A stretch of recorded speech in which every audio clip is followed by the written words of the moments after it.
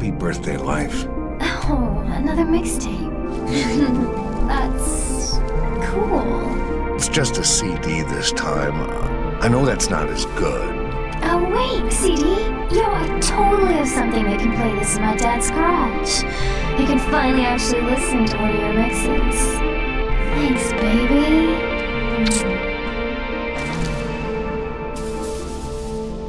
De nada.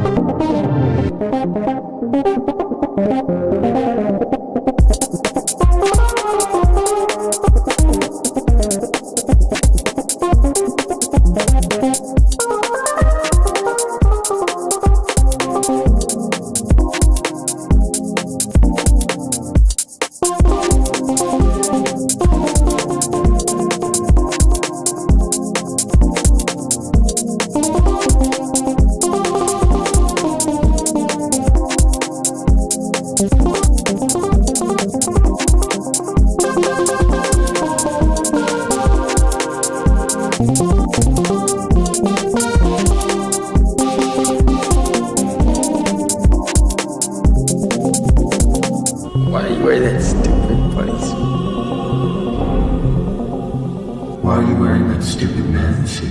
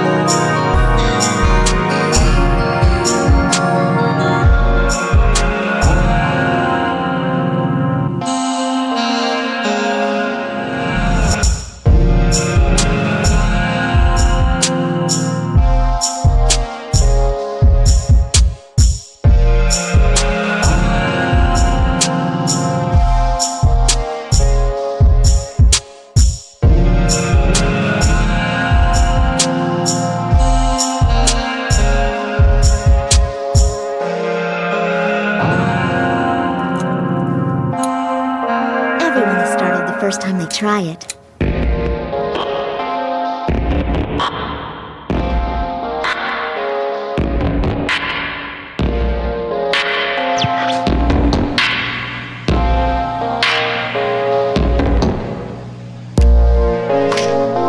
Okay, let's see. I guess that I'm confused again.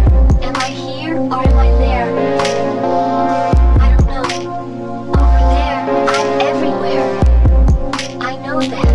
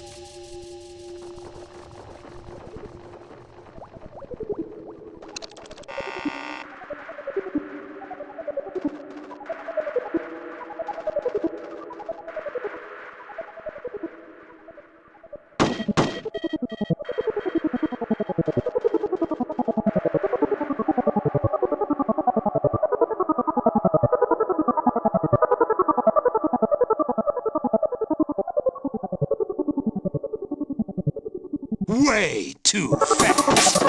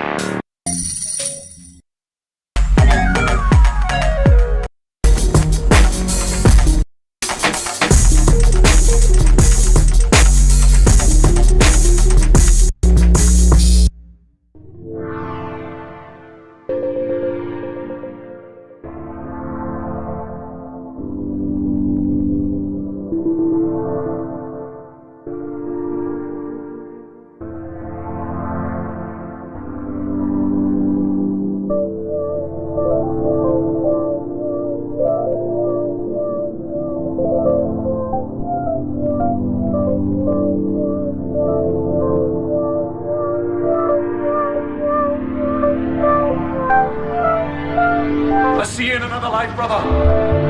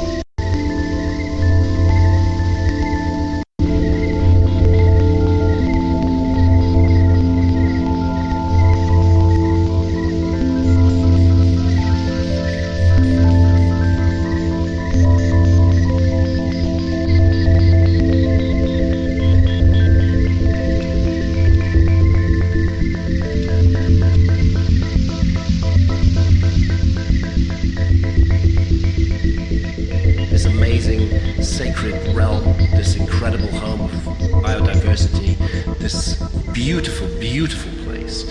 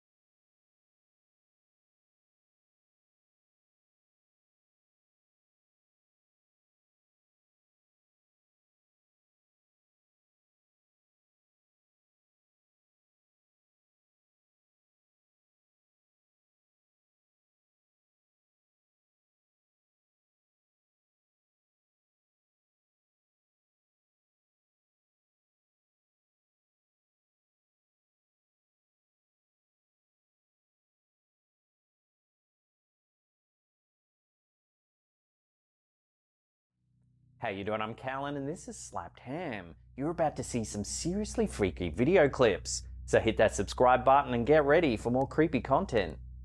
Just like this. Slapped ham. My boy. The TikTok video posted by Toe2 for you shows a simple apartment tour turning into a chilling moment of horror.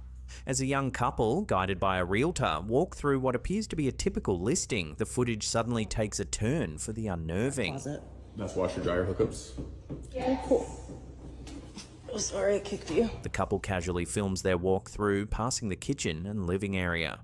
When they reach the bedroom, something creepy happens. There's a person in there. There's a person in there?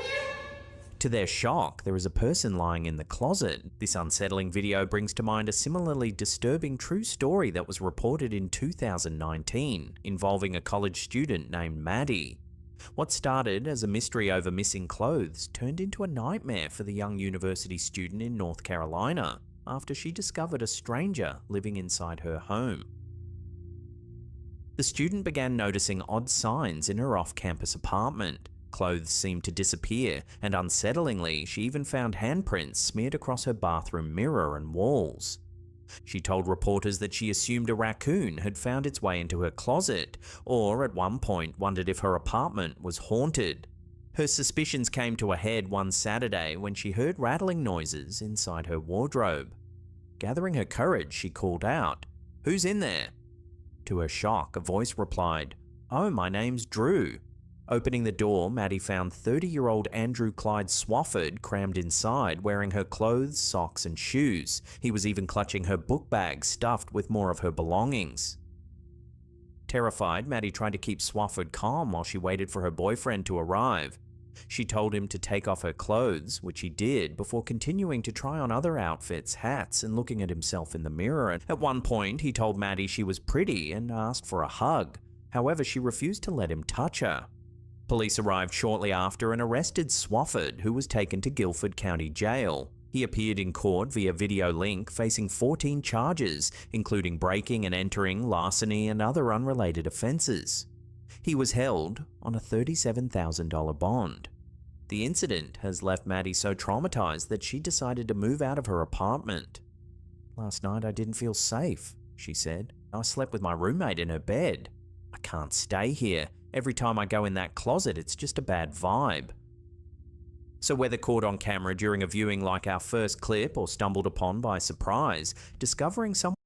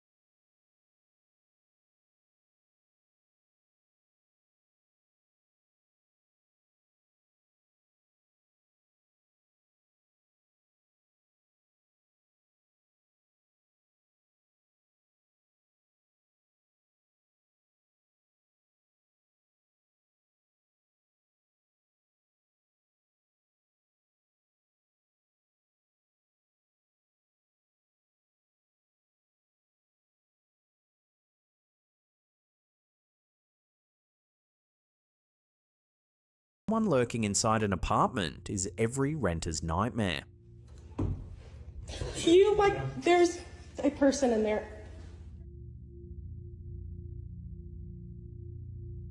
A chilling clip uploaded to TikTok by user paranormal_tops has reignited debate over one of the eeriest pieces of surveillance footage to surface in recent years.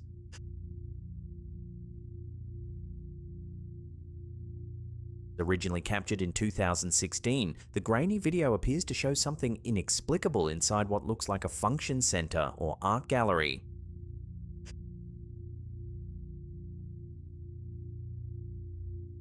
A faint, ghostly figure emerges near a doorway at the top of the frame. A close-up zoom gives viewers a better look.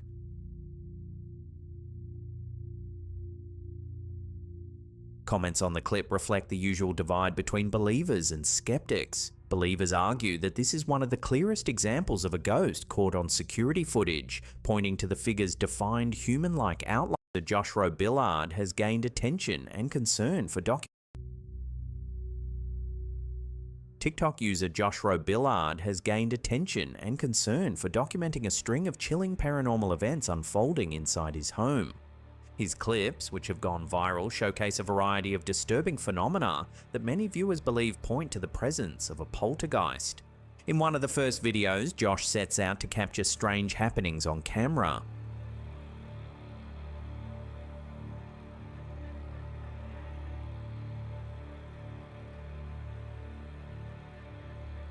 At first, the footage seems uneventful as he pans across his kitchen and living room.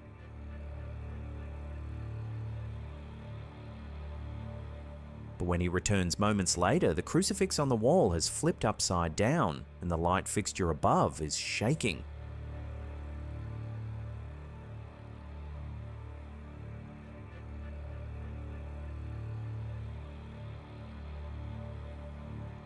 Heading back into the kitchen, he makes another unsettling discovery. A knife swaying back and forth on its own.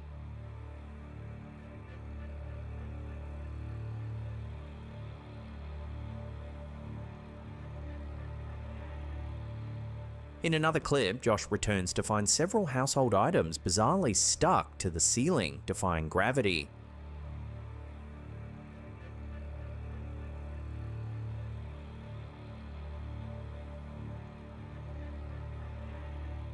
More footage shows another crucifix in a different room rotating upside down.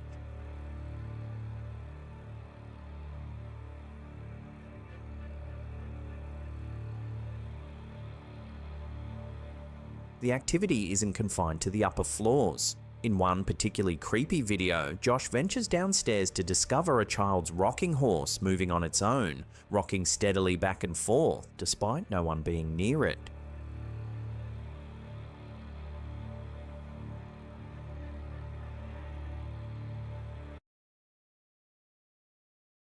Bro, how are you just gonna have a flickering light in your house? One of the most disturbing moments comes when Josh films from the safety of his car parked outside.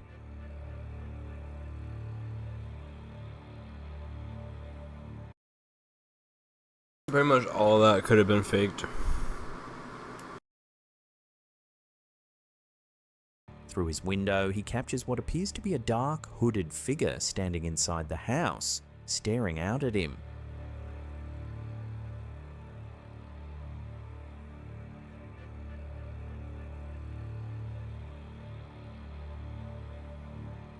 The chilling figure seems to confirm that whatever is inside his home may be more than just random poltergeist activity.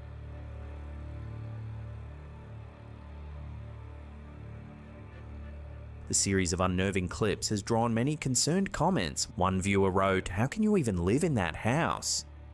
Another suggested that the poltergeist seemed to be issuing a serious warning, escalating its activity with each new encounter. Despite skeptics suggesting clever editing or tricks, many viewers believe Josh is dealing with a genuine haunting.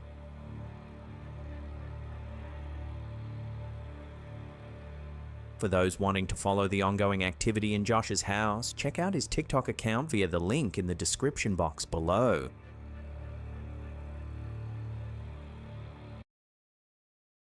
Oh, fuck that, man. Move the fuck out.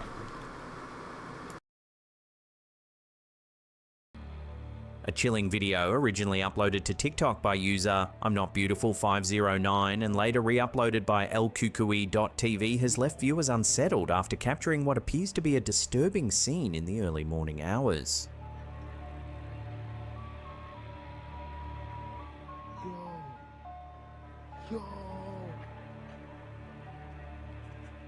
The footage, allegedly filmed somewhere in California at 3 a.m., shows an old ice cream van driving slowly down a dark street.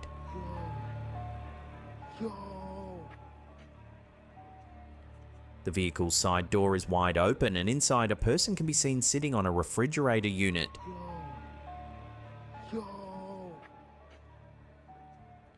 But the creepiest detail, according to the uploader, is that no driver is visible. From the angle of the video, the van seems to move on its own, raising questions about what's really happening inside.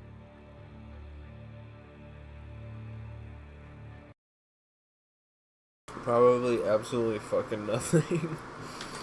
I did see some videos about this though, that there's like sketchy activity with ice cream trucks that's been happening. Or somebody like followed them and they look sketchy as hell. One viewer thought that the video should be sent to the police, saying that it was getting too scary for women and children due to recent kidnappings. This comment echoes broader concerns about ice cream trucks being used as potential lures, a long-standing urban fear that seems amplified by this unsettling footage. A startling scene unfolded at McCarran International Airport, now Harry Reid International in Las Vegas, late in 2020, when a man reportedly jumped onto the tarmac and climbed onto the wing of an Alaska Airlines plane preparing for departure.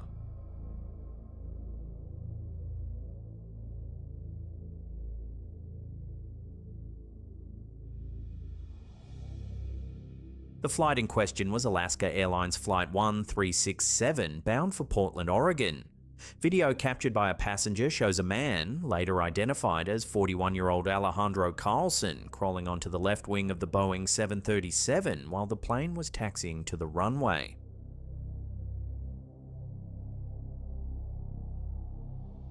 Onlookers described the scene as surreal, while a flight attendant remarked it was unlike anything she'd seen in her 30-year career.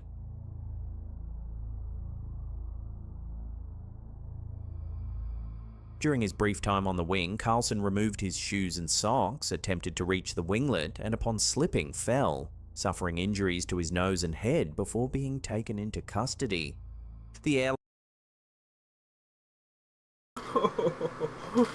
Dude slammed that pavement hard as fuck, bro. Fell, suffering injuries to his nose and head before being taken into custody. Fell, suffering injuries to his nose and head before being taken into custody. Boom. Brief time on the wing, Let's see Carlson that removed his instant shoes and replay. socks, attempted to reach the winglet, and upon slipping, fell, suffering injuries to his nose and head before being Boom. taken. At least he didn't like full force on his head.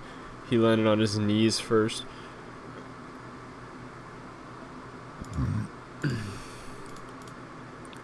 To custody. The airline returned the aircraft to the gate for inspection. The flight, originally scheduled for early afternoon, was delayed and eventually departed hours later. Carlson appeared in court but missed his scheduled hearing due to still being hospitalized.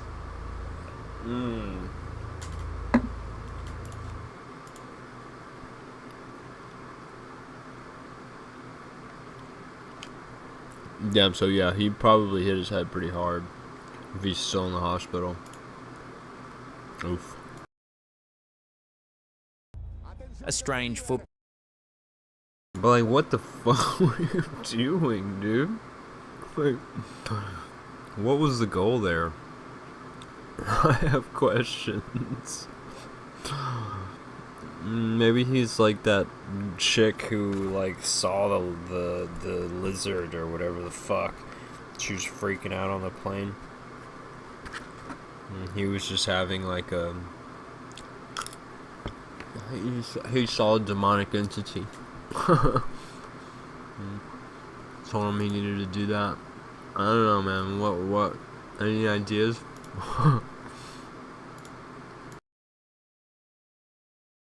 Ball moment captured during a match between River Plate and Boca Juniors has left fans scratching their heads. Atención que va River.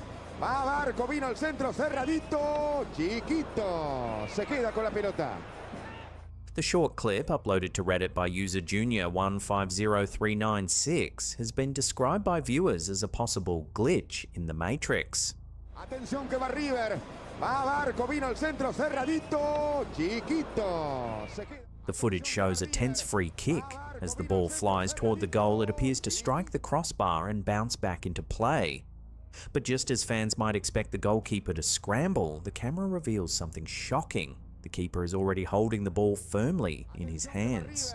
Shocking. The keeper might expect the goalkeeper to scramble. The camera reveals something shocking. The keeper is already scramble. The camera reveals something shocking. The keeper is already holding the ball firmly in his hands. Vino al centro, cerradito, Chiquito. Se queda con la pelota. Chiquito, centro cerradito, Chiquito, centro cerradito, Chiquito, centro cerradito, Chiquito, centro cerradito, Chiquito, centro cerradito, Chiquito, centro cerradito, Chiquito, centro cerradito, Chiquito, centro cerradito, Chiquito, centro cerradito, Chiquito, centro cerradito, Chiquito. Centro cerradito, Chiquito, Chiquito, Chiquito, Chiquito, Chiquito, Chiquito, Chiquito. Se queda con la pelota. The event has left fans utterly baffled. The TikTok comment section exploded with theories. Many were convinced it was a classic glitch in the Matrix moment, evidence perhaps of reality glitching out on live television. But not everyone bought into the paranormal angle. A handful of sharp-eyed viewers suggested a more grounded cause. The ball hitting the crossbar may have actually been a bird or balloon flying across the pitch at the perfect moment. With the angle of the camera and the speed of play, it could create the illusion of the ball ricocheting off the frame of the goal, while in reality, the goalkeeper had already caught the shot cleanly. So, what do you think? Was this reality breaking down during one of football's biggest rivalries, or just a bird stealing the spotlight at exactly the wrong moment?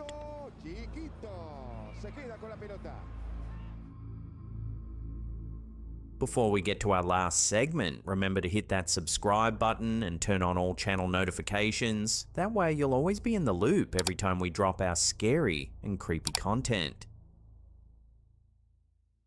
Tonight, newly released footage taken aboard a U.S. Navy ship showing what appears to be UFOs flying off the coast of California. Recently, a growing chorus of scientists and military insiders have shifted the unidentified object phenomena conversation from aerial to underwater mystery. Retired U.S. Navy Rear Admiral Tim Gallaudet, former chief oceanographer of the U.S. Navy and acting head of National Oceanic and Atmospheric Administration, has raised urgent alarms about unidentified submerged objects, or USOs, objects capable of operating both in the air and beneath the water.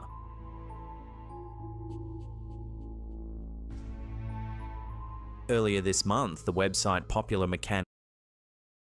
I mean, is it really surprising that they can go through water? If they can just fucking through the sky, go to another galaxy? Like, I don't think being able to go in water is that crazy. Just me. Next spotlighted Admiral Gallaudet's warnings, highlighting the impressive number of credible UAP sightings occurring above open seas, a phenomenon too consistent to dismiss. Among the most compelling footage is a 2019 recording taken off the coast of San Diego. A spherical object plunges into the ocean without slowing, only to resurface moments later, showing no splash or disturbance that physics would typically require. Gallaudet points out that if these objects are not defying physics, they certainly display engineering beyond our capabilities. No fucking shit, buddy. I think it seems like some of them move like in a quantum way. And then it seems like some of them move like really fast. And then it seems like some of them like teleport. Gallaudet is what I mean by quantum. Emphasizes that these underwater anomalies could significantly compromise US maritime security. He argues that the lack of transparency and focused research leaves vast underwater domains, such as critical undersea communication cable. I definitely think, like, dude, if they wanted to take over, you think we'd still be here? You know, like, there's no way they want to destroy our planet. At least the aliens that are here now, if there is aliens here now.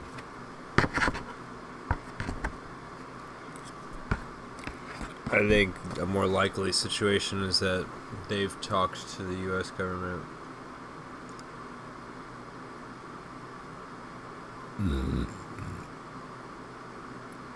I hope.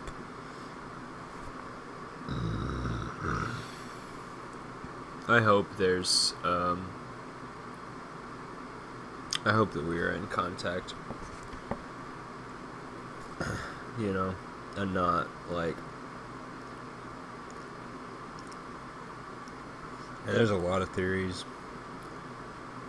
There's a lot of theories on that, man.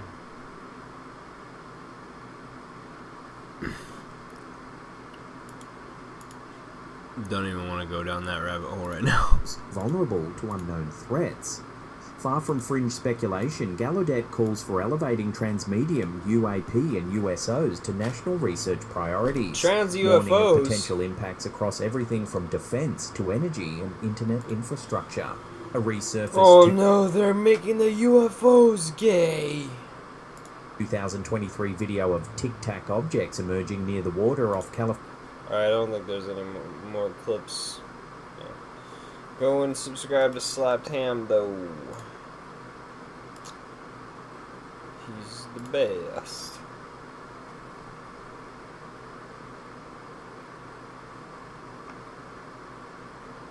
Speaking of contact...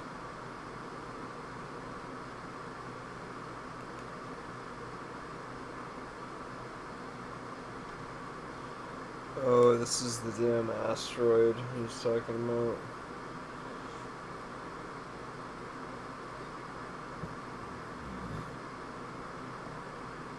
I've never really played Silent Hill.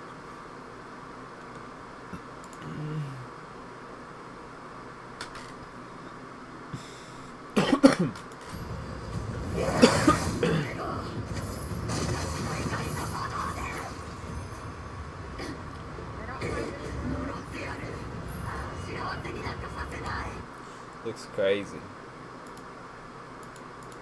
Looks crazy. I want forest encounters. Hell yeah. Hell yeah, yo.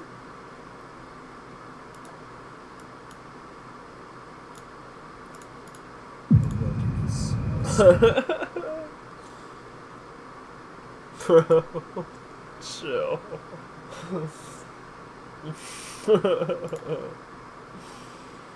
The dorkiest shit I've ever seen. Wilderness Whispers. Wilderness Whispers. To Wilderness Whispers. Watch Wilderness Whispers. Just watch Wilderness Whispers. Wilderness Whispers. Wilderness Whispers, the scariest channel on YouTube. There you have it, folks.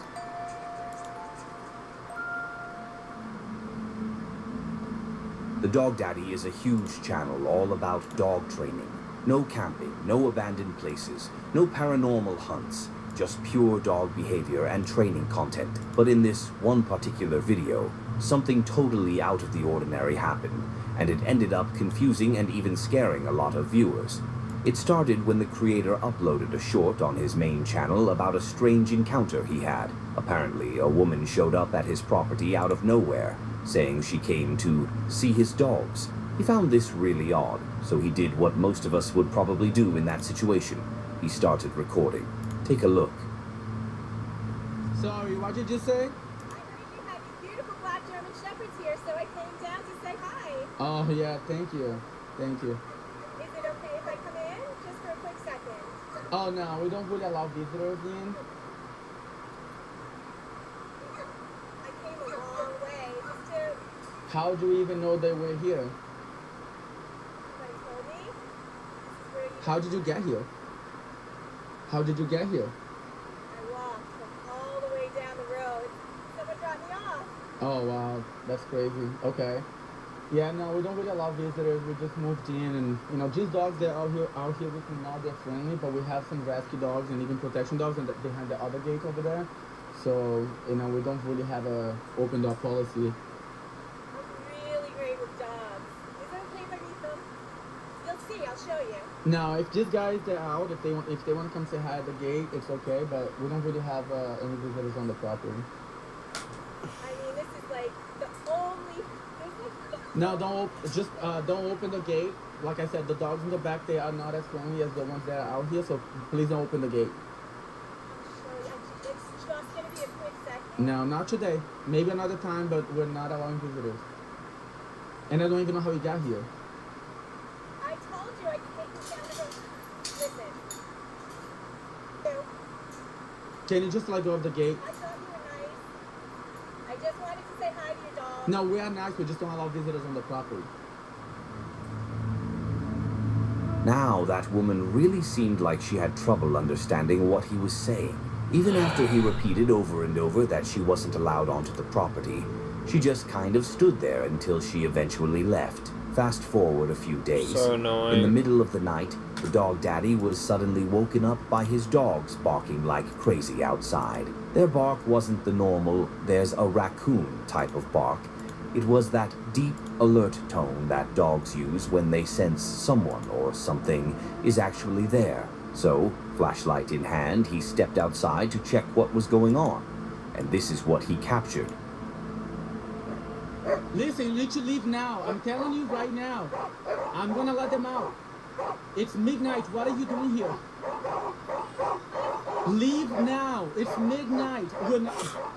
We're not playing any more games. You're agitating my dogs. I told you late at night my guard dogs are out, and they're out. I'm not gonna be babysitting. You broke into the property at 3 in the morning. They're gonna come out. You need to leave now. You need to leave now. I'm letting them out. Don't come any closer. I'm gonna let them out. I'm gonna let them out. They're here and they're waiting. I'm gonna leave. The police has been looking for 4 days now. There's no one around. This is my place. I don't know where you're coming from. I don't know where you're coming from. I'm letting my dog. Bro, I would shoot a gun. I wouldn't shoot her, but I would give her a warning shot because she's not listening and she's on your property. And I mean, I don't fucking trust like that, bro. She could be aiming a gun at you without you know, or whatever. Who fucking knows? Fuck that. Dogs out. This is why you need a gun, bro. Yeah, you better fucking leave, dumb bitch.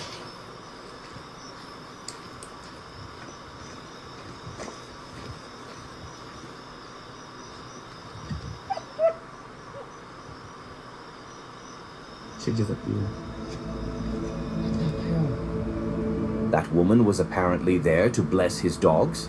Okay, that's just weird. I mean, who shows up on someone's property? More like to fucking poison them. In the middle of the night to bless their dogs. If that happened to me, I'd be seriously worried about my safety going forward, because she genuinely looked like she might have some mental health problems. Bro, she's just in fucking black, bro. Nah, she was there to do something, bro. Dude, you don't talk to someone like that when they're on your property at night in the middle of fucking... Bro, you point your gun and you say, get the fuck off my property. Bro. God damn. The creator hasn't confirmed who she is, but a lot of his viewers are convinced this has probably his unhinged neighbor to be connected to the same woman who tried to come onto the property the first time. And honestly, that makes sense. What are the odds of something like this happening just a few days apart with a completely different person? It really shows how dangerous being a public figure can be, especially when your address gets leaked or is easy to find. At first, random visits might seem harmless, but it quickly turns creepy when the people who show up have issues, or even worse, bad intentions. As of now, there's no further information about what happened next, but this encounter is only a few days old. Hopefully, the dog daddy will post an update soon to let everyone know he's safe. The YouTube channel, Homesteading Off the Grid, is run by a couple living on a small homestead in central Virginia. They manage about 6 acres, growing much of their own food and sharing their journey towards self-sufficiency. Their videos cover building projects, off-grid living, and various homesteading activities. In this particular video, Kevin, the creator, heads out to fish in a forest spot with an interesting story. I'll let him explain why he's going there. Save us time, I'm going to give you the backstory of where we're going and why we're going there. While we're on the way, I'm on an old country back road here, 1-lane dirt road. We're going to do some fishing today because that's where our story takes place. I first heard of this story about a year ago, a little more than a year ago, and it was told to me by someone that I trust very much. And I mentioned in the opening of the video that there has been a series of strange events. That's because my friend has experienced strange events here several times. And he's had a witness with him, and recently, as in about a month ago, 6 weeks at the most, I met his witness. And so there's more credibility to this story than there was even before. I believe my friend because I know he's believe-worthy, he's trustworthy, but it's now been backed up, not through the telling of the story, but through my verification of a trustworthy person. That person is the one that was with him. So here's the deal.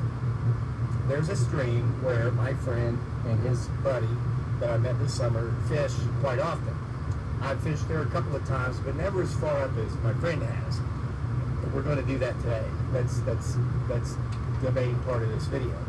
So my friend told me that over a series of 3 or 4, maybe 5 trips on this stream, they kept finding very strange things, and then they witnessed one very odd experience, one very odd event. So he continues telling the story, and it gets even creepier. The first time his friends were there, they were fishing when they noticed a rock in the middle of the creek. On that rock were a perfectly folded pair of women's jeans and a shirt, but while they looked around, there was no sign of the woman. They just assumed she might be hiding, maybe even naked, and continued fishing. The second time they went back, around the same spot, they found a wallet on another rock. It looked clean, untouched by the weather. With no one around, they decided to check it. Inside were a woman's belongings, credit cards, ID, and an address. They went to return it, only to meet a man who said the woman was his ex-wife. He hadn't seen her, but promised to take the items and return them if he did. They accepted that and left. They went back a third time, and this is when they were out here fishing one day, and they were about 50 yards apart. My friend was up front. He was ahead of his buddy. When all of a sudden, he heard something cracking. It sounded like a tree was breaking. There was no wind. It was a perfectly clear, sunny day. He looks over, and he sees a mature poplar tree, probably 120 feet tall, just fall over. Now, it wasn't uprooted. It didn't fall from the roots. It hadn't, the roots hadn't been super saturated with rain or whatnot. It was broken at about 6 feet high, and he says when that thing fell, he saw something standing behind that tree. A tall, dark, he said furry figure that had to be 8 feet tall, and it turned around and took off running. So at this point, it was clear to Kevin that there was something really strange about this spot. Still, he wanted to see it for himself. He arrived at the creek, set up his gear, and began casting his lures into the water. Went on Amazon, got a cheapy fly fishing kit for 70 bucks, I think. Came with flies that don't even look like anything that's indigenous to my part of the world. Went out once and actually caught a 12-inch long rainbow trout. I don't even know what this is supposed to be. So anyway, we're going to get to it. Again, watch the backdrop. And hopefully we catch some fish as well. Rather than trees. There's a tree limb right here I got to watch out for. Over the course of the video, Kevin keeps leaving his camera in one spot, goes off to fish until he's out of frame, then comes back to move it to another angle. He does this several times, but after a while, something unusual happens, and it's definitely strange.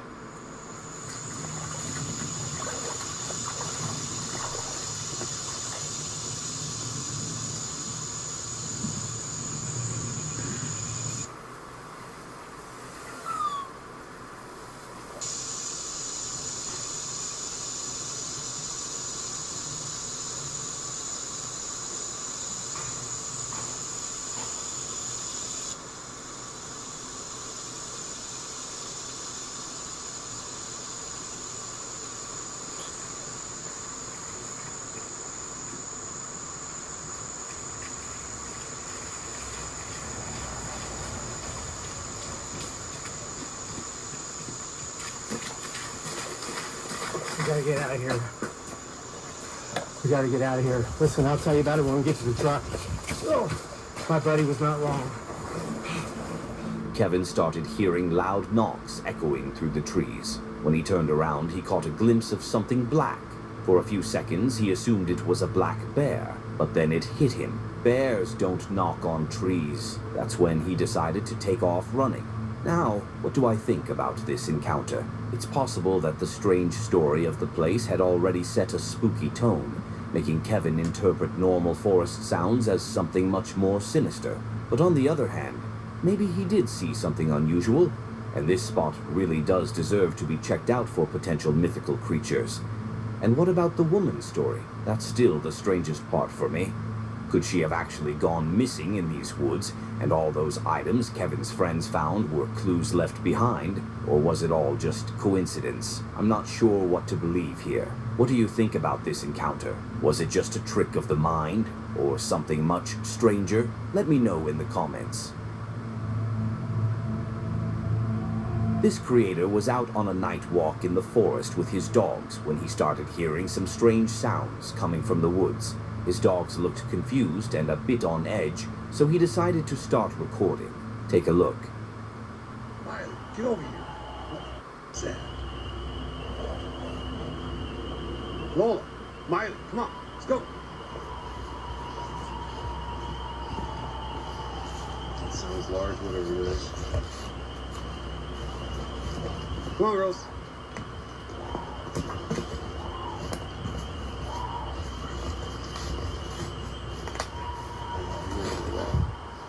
Come on, girls.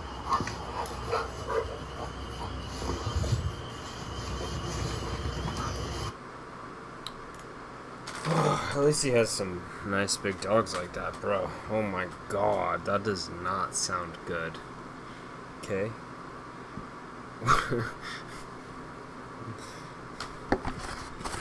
Hey, this dude is smart. He just got the fuck out of there. He's like, yeah, no.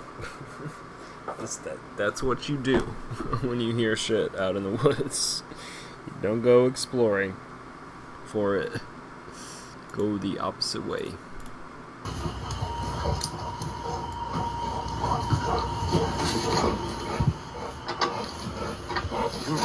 Bro, that is a hell of a fucking shed, man. Oh my god, I would not want to only have that thing in between me and that whatever the fuck is screaming. Could just be a meth head or something, I guess.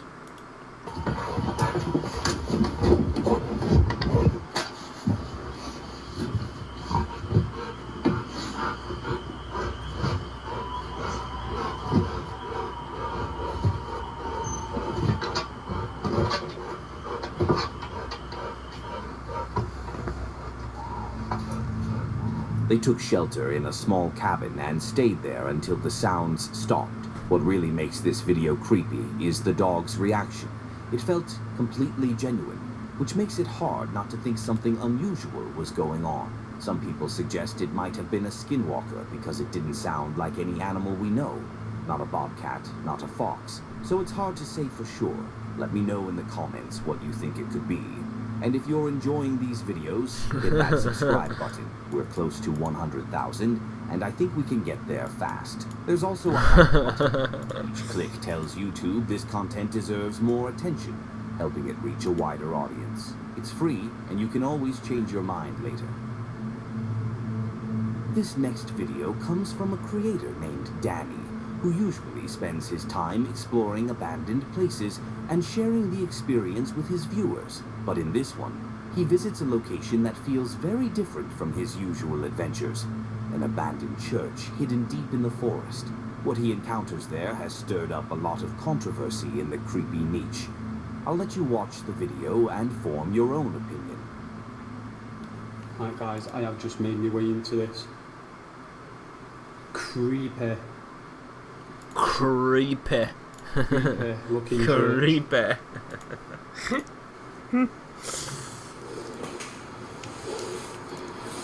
Creepy. And I could not believe I'm on my own doing this stuff. Yeah, what's wrong with you, dude?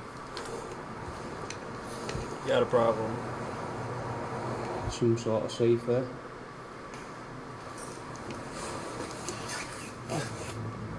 The place was massive and completely abandoned.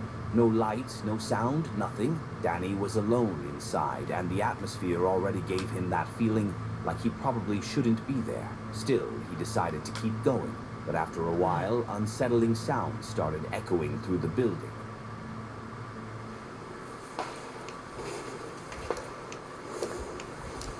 This place is massive.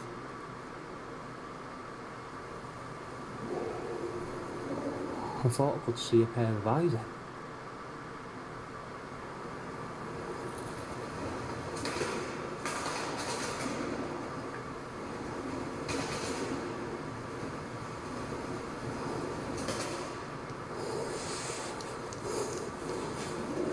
Gotta watch out for these holes in the floor right here. You don't want to be falling through. It's just... What the hell? That scared me.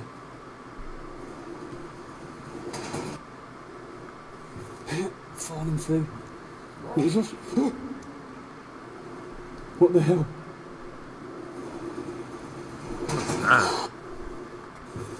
Falling through. It's just... Sound like a cat. What the hell? Kajita's wares if you have coin. That scared me. But there's quite a lot of pigeons in here.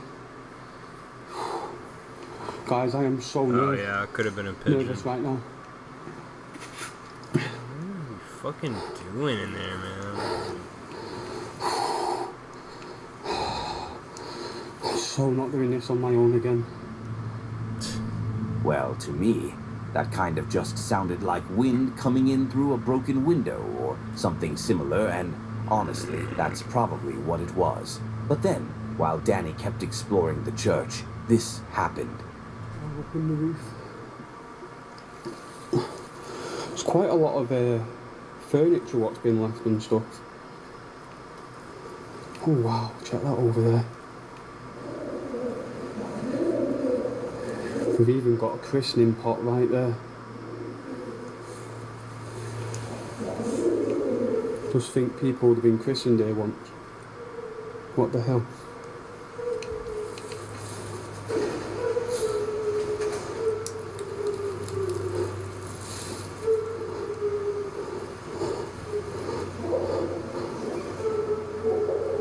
Is that a pigeon?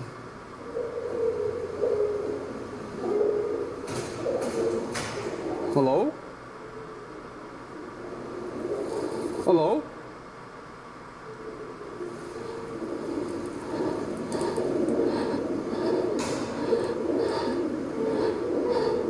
Hello?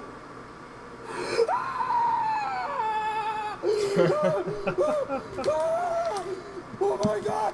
What the Bro.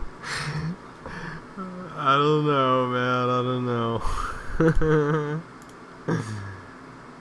I don't know, bro. Hello?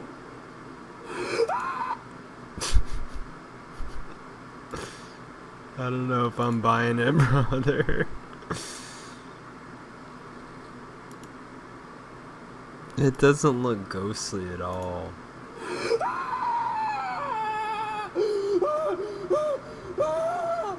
Oh my god! It looks like someone with like powder on their face.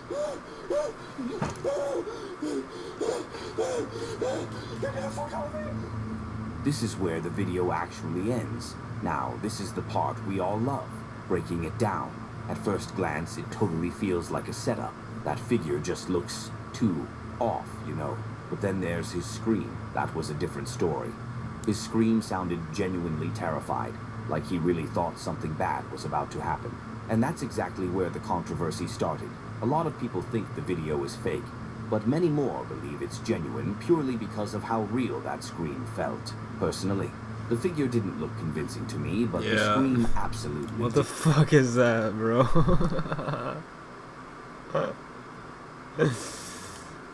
I'm trying to think of what the fuck does that even... What the hell is even that? That makes me think this was probably a prank, but not one Danny was in on.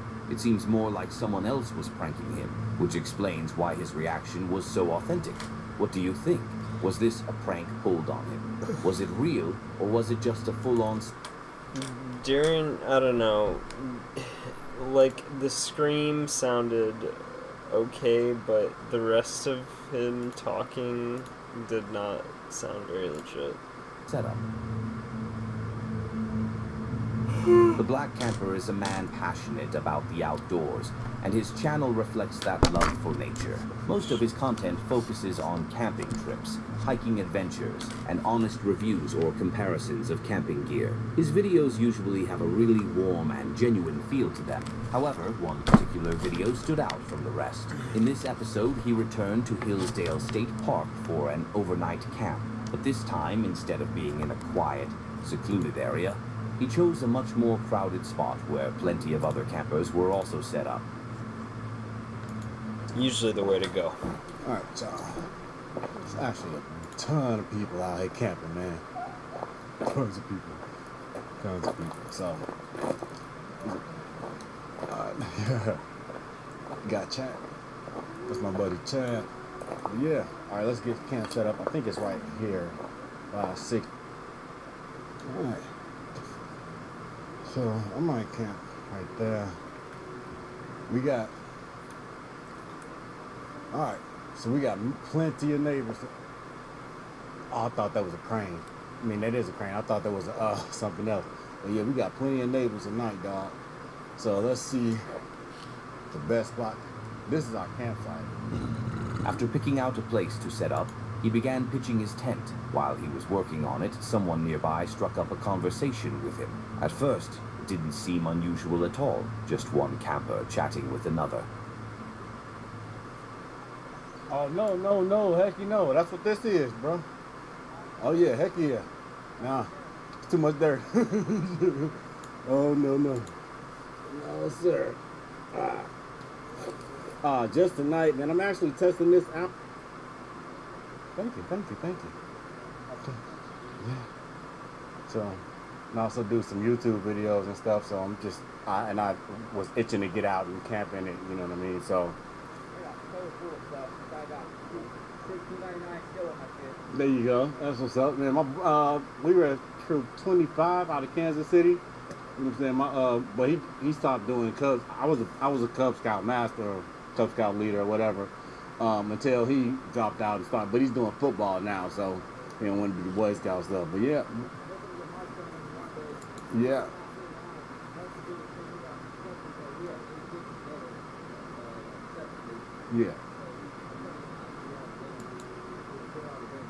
Yeah, heck yeah, get him out the city, man. Yeah. Oh, heck no. Now, without the inner, you might be able to get away with it, you know what I'm saying? Like, you can pull the trekking poles out a little bit, and without, if it's not bug season, you know what I'm saying? You can get away with it. But, yeah, they do make a 2-person version. That person seemed really curious about his tent, and even though he was a bit too nosy and talked quite a lot, the creator didn't let it bother him. Most of the video shows him cooking up some dinner, heading out for a bit of fishing, and then coming back to his tent to settle in for the night. That's when he noticed a storm had been forecasted, but he underestimated just how severe it was going to get, and decided to stay in the tent anyway. But... Oh, bro, it's always a bitch. Well, I've been there so many times. Yeah. Y'all hear that? Y'all saw that.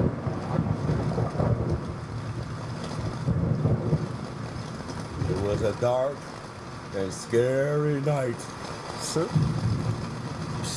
I see you got here, so comment the word shine. No. Yeah, that's a lot of...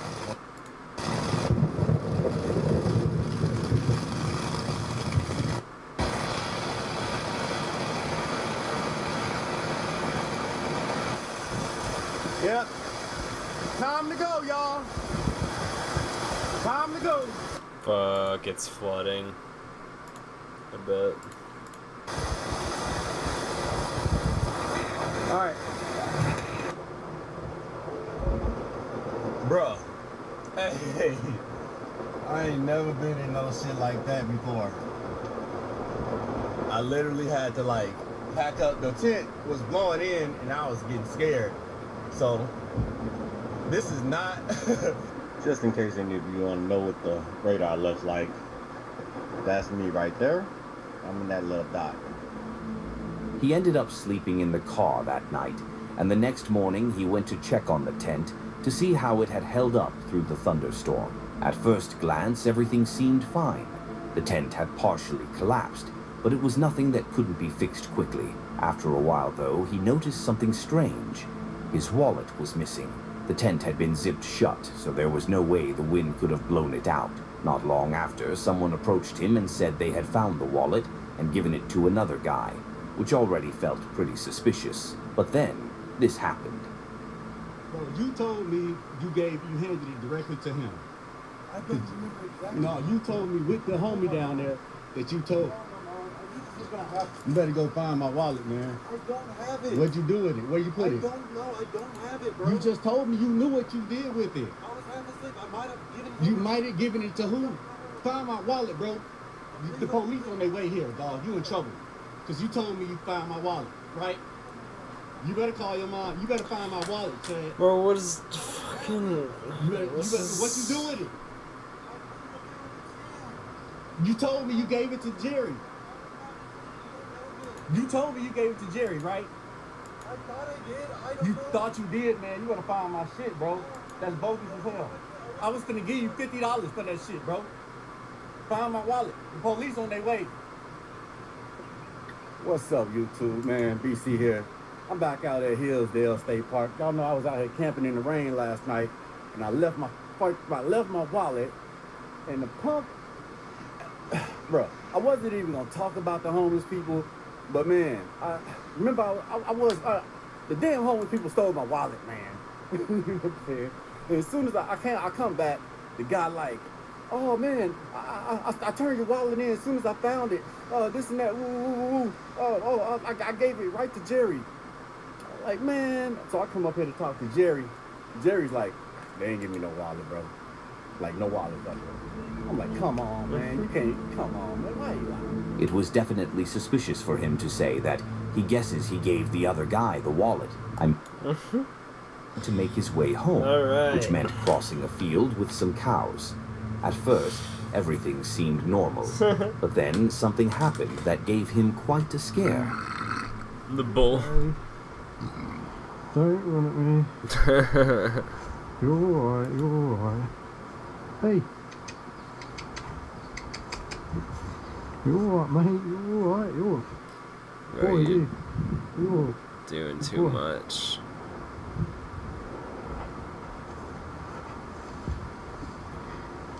Young boy. Hey, all these cows following me. Fucking getting chased out the field, mate. Oh, damn. What the? I'm actually getting chased by cows.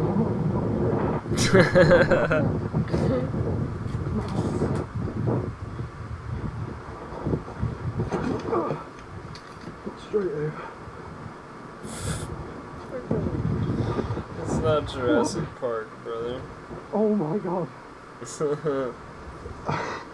I'm shaking because I'm full of adrenaline right now. What? Man. It's just anticlimactic.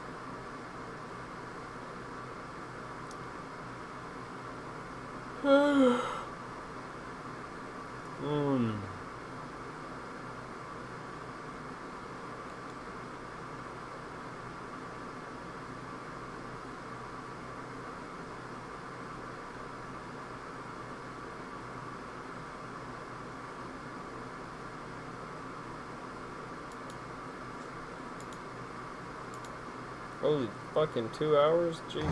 Oh god!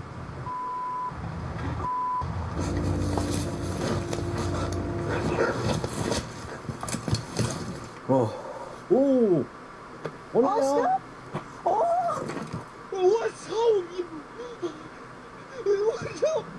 Dan's Van Life is a YouTube channel where Dan documents his adventures living on the road with his faithful dog, Cassie. While his videos usually focus on the freedom, beauty of nature, and the simple pleasures of van life, things aren't always as peaceful as they seem. In a video he posted on August 3rd, 2023, Dan was exploring Colorado and enjoying the breathtaking views. The day began like any other, and by evening, he drove deeper into the wilderness, searching for a quiet and remote place to... Hey, you gotta be careful in Colorado, man. Out in the woods.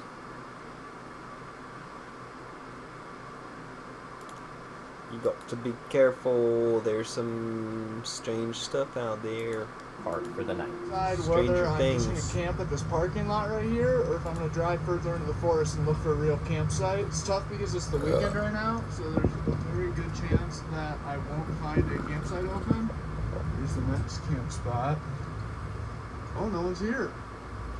Alright, just scoped out our spot, and it is looking like it's a weird spot. If I'm just going to land it right there, I could get all the way up in between those trees, but it's going to be more unlevel. So we think we're just going to land it right at the entrance there, and nobody will think that they're going to be pulling into the campsite.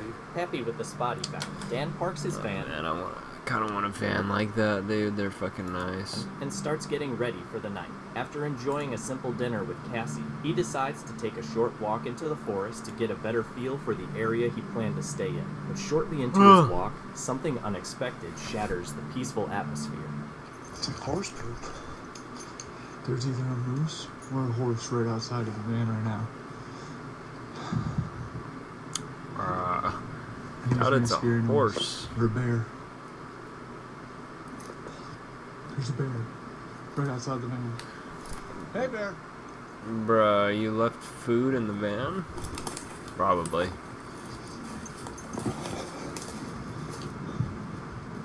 Bro, you left the door open? He's huge.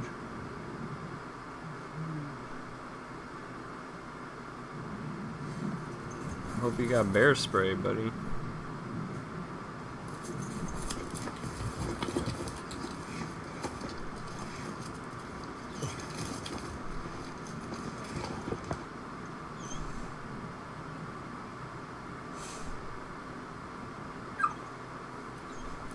If I wouldn't have said something, he was going to go in the van.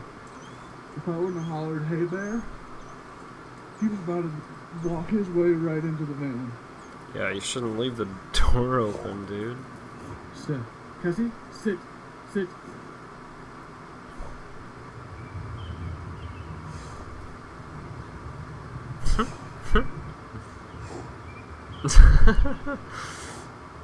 Why he keeps looking back.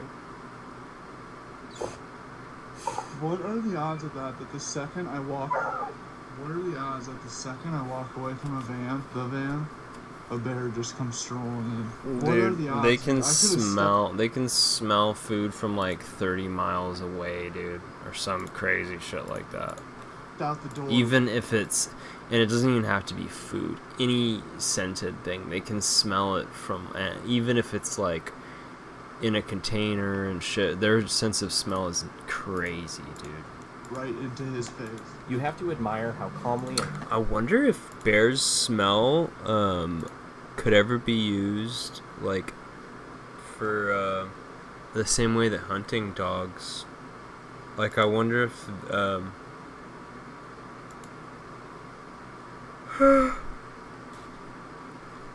I wonder if bears' noses are better than hunting dogs, and if they could ever be like trained. Thoughtfully, Dan handled the situation. Luckily, he spotted the bear just in time, before it got too close. And even more fortunately, let's move on. Inside his van, watching a movie and slowly letting the tension ease. The once peaceful forest now felt a little less predictable. Miranda is the type of girl who enjoys documenting her daily life on TikTok. Not just the trendy bits, but the everyday stuff too. For her, it's like a digital diary. One day, while hiking in the woods with friends and filming as usual, something unsettling happened. Through the trees, they saw a little girl standing silently, just staring at them. At first, they thought she might be a ghost. Curious and a bit scared, they chose to follow her. And that's when things got really strange. Alright, so this little girl is lost and now we're looking for her.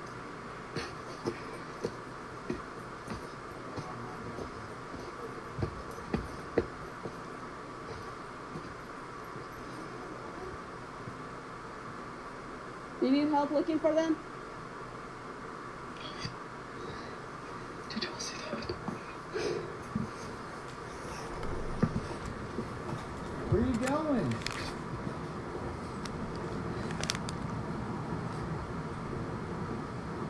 Hey, do you know where your mom is? Or your dad? Are you lost?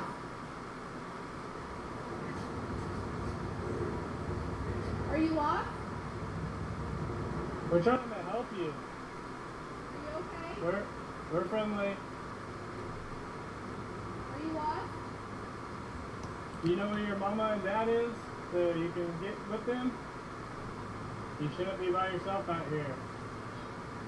Huh? You want tea?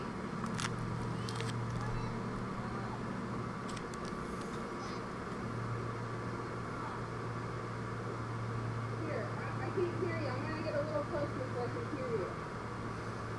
I'm gonna go tell Uncle Randy what's going on. As it turned out, the girl wasn't a ghost, just a young child who had gotten lost in the forest. The real mystery was her missing parents, who were nowhere in sight. Later, Miranda shared the entire experience in an update video for her followers. Alright, so quick story time before bed. The little girl was walking around lost. There was a grandmother and a couple of other kids, and apparently the other kids were also missing, and the mom was out looking for them. We didn't see them, or else we would have also brought them back to the grandmother. Whenever I stopped recording the video, I grabbed my uncle and also saw the grandmother and reunited them. Not sure how they got separated, but I guess that's why they have leashes for kids. Fortunately, the girl's grandmother was nearby, and they managed to reunite them. It was a relief that they located her just in time. The child appeared visibly scared and unsure, not knowing who to rely on or how to react. Kevin, the creator of the channel Small Plots, is known for his love of nature. His videos are usually calm, relaxing, and charming. But in this video, things were different. Kevin had planned a stealth camping trip in a sketchy, isolated part of the woods. After a short hike, he found a spot that looked suitable and set up his tent. It's kind of a big pain in the butt, to be honest. There's rocks in the ground on one side, a big root in the other. Still the best spot around here, especially because I'm really running out of daylight here. Not a ton of time before the sunset. The best part about this tent setup is there's trees right there that I can easily just hang a ridge line and just easy tarp it. Don't have to figure anything crazy out. I want to do that soon. Any semblance of sun has made way for overcast skies, or, you know, it's just setting. I can see kind of some yellow in the distance, but any clearness in the sky or rather is completely gone. Total overcast, no drip drops yet, but I feel them up. As night settled in, he cracked open a beer, relaxed in his tent, and spoke casually to the camera, just like any normal night. Then, something happened. There's got to be a rain alarm for the airport right over there. I've heard that before when I've been camping in the vicinity while it was raining. People are like, oh God!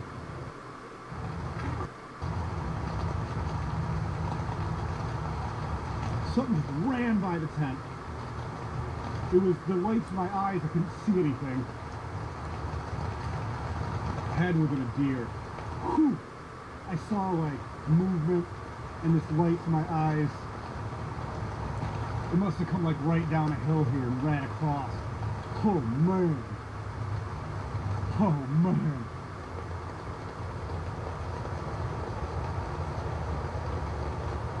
That was 3 feet from me.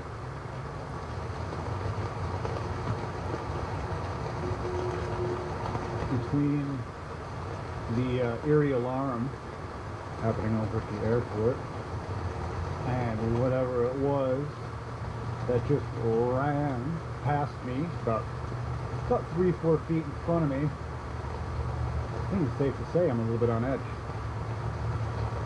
I'm just sitting here letting my eyes get used to the darkness, scanning. I don't see anything. I don't see anything on the quote-unquote horizon, the top of the berm. I don't see anything in the dark. I'm seeing lights.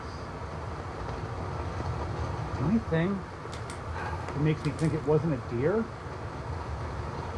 was I didn't hear any crashing before or afterwards. Deer are not like that subtle. And I didn't hear any crashing before it came in.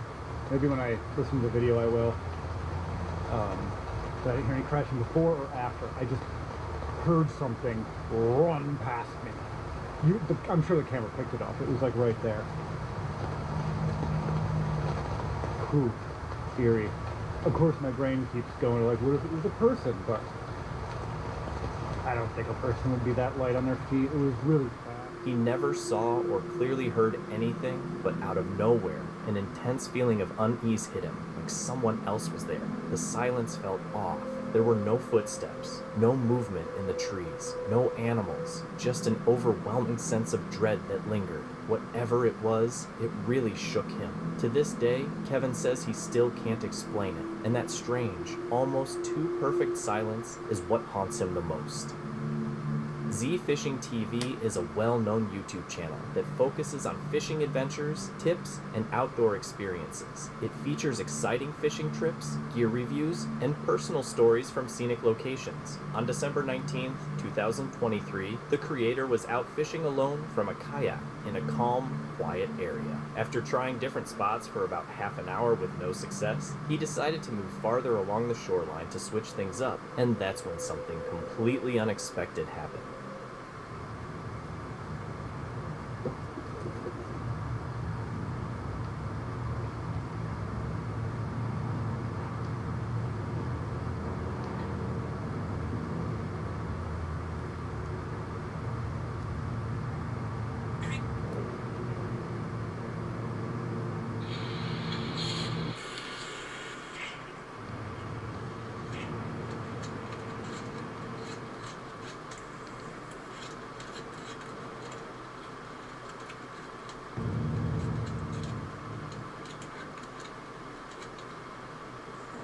I think I'm going to bond. And that is not cool. Oh. Alright guys, I already called 911 and someone's gonna come out here and check that out. But that's definitely a body, yeah. Unless it's a freaking mannequin, which I hope it is. But alright, they're about to come. So let's go back. While paddling to a new location, he spots something unusual in the distance that immediately draws his attention. Not knowing what it is, he carefully moves closer while recording. His tone quickly changes from relaxed to serious as he tries to understand what he's seeing. After a short while, he contacts the authorities to report it and leaves the matter to them. Okay, so you see that red? See that over there? Okay. Oh yeah, it looks, you can see it's like a hand kind of grabbing and like a head. See that red little spot right there? Yeah. Right there. Like straight right there. Yeah.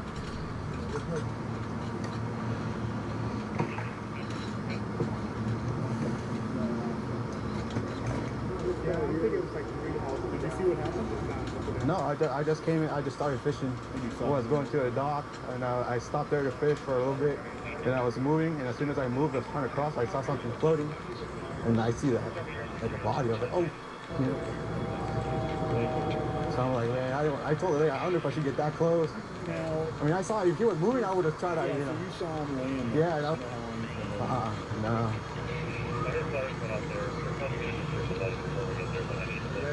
Oh, yeah. Yeah, you could put a foot in here. Oh, so there's your cover. Oh, yeah. Police arrived and used his kayak to get better access to the area. It was clear the situation required professional attention. What started as a quiet, relaxing fishing trip quickly became something far more serious. We hope Z Fishing is doing well after such a disturbing and unexpected event. Experiences like that can leave a lasting impact. The authorities couldn't confirm the identity of the person or how they ended up there. So it remains unclear whether it was just another fisherman or something completely different. Tim Mrazov, a Russian YouTuber known for his camping trips and creepy ghost hunting content, heads into a forest believed to be cursed in this episode. He's joined by his loyal dog, Kuchum. The video starts off calmly as Tim sets up camp and enjoys the peaceful solitude. But once night falls and he settles into his tent, strange noises start to break the silence. Footsteps crunching in the darkness just outside. What is this?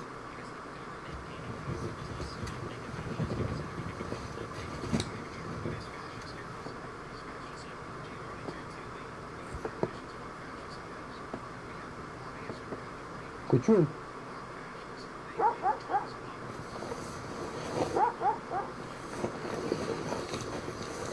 Disturbed by the noise, Tim steps outside to investigate. Suddenly, Kuchum picks up on something deeper in the forest and takes off into the darkness. Tim calls out for him, but Kuchum doesn't come back. Прошло уже 2 часа, как я зову Кучума, он не приходит. Я надеюсь, что ничего плохого не произошло. И он всего лишь погнался за каким-нибудь зверем. Или просто ушел погулять. Кучуем? Больше ничего не слышно. Не лая. Concerned, Tim builds a fire and waits through the night, hoping Kuchum will return. But when morning arrives, there's still no sign of his loyal companion. Сейчас я собираюсь. Можно дойти посмотреть, что там.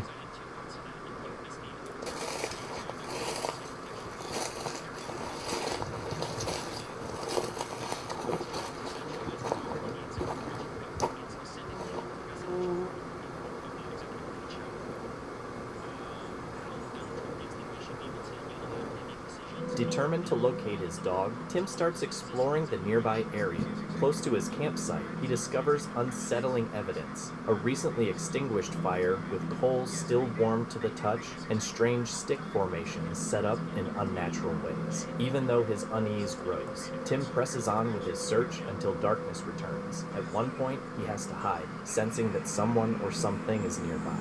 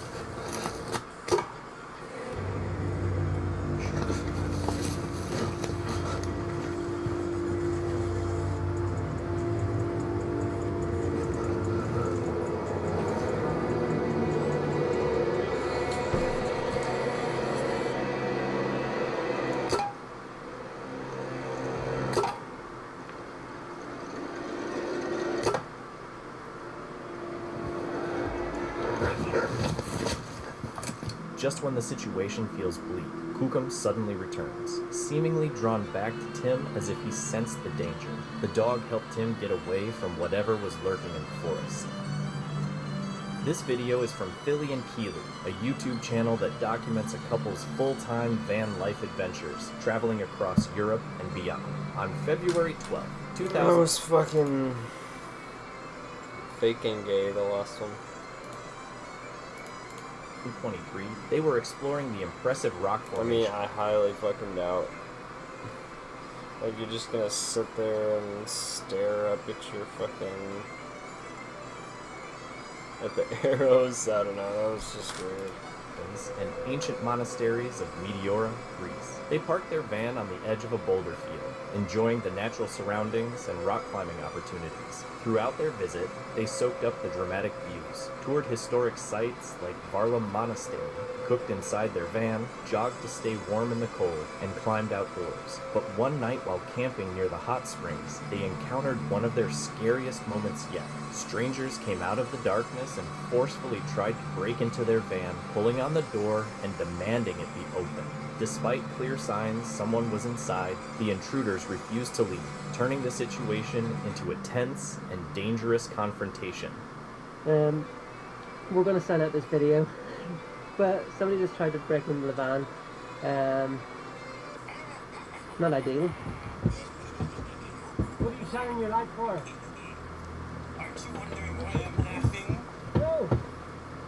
You're not police! Because I, thanks to Rainbed, crumbled the Best Buy circuit boards and allowing the Circuit City to once again reign supreme. Their faction will Am I be coming in the front ours, with you? slaves to the Circuit City dual ringers. They just appeared out of Yes, and I'm about to bushes. win my hand on You kept like telling me to open the door? No, there is there. Where? There's somebody in front of us over to the right.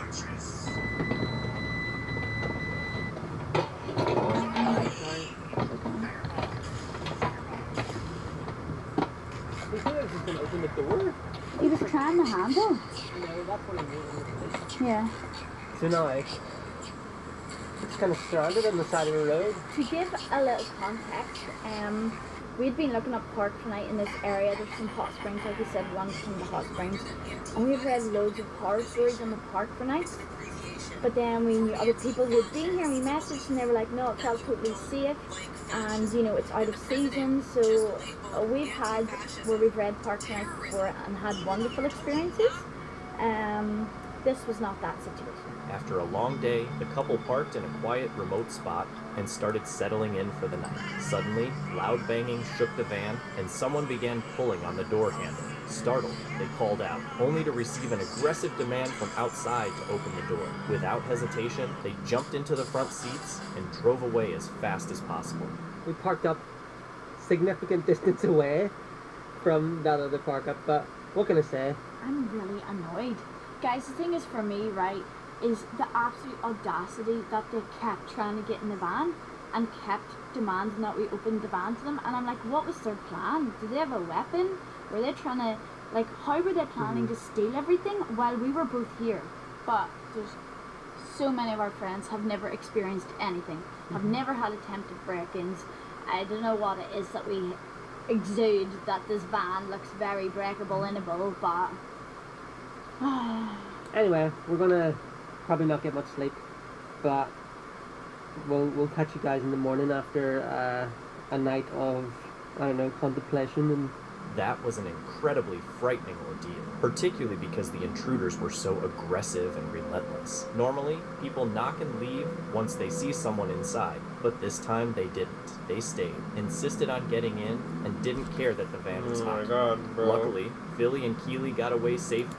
3 days ago, I went shopping to a very popular food shop called Farm Foods, and just walking around the supermarket, and I noticed they had a tent for sale. A tent in one of the most popular UK food shops for frozen food. They were selling a tent, a pop-up tent, plus a sleeping bag, very, very cheap. Now, I have been doing videos like this previously on the channel. If it's the first time you see me, my name's English Woodsman. I've been on YouTube for about 10 years on and off, making outdoor camping videos. And I think I found just a little bit of a market on YouTube, but not a lot of people have tapped into it, and that's going around supermarkets and stuff. He set up his tent and chatted for a while, then grabbed something to eat and kept the conversation going. As the day went on, he eventually went back into his tent and waited for night to fall. I'm not sure if his phone picks up like noises in the distance like the GoPro does. But anyway, since I decided to get up and have a look out, it's quieting down a little bit.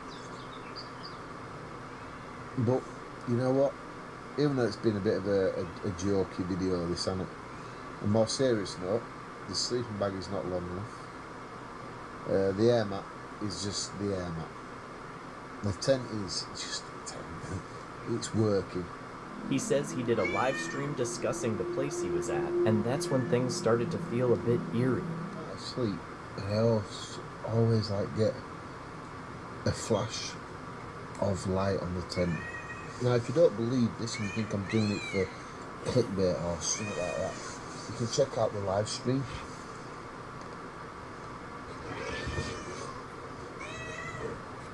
I don't know if he's just trying to be a silly bugger about it, but you know, that's just the way it is, isn't it? But I'm not enjoying it. I think it's rude.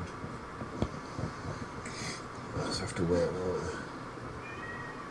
Told you.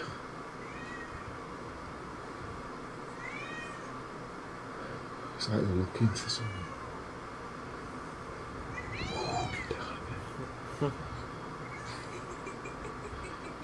That must be someone who's seen my live stream, who knows where I am.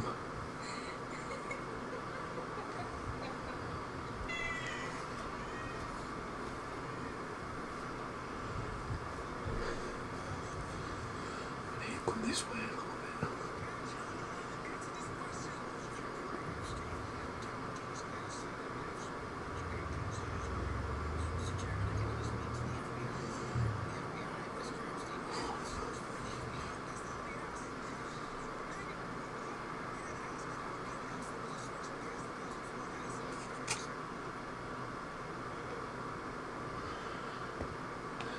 See, lights there now. Gotta be looking for me. That's odd. The person was clearly trying to find him. The way they shone their flashlight made it seem like they were hunting for something. It's unclear why they were searching. Could be a fan, or maybe something different.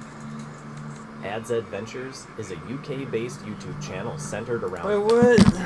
Fuck. So... Gotta be looking for me. That's odd. The person was clearly trying to find him. The way they shone their flashlight made it seem like they were hunting for something. It's unclear why they were searching. Could be a fan, or maybe something different. Maybe he's is gay. A UK-based YouTube channel centered around fan life. Oh no. Life, slow travel, and quirky British adventures. On June 23rd, 2025, Ads had parked for a quiet overnight stay at a peaceful rural lay-by near Winchelsea Beach, surrounded by coastal views, grazing sheep, and a serene landscape. It seemed like the ideal spot to relax. This stop was part of a fun mission to pick up a rare antique from a shop in nearby Rye, possibly as a birthday present. After settling in, cooking dinner, and sharing his usual light-hearted commentary over a simple meal, things suddenly took an unsettling and unexpected turn. Probably the best web I've ever made. Confused about what's going on outside, right? Look at this. Oh, What is that? It looks like smoke come coming on, out. man. Right, Hey, hold my on. house. What the frig, man? Why did you do that? Why did you put it here? This is right in front of the door to my house. This wasn't here yesterday. Oh, I'm sorry. I wasn't aware that you were king of the spiders, and you got to tell spiders where to put their webs at. Well, obviously, I'm not king of the spiders. I would be a huge spider if that were true. Just don't put your webs head height right in front of the doorway. I don't know how tall you are, two-leg motherfucker. What a great day to be a spider. I've been working so hard on my new web. A second, this is bad. Right, some lorry was just outside mine. Or just out the front. I swear that's a fire. That is not clouds. What is happening? It is. What is happening?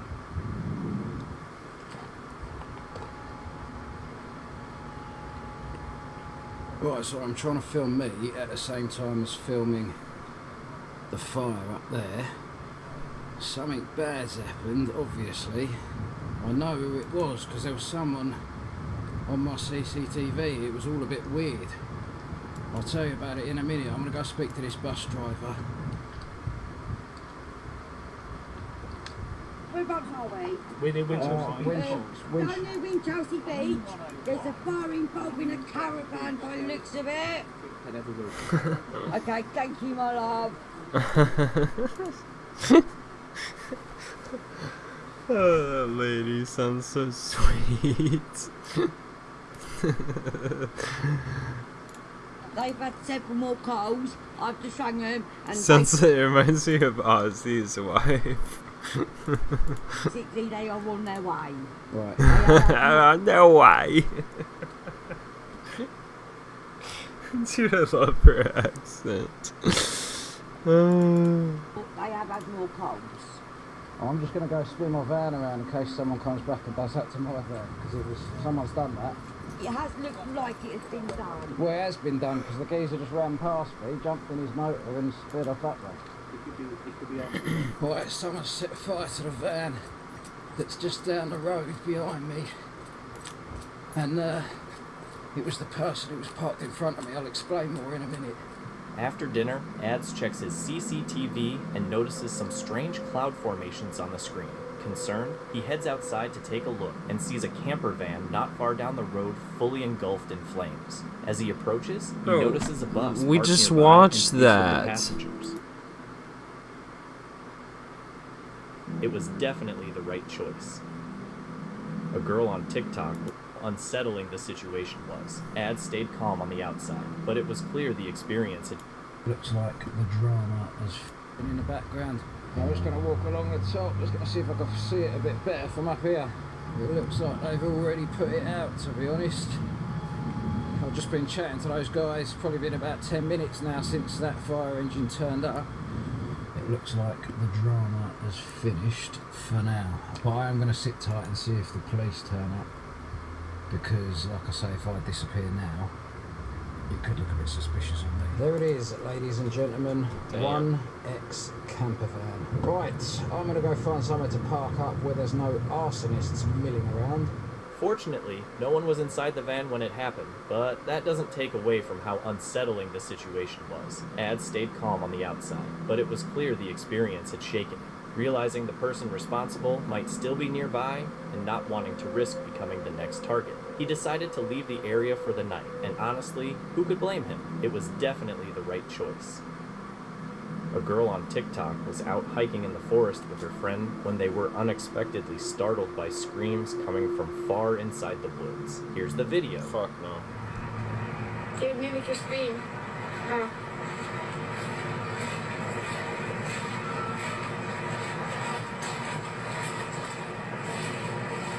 That never scared me anyway. Maybe it's just a bunch of kids trying to summon demons. That in the forest we're in? Yeah.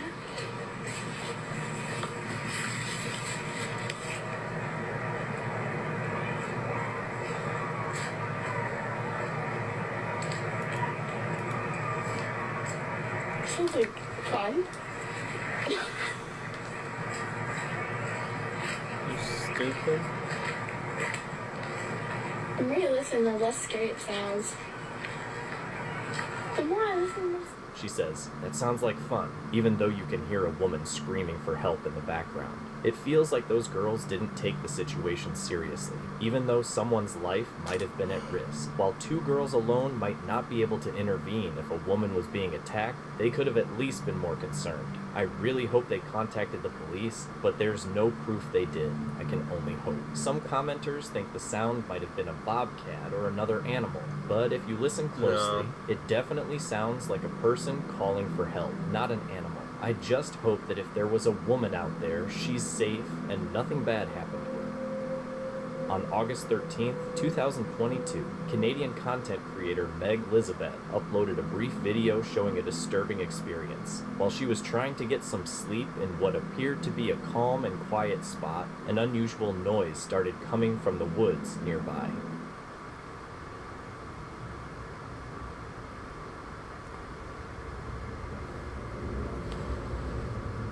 At first, the sound was barely noticeable, just a soft murmur in the background. But then, without warning, it grew louder and more piercing, immediately unsettling Megaliza. Her face tensed, clearly showing her fear as the noise intensified. Her eyes quickly shifted toward the darkness, as though the sound had triggered a deeper awareness, like she was hearing the forest in a whole new way. The video ends suddenly, but the uneasiness remains. What had been out there in the dark? James is well acquainted with van life, Living on the road full-time has always been his dream, but on this particular trip, that dream took a terrifying turn when he was suddenly woken by the sound of gunfire hitting his truck, his heart pounding. He quickly ducked down, confused and scared, with no idea where the shots were coming from or why they were being fired. So a bunch of guys just pulled up and my truck with me in it. I was literally sleeping in the back, and they shot it up. That was pretty crazy because these guys pulled up, and you know, I don't know. I think it was, hopefully it was just a bunch of kids or whatever, but yeah, even hopefully. But so I'm in the truck, and you know, these guys pulled up, and I heard them pull up, and I was like, okay, well, you know, I'm at this building because I was staying at that abandoned place, and I'm at this building, and man, it was crazy. They just started.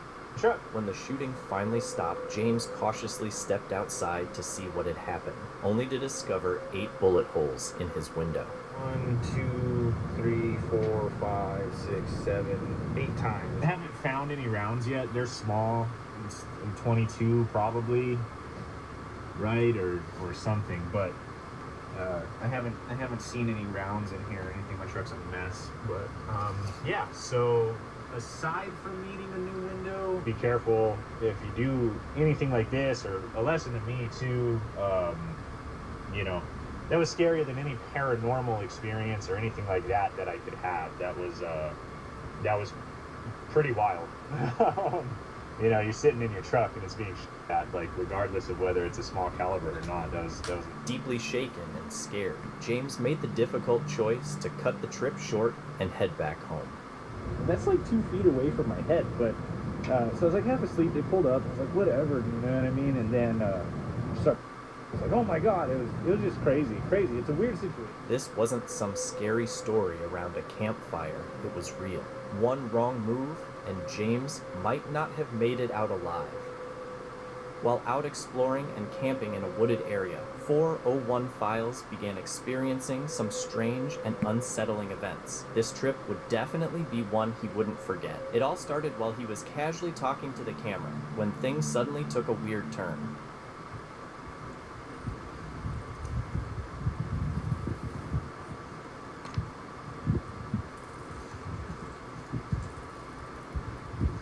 I've had the worst 3 hours.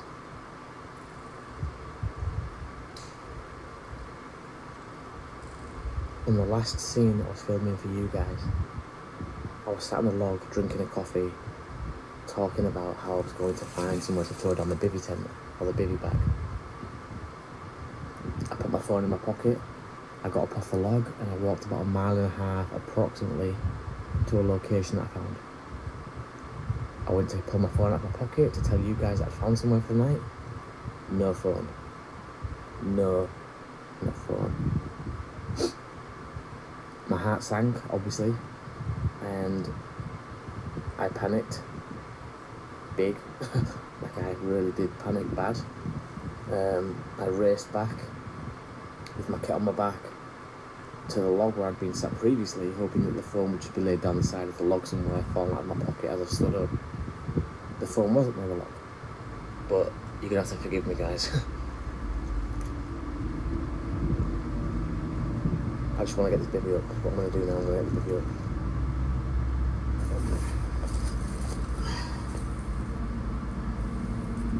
Where's my other clip? Come on. Ouch. What the hell?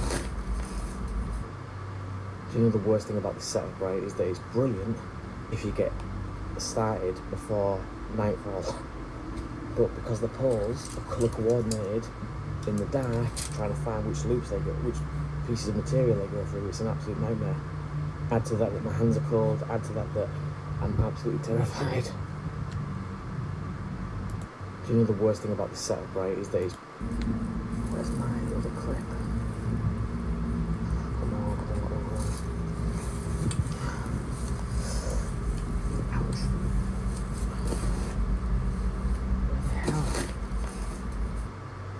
Do you know the worst thing about the setup, right, is that it's brilliant if you get started before nightfall, but because the poles are colour coordinated in the dark, trying to find which loops they go, which pieces of material they go through, it's an absolute nightmare. Add to that my hands are cold, add to that I'm absolutely terrified.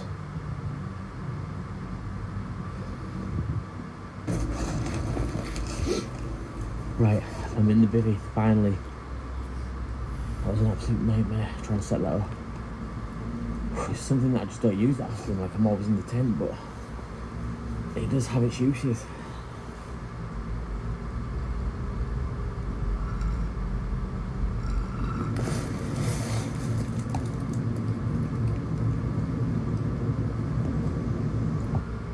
You know there's going to be people watching this saying, stop it.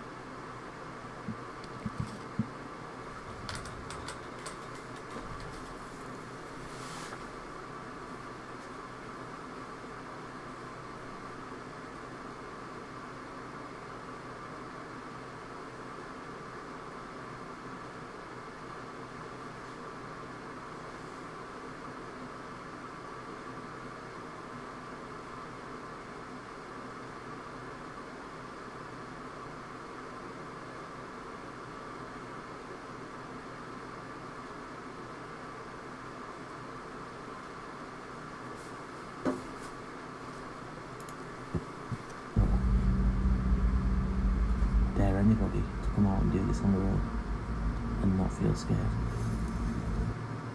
is not a good combination.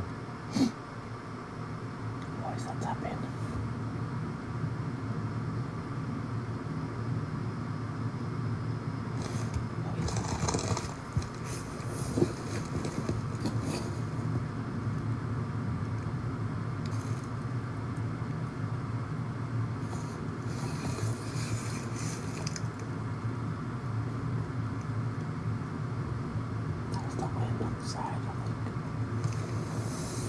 He had a bizarre moment where he lost his phone and later found it completely dead in an odd spot, farther away from where he remembered being, near a log he thought he'd been sitting on. The night was cold and eerily quiet, making it a tough one to get through. As he tried to settle in for sleep, he began hearing rustling noises outside his tent, coming from the woods around him. He knew right then it was going to be a long, uneasy night. Eventually, he made it through and headed home the next morning.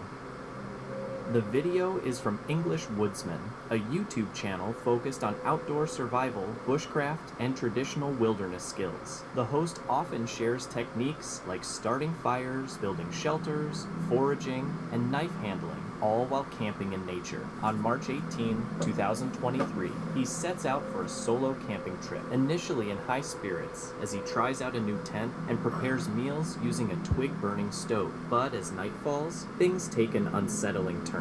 Strange sounds begin coming from outside the tent, shifting the mood from calm to tense as he starts to worry about what might be out there in the dark.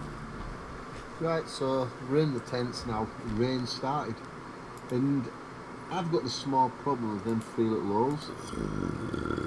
I'm not sure they're going to let a lot of the rain in, but to be fair, I don't want no rain coming in. So I'm going to have to think of the idea of what I was on about earlier. I can find which bag it is. I have these, and these are from the air mat.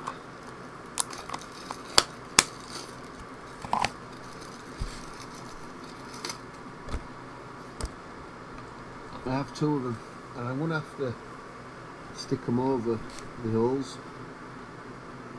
Well, I can rip it, so maybe I just have to use one. It's not ideal, but it's better than it leaking in. You need to get a new tent, bro. We're getting there. That's patch number 1 done. Need a new tent, brother. Just need to get the next one.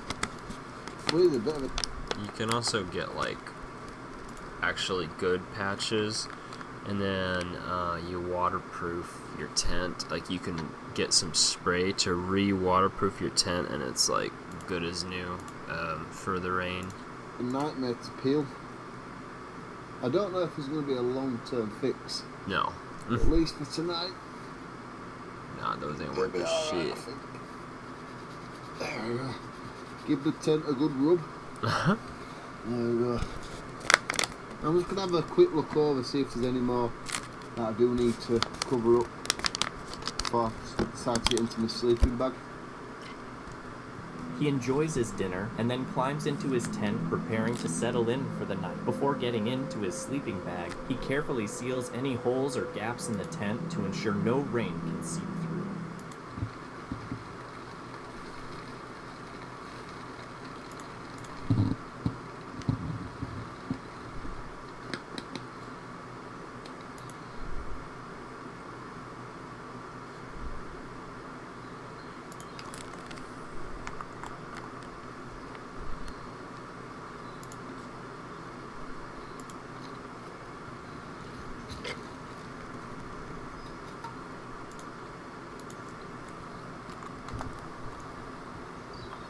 As rain taps against the top of his tent, he's suddenly awakened by the unsettling sound of footsteps circling his campsite in the dead of night. Tense and alert, he listens closely, heart pounding. Luckily, nothing else occurs, and he makes it through the night without incident. But what do you think was out there, and how would you have reacted if you were in his place? Share your thoughts. What the fuck did he even hear, bro? I could, like, dude.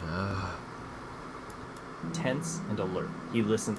Trips packed with helpful advice, These are honest gear kinda reviews, shit. and smart outdoor British trips. police In a say two video people were uploaded killed on on June Thursday. 16th, 2025, Gaz ventures into Judy Woods, an area surrounded by mystery and tales of UFO sightings and strange creatures. His goal is to explore the woods and see if there's any truth behind the legends, or if they're just old stories passed down over time. Stealth, mate. Mate, do you always have to muscle in on everything? Can't I just get me stuff in first? Let me sort this out. Wrangler sleeping pad. Let's see if this is any good now it's not winter. I've got an alarm system. Our fence will just gone through. There we go, look. Number 1. Oh, I want one of those. That's sick. So if anything comes through that way, it should tell me. And if anything comes through that way, that one should tell me. So this should give me an early warning sign if anyone's coming. I want to get some of those, bro, but I'm just gonna make them. I want these. I want stuff like this all over my property. While I'm asleep in bed. Let's get us priorities right first, shall we?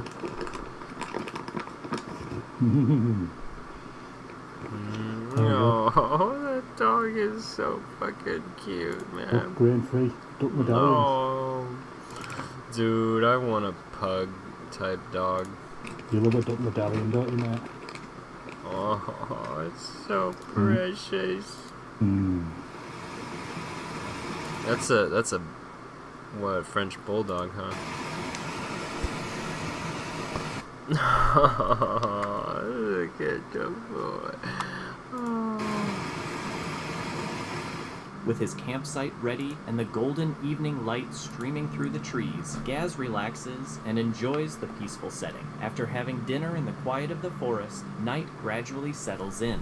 Nothing out of the ordinary has happened, and Gaz starts to question whether the local myths hold any truth. Still curious, he takes a walk through the woods, but the silence is almost unsettling. Finding nothing, he returns and gets ready to sleep, still doubtful. Just as I've seen this. Begins to settle in, things suddenly take a strange turn. Took me shoes off and that, and then if aught happens during night, I'll let you know. And if not, I'll see you in the morning. Dude, that's just lit up.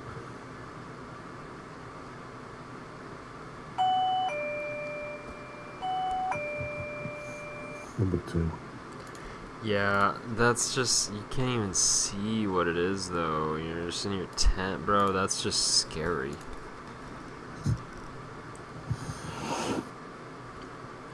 And someone just fucking standing there, bro. That's fucked. That's fucked. That is a fucked situation. Nope. No.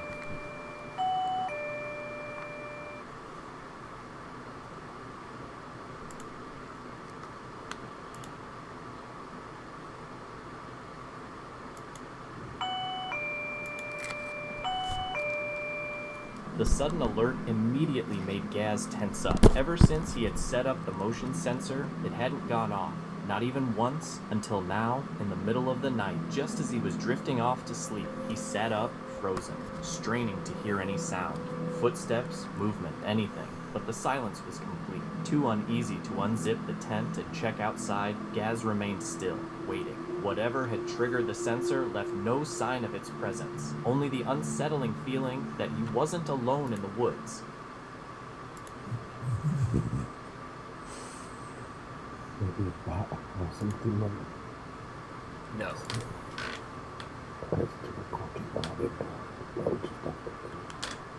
Gaz tried to brush it off, telling himself it was probably just a bat or something harmless, but the Could be an uneasy animal. feeling wouldn't go away. No matter how hard he tried to relax, he couldn't shake the sense that something or someone was nearby. He lay awake in his tent for what felt like hours, listening closely for any sound, but the forest stayed eerily quiet. Eventually, he drifted off to sleep. By morning, the forest was back to life with birds singing and sunlight streaming through the trees. Still, the questions lingered in his mind. What had set off the sensor? What had come so close to his tent in such complete silence? Arms Family Homestead is a channel that showcases the daily life of a family who enjoys activities like fishing, hunting, and working on their land. It's a relaxing and peaceful watch that offers a glimpse into simple country living. In this particular episode, Daniel, the father, takes his child on a hunting trip through the wooded area of their property. Fuck out this morning. It's just the first day of season, but she had a birthday party to go to, and this guy has a tag in his pocket burning a hole, so to speak. They're electronic now. Tags are electronic, but Limpy Gimpy has been in the field like 3 nights in a row. I saw him last night bow hunting, and I just could not. I couldn't do it. If he shows up tonight, I don't think we're going to have the same problem. I might try. We'll see. I don't know. Houston and I are going to head to the woods, and maybe he'll have 2 bucks on the ground. As soon as they got to the property, they began spotting deer and paused for a while to quietly watch them.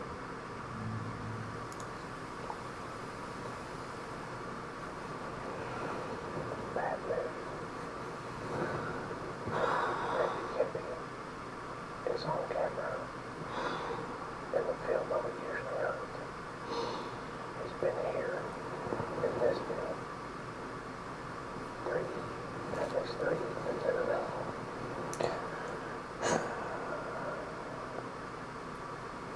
We're in the wrong spot tonight.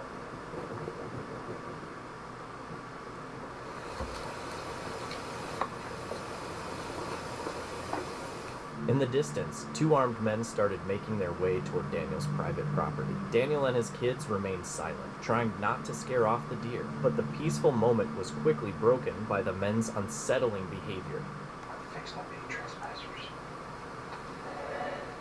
They're sneaking up on our deer, trying to... Of the 3 deer that are right in front of us. They're not. You be still. You be still.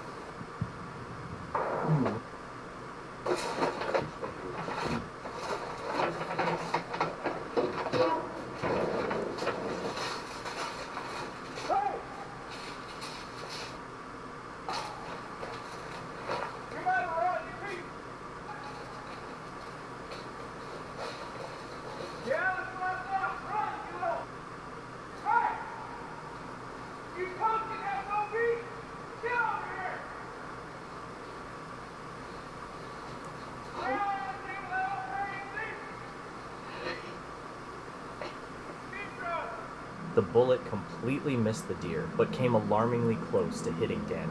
As soon as the I men don't know why the fuck they were just sitting there, like, watching them line up the shot, though.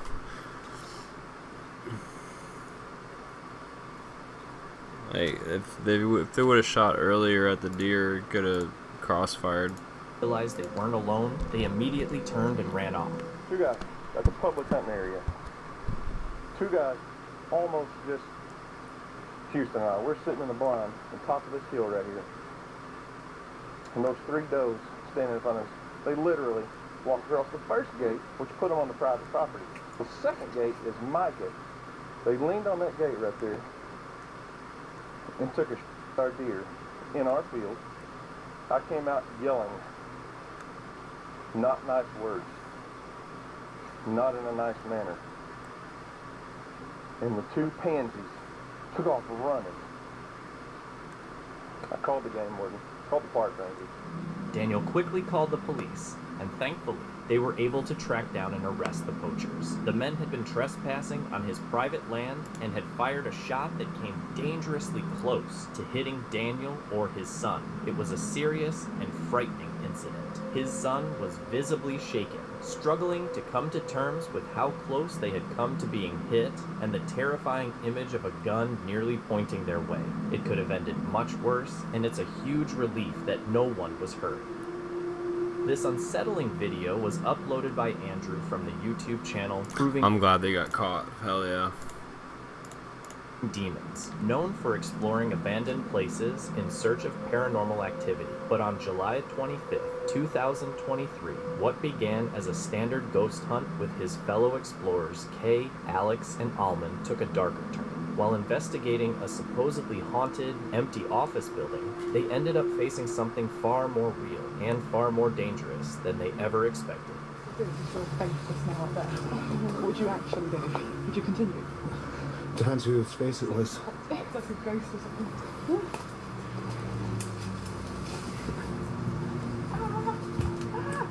Oh. Yeah, we'll do.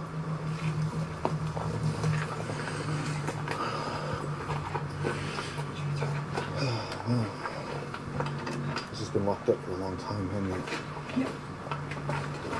The team entered the building as they normally would, carefully and quietly, trying not to attract attention. Once inside, they started calling out, hoping to reach any lingering spirits. At first, everything suggested a typical paranormal experience, but then things changed. So it's found us.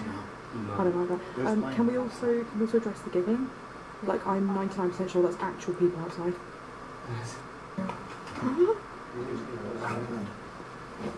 You literally go. Smoke. Wish.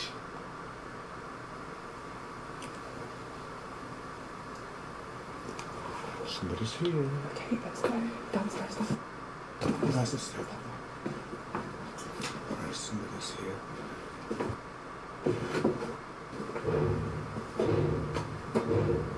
Oh, great. Come on, you guys, me and Alex up front.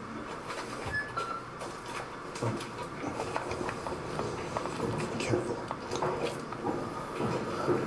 Not bloody.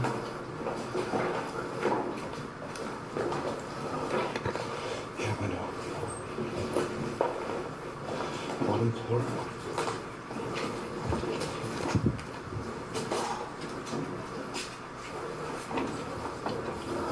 At first, they assumed it might just be another explorer or a fellow investigator, but something about it felt off. The force of the banging, how the sound seemed to shift and follow, it didn't feel like innocent curiosity. It felt hostile, even more alarming. The noise was coming from the direction of their exit. Realizing their only way out might be cut off, the group knew they had to move quickly.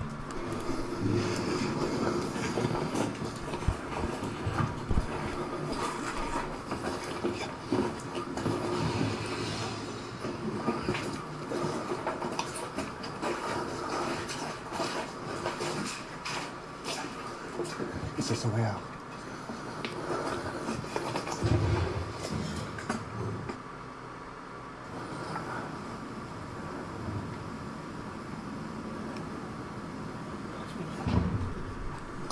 Where?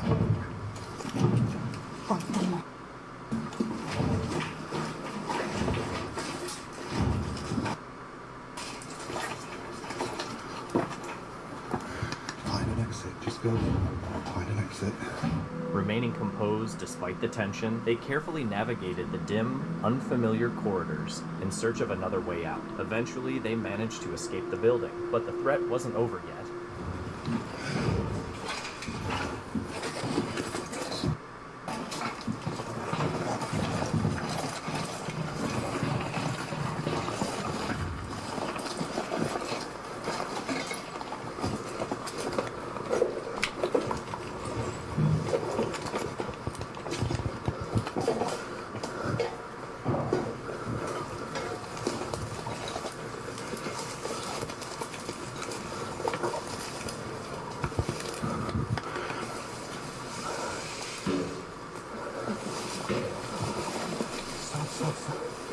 Stop panicking.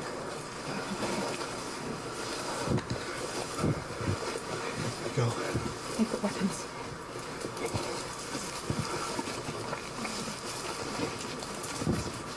Calm down.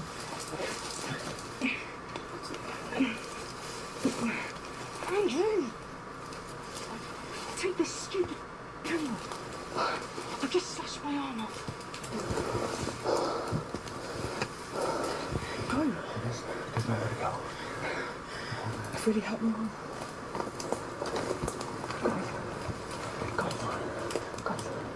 Stop. Get the map out. Get the map out. Once outside, they found themselves disoriented, surrounded by dense vegetation and struggling to get a phone signal or figure out the direction back to their car. Then came the terrifying realization. They weren't just being followed by one person, but by three. That's when Andrew chose to stop recording. He needed both hands free, either to fight or to flee. We're professional. I don't know what to do. This is great. Just go.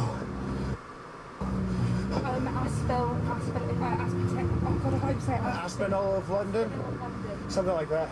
Do you want me to get you exact coordinates, the exact? Amazing. I mean, senseless. Right. What the hell was that? What the hell was that about? I don't know. That's up though, man. That's so up. That was terrifying. We're all out in the bushes, like scrambling through the densest jungle you could imagine. Oh, back to this is his one, right? Yeah.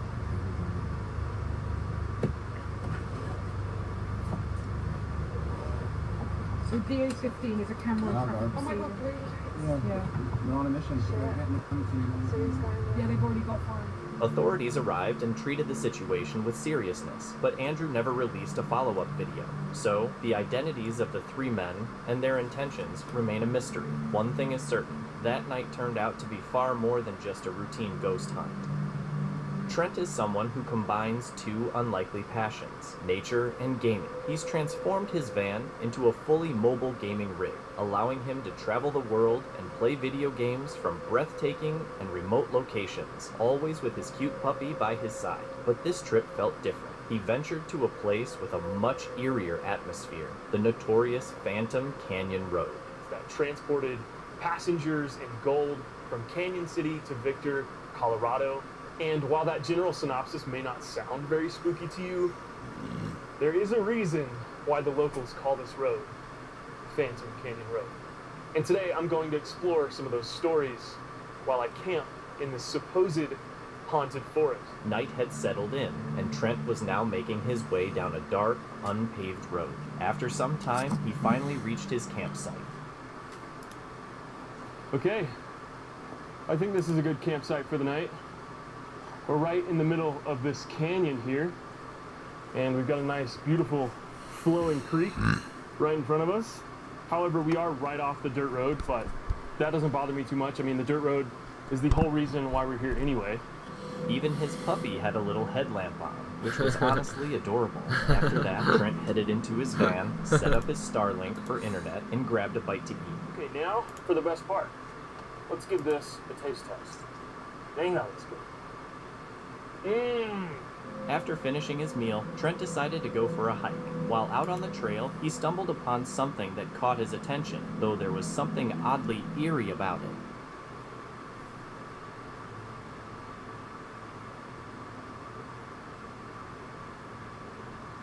Wait. Oh, that's right. Oh. I don't know if you guys can see this. Wow. Nope. Nope. This is both incredibly creepy Fuck and no, beautiful bro. at the same You time. don't do that. You don't go in a cave at night. Man, that is a fucking terrible idea. I don't know. Ugh. I feel like if there were any place that I would... What the freak was that?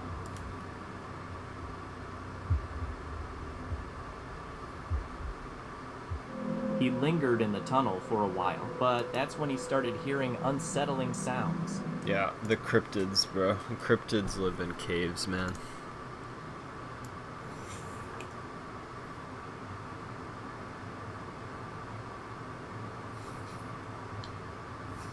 You know, I don't know if it's my mind playing tricks on me or not, but I definitely just heard singing.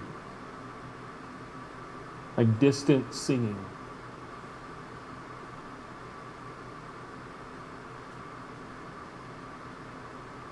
Okay, I know for a fact that the camera can pick it up. It is so faint that I'm like struggling to hear it. And I don't know if it's like the sounds bouncing off the tunnel walls or what, but it literally sounds like people singing. He returned to his van, and that's when something strange happened there as well.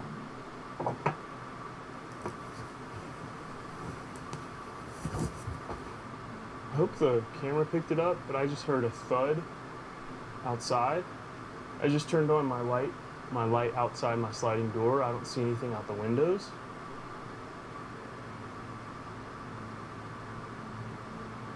It sounded like something hit my van. I'm like shaking right now.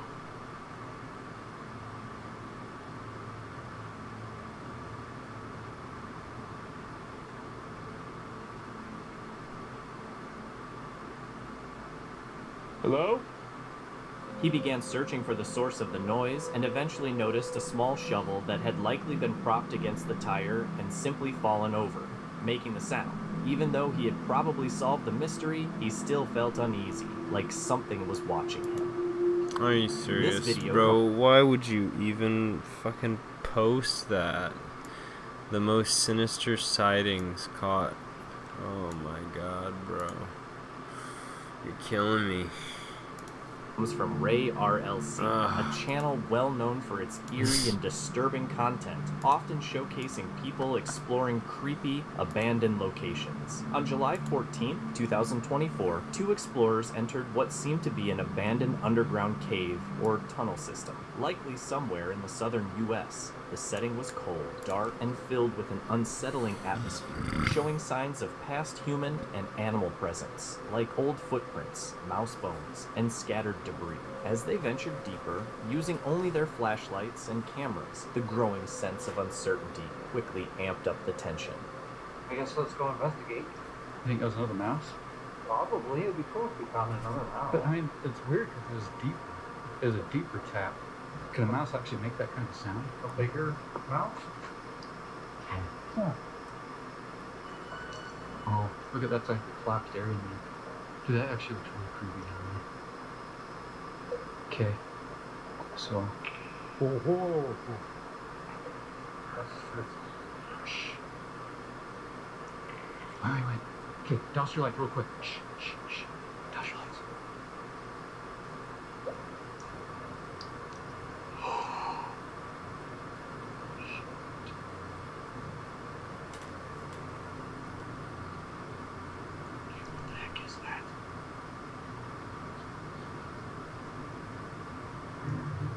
Dude, it's coming.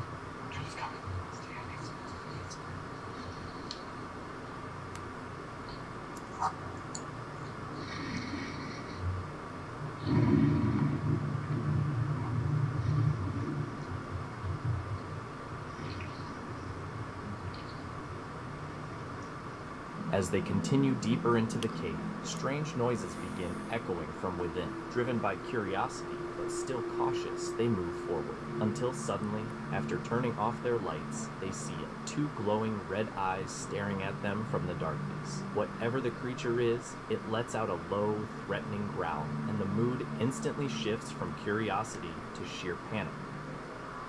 Oh, Harry.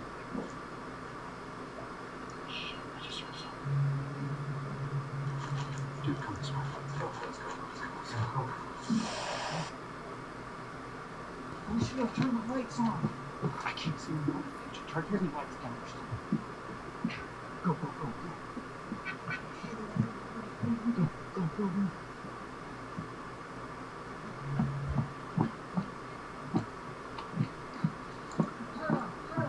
Turn up where? Right there. Go. Because it's going to go that way. You notice that he didn't find us. It's probably going to come back. I think this is a way out. It's just kind of. I don't think it's going. Alright. It just keeps going. Okay. Alright. One more. Past that break, it gets going. It opens up down there. Let's just go see where it goes. Sure. Say a prayer. Yeah.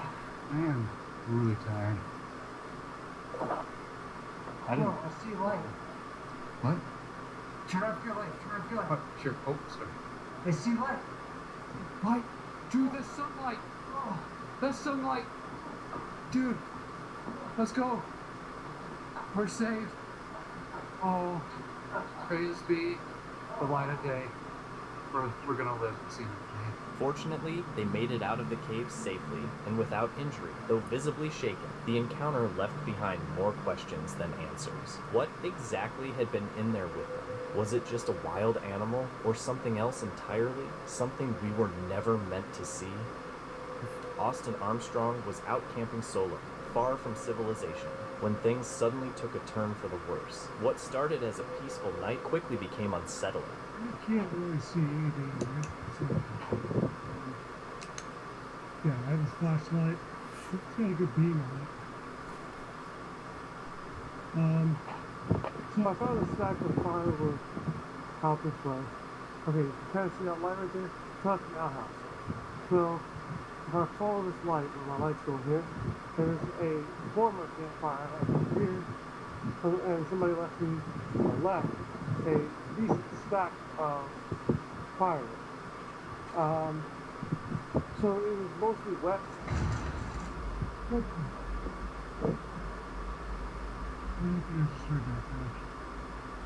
Something really just went boom. Oh, God.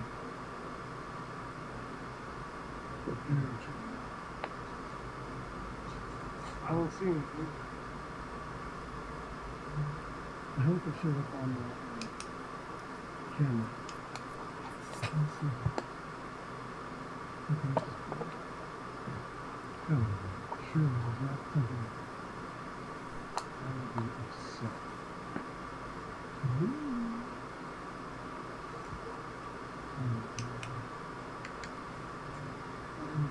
So that was a very loud thing and snap. It sounded like there was something like behind the thing or something. So it could have been there.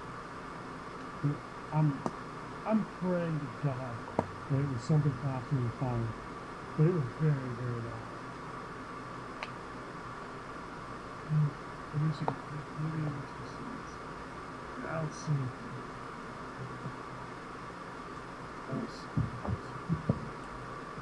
Okay. I'm gonna go back on.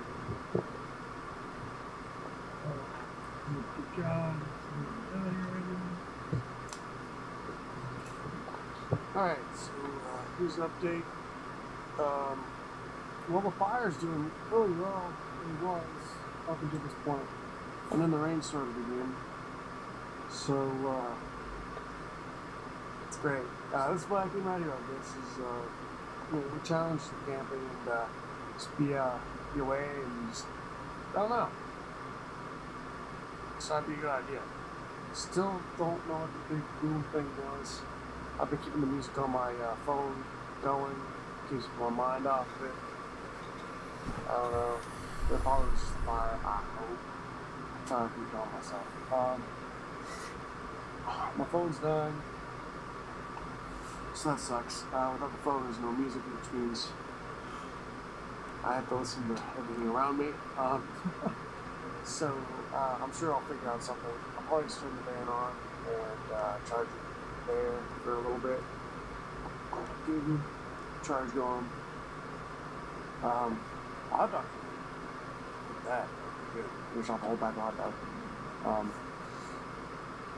So, I mean, it's alright. Alright. So, update. I found out what that crash was earlier. What it was,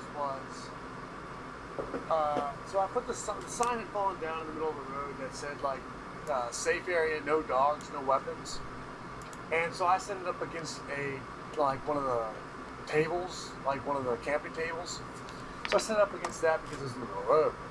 And I look over whenever I went out to go to the bathroom or something, and it was laying on the ground. So I was like, wait a minute, that makes sense. While gathering firewood, Austin suddenly heard a loud bang echoing from somewhere in the distance. It startled him, and he couldn't tell if it was caused by an animal or a person. Either way, it made him cautious about spending the night there. To be safe, he chose to stay in his van. Later, when he went to use the public restroom, he discovered the source of the noise. It was a fallen sign he had seen earlier. After putting it back up, his nerves settled, and he was finally able to relax and enjoy the rest of his camping trip. Ramble Soul is a channel run by a couple from Turkey who try out different tents in stunning outdoor spots. Their setups are usually large and beautifully arranged, and this video is no exception. This time, they chose a lakeside location for some fishing. Once they got there, they began unpacking and putting up their tent.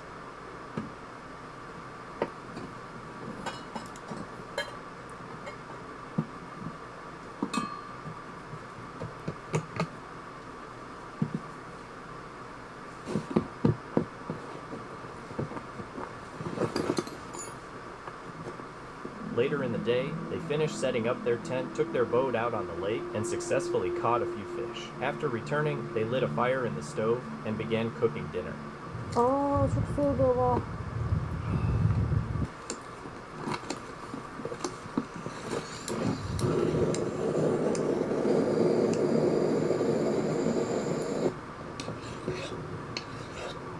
After finishing their meal, they went inside the tent and settled in for the night. The next morning started off perfectly. It was a beautiful day. They stepped outside to make breakfast, but while they were cooking, something unexpected occurred.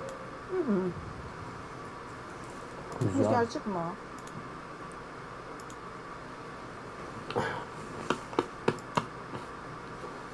Oh. Oo. O ne Aşkım. ya? Ya. Oh. Saçmalama. Dur. Şunu al. Var içeride. Oh. Tamam yandım. Şu arabanın anahtarı. Ya patlar mı onlar? Patlayacak bir şey yok. Çok yaklaşma. Tüpler patlayabilir.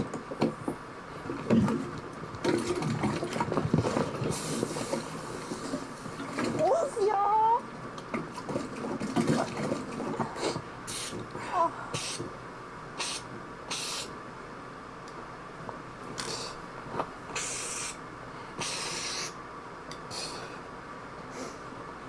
Of ya. Ta bagajın altındaki gözde. Vay be. Olaylar ya.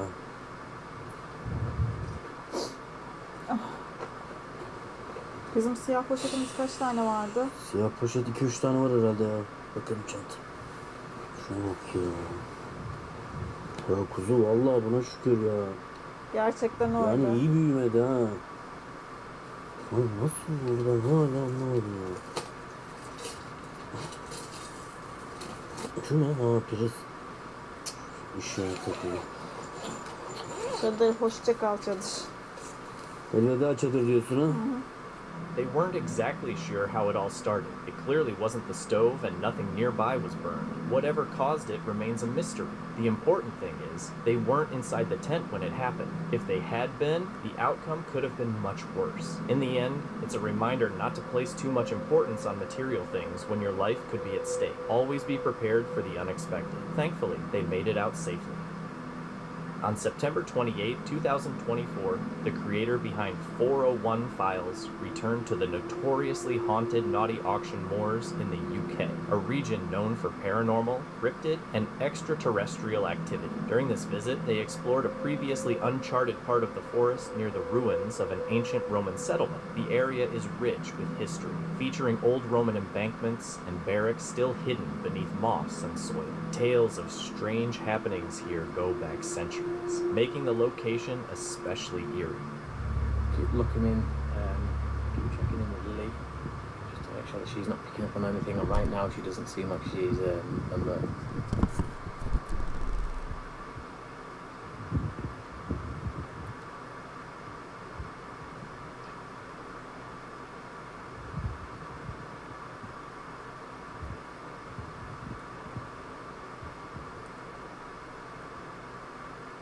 Is that someone shouting?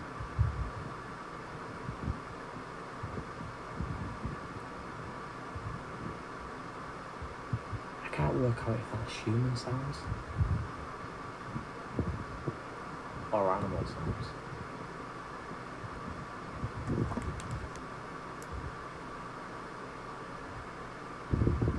It would be so cool to hear something of that era, something that I could identify as being out of place. For example, the sounds of wooden wheels of a horse cart or something like that. You know, that just wouldn't be something that you'd hear up here, especially with it being on grass. It's crazy to think that I'm kneeling down on the floor in the middle of a Roman fort. I almost would love to have some kind of technology that would rewind the clock so I could see me sitting here right now in the middle of this path as everybody around me is going about their daily activities, like Roman soldiers sharpening their weapons, maybe practicing some kind of war strategies. As the sky grows darker, Ben kneels on the ground, talking to the camera, when a series of unsettling noises start echoing through the forest. First, a chilling sound that resembles a woman's scream breaks the silence, followed by an eerie whistling. The strangest of all is a faint noise he didn't even notice at the time, which sounds almost like a horse in the background. The mix of these sounds creates a deeply unsettling atmosphere, especially in such a historically rich and isolated location. Quite a way away from the phone, just so that it doesn't trigger it. So right now I'm about turning on in 3, 2, 1.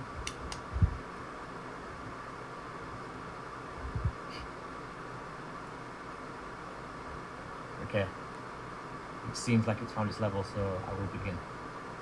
If there is any Roman soldiers that were stationed in this barracks that served here for any length of time and wishes to communicate, please step close to the device held in my hand. If you was a Roman soldier and you was based in this location at any time, would you please step close to the device held in my hand? Was you based here?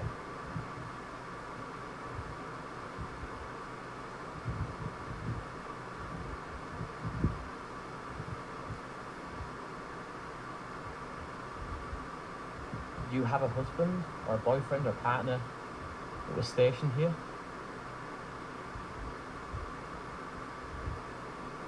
Are you still there?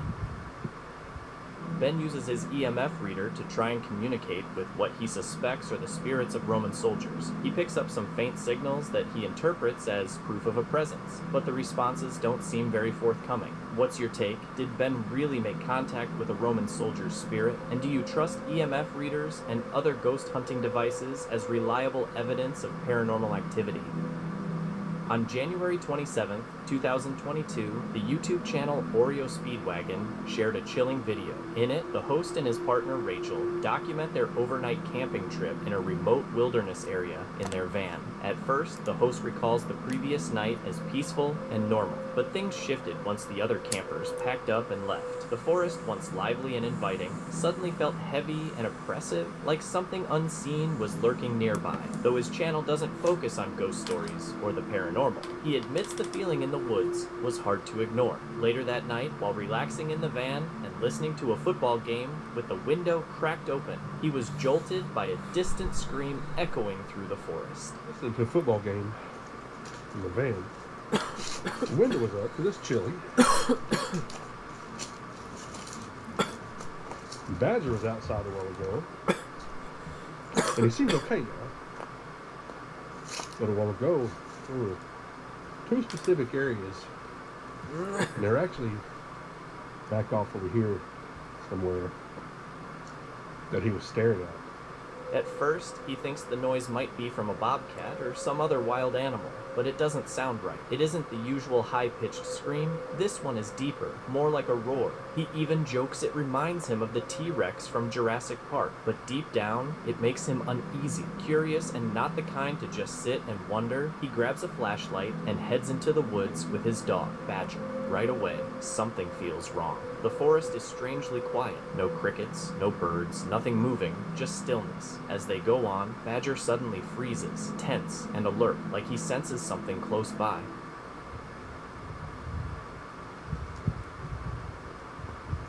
Man, I wish I could have caught the sound on camera. It doesn't mean you, on the mic, it doesn't mean that you could have heard it. Because it sounds like it's far, far away. Where it would look like to me would be this area, this little ridge. That's purely conjecture on my part. I have no clue. But, you know, we could go in town. We could just pack up and go into town. I don't do that. I'm not going to let some sound run us off. If I feel unsafe, I'll leave, but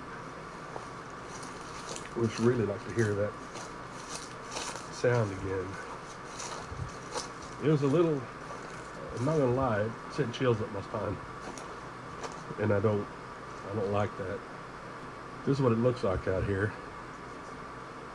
The host looks where Badger is staring, but doesn't see anything strange. He tries to calm down, thinking it's probably just a deer or coyote, but Badger's reaction still makes him nervous. After a few tense minutes, he heads back to camp, feeling like something is watching him. At the van, he tells Rachel, who had been napping and didn't hear the noise. They sit and listen together. For about 40 minutes, it stays silent. Just as they start to relax, a loud, far-off sound breaks the quiet and sends a chill through them. Hear this? Can you hear this?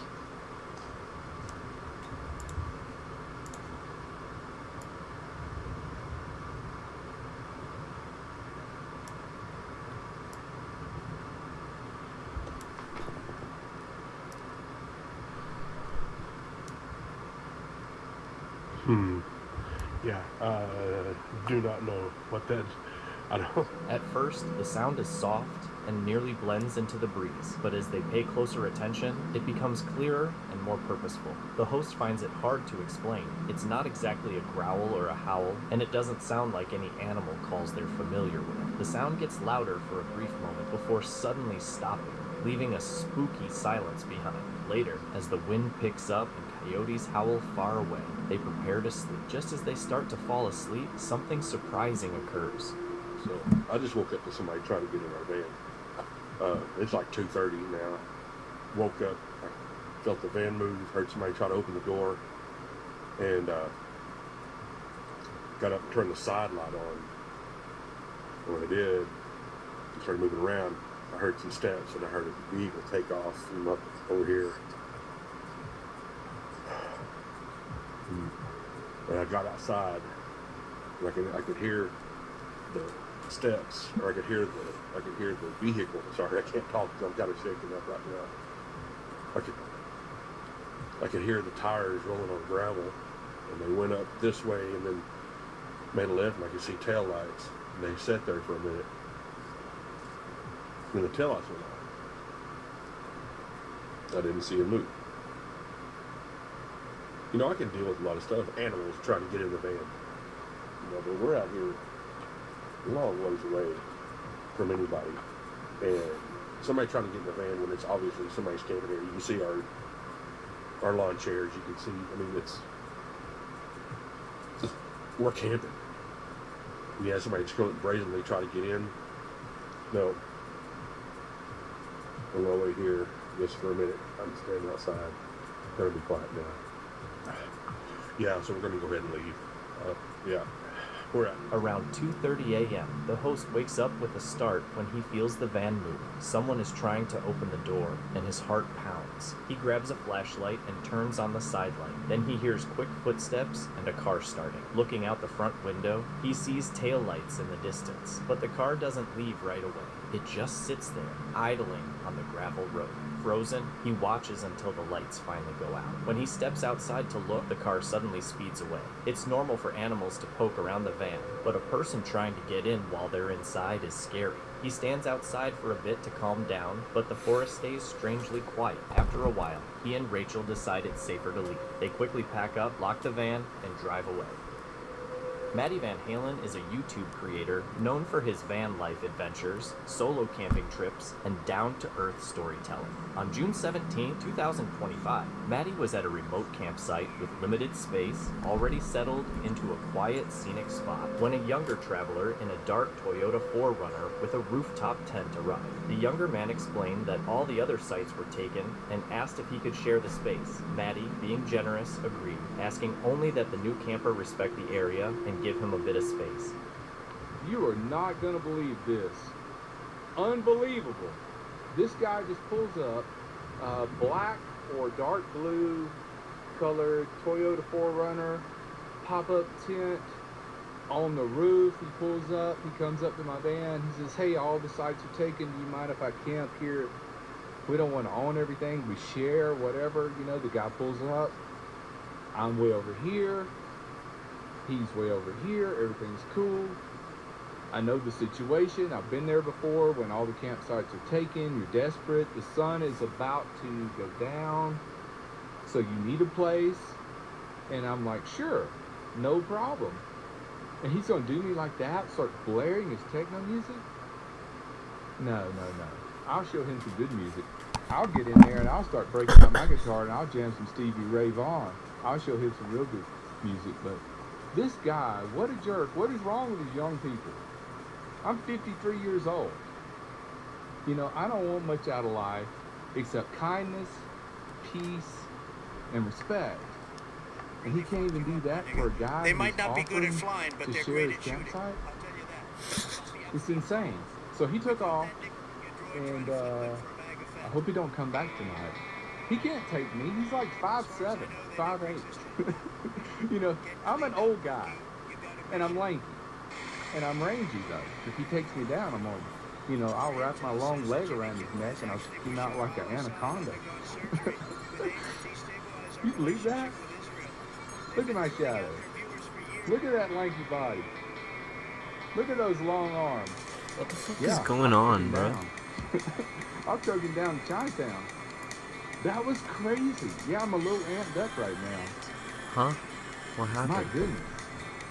I don't The even... things that happen when you don't even expect it. I mean, what would you do in a situation like that? You should always say, unless you have a lot of people coming into your campsite, you should say, yeah. After getting set up, the new camper starts blasting loud techno music just a few feet from Maddie's van, completely ruining the peaceful atmosphere. Maddie calmly walks over and reminds him that he's only there because Maddie allowed him to share the space. Unfortunately, the situation escalates quickly, and the two end up in a heated argument. Just give me a little space, and he was going to park right here, and he was going to have all the way from the road all the way up to about, I guess, right here, and I was going to consider this my space right there. Wow. But yeah, when he started blasting that, I walked down here and said, you can't do me like this. I just offered you my campsite, and you're going to do me like this? Oh my gosh. You know, and I don't cuss a lot. Every now and then I'll say, like, I'll drop an F-bomb every now and then. Very seldom. And I don't say GD because I just don't believe in that. I don't say GD. But I'll drop an F-bomb every now and then, and we might have exchanged a couple of F-bombs. But yeah, he just went psycho on me. I don't want a psycho camping next to me, especially if he's gonna be blaring techno music. You know how I feel about techno music.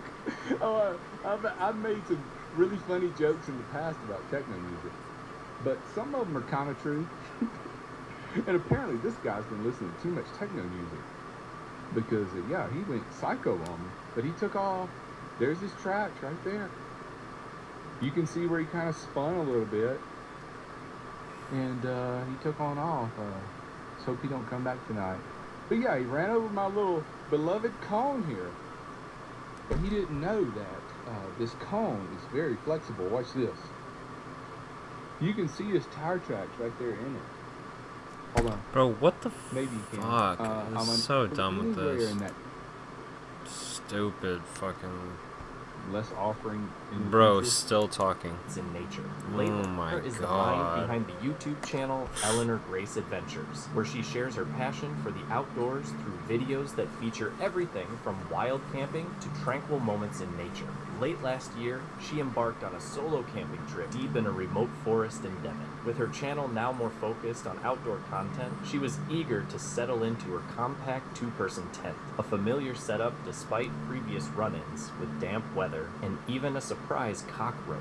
The spacious, secluded site offered her a comforting sense of solitude, making it easy to relax and enjoy the stillness of the forest. This looks like the perfect spot. I just wanted to bring my tent down before I bring the rest of everything that I normally bring, which you guys know is a lot.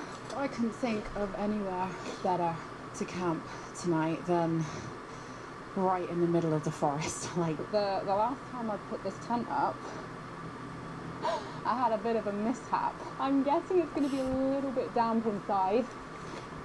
But then again, when do I not have a mishap? I was also joined by a cockroach the last time I used this tent, so hello everyone and welcome to my tiny tent. My tiny tent, two-man tent, barely fits one person, and welcome back to the newly named Eleanor Grace Adventures channel. I did change the name, Eleanor Grace Diaries. Well, it didn't really make sense. So I thought that I would start off the newer videos on this channel by coming camping, something that I haven't done on here in a very, very long time. I'm in a forest in the middle of Devon. We're in a campsite at the moment, a very large campsite in the forest where the pitches are very far apart. I mean, this is just one pitchlet. As night fell, things got a bit challenging for Eleanor. Her fire kept going out, and her flashlight was barely hanging on. Later, when she went to find the toilet, she wandered into the pitch-dark woods and quickly lost her sense of direction. That's the tent to read. Yeah. There we go, that's better. After the 20th attempt of trying to keep my fire lit tonight, it's finally out again. Which is dying as well, which is really, really great, isn't it? Let me just charge this up.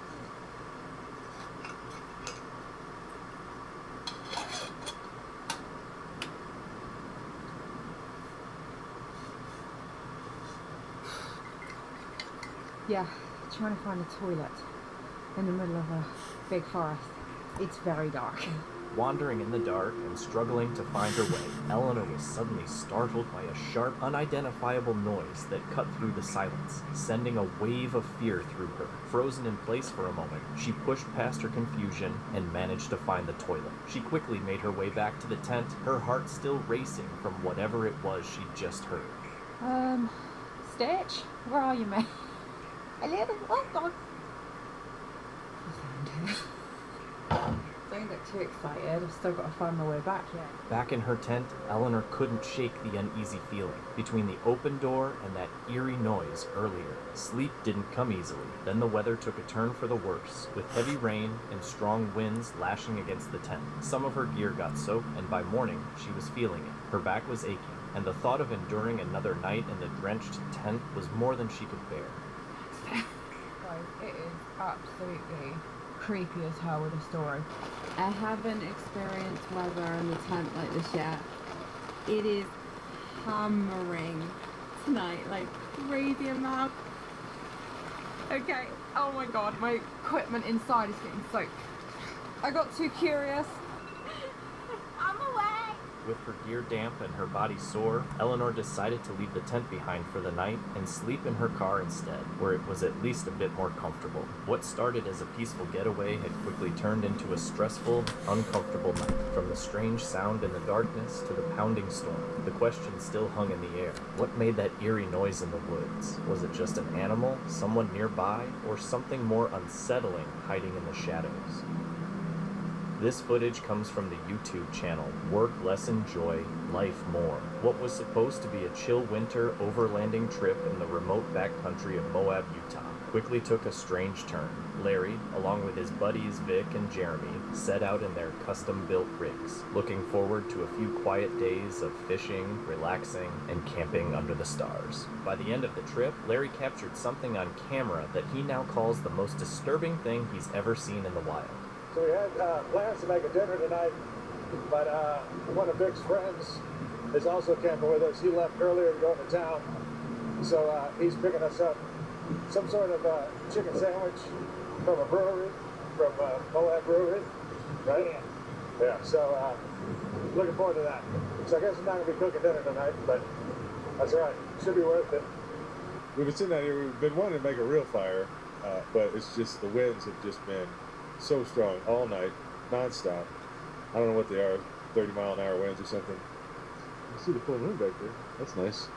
But yeah, we've just been sitting around a little ammo can fire pit tonight, and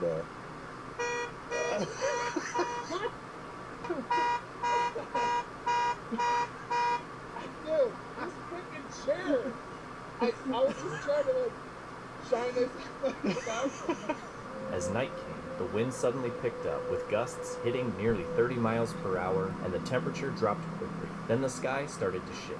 At first, just one light appeared above the canyon walls, then a second and a third. They hung silently in the air, with no flicker, no noise, and no clear source. The lights didn't match any usual aircraft pattern. Instead, they slowly rotated, forming a perfect triangle that would appear and vanish without warning.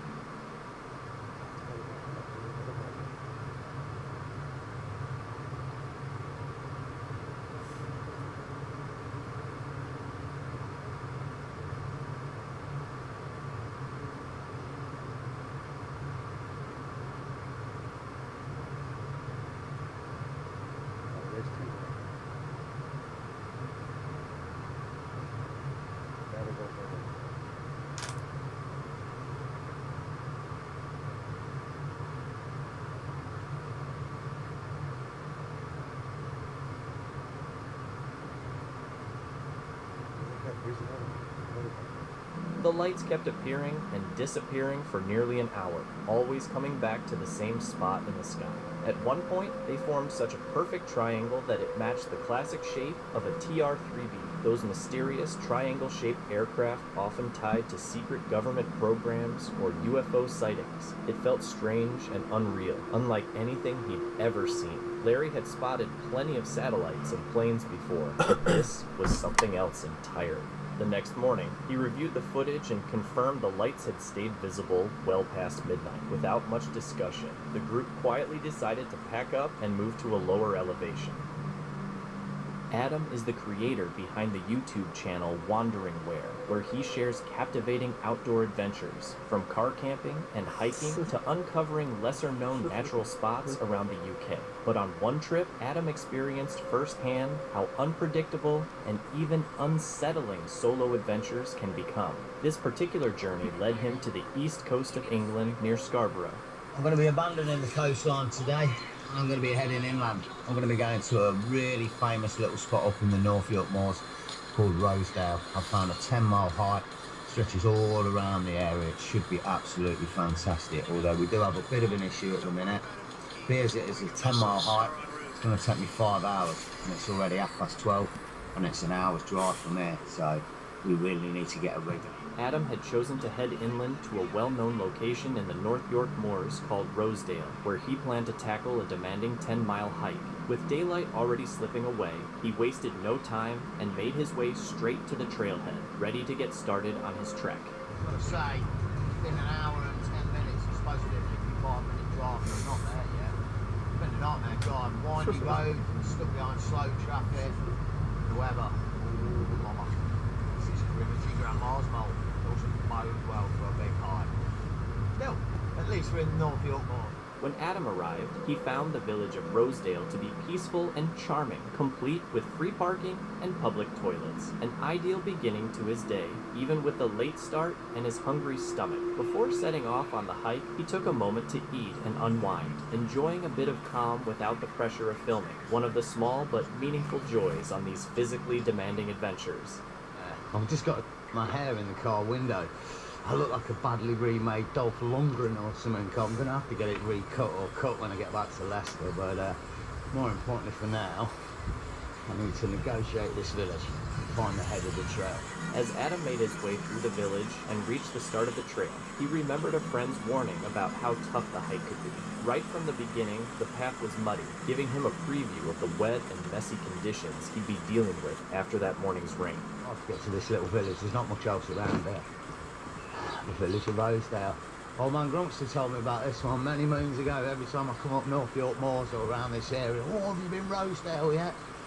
Well, yeah, so there we are. He always tells me the tale of how, I think he's probably hiked this hike, and he says it absolutely worn him out, something chronic, and then in the evening when they got back from the hike, they were staying on a campsite and they went for a really big drink, and I think he damaged himself or twisted his ankles or something on the way back from the pub to the campsite. What happened next gave Adam chills, a strange and unsettling moment in the stillness of the moors. A gate he had just walked through, which he had left wide open, suddenly shut on its own without any clear reason. Bad boys out. Wow, there's some proper glamping going on round here. There's some probably little hutty things. I better not keep the vent for the night though. Oh, Dave, what have we just been talking about? This gate behind there, someone just walked through it, and it was wide open, and like me, I just left it wide open, I don't know why. As I walked through it, it closed itself. Just had a shiver go up my spine. Keep moving. Even though the area was beautiful, the trail kept getting tougher. Adam had to make his way through wet, muddy spots that made it hard to keep going. The difficult path made him start to wonder if he'd chosen the best route. Beautiful little area, a little stream down the back, bluebells all around, but I'm not feeling this trail so much at the minute. I mean, look, it keeps doing it as well. There's multiple routes to go, one up there, I can cut across the bridge there. They all look alright, don't they? But no, we'll choose the most boggiest, muddiest one straight through the bog field. And it keeps doing it. I don't know. I'm almost... there's no way through. Hold a minute. Oh. Listen to that. As the weather worsened and thick fog rolled in, the whole place took on a really eerie feel. With no phone signal and total silence around him, Adam felt a deep sense of isolation. Trying to lighten the mood, he joked about werewolves and how creepy the quiet had become. It's so eerie up here. I'm scaring myself. This is mad. It's just silent. And the fog. Oh, mate, come with me. Honestly, I almost feel like you're my only comfort at the minute. Someone else here. Just imagine if a werewolf bounded over the ridgeline there. But at least there ain't a werewolf. It's going to be a freaky night tonight now, isn't it? Alone on the moors. I tell you what, I bet this whole area is beautiful on the right day with stunning views all around. Today's not the right day.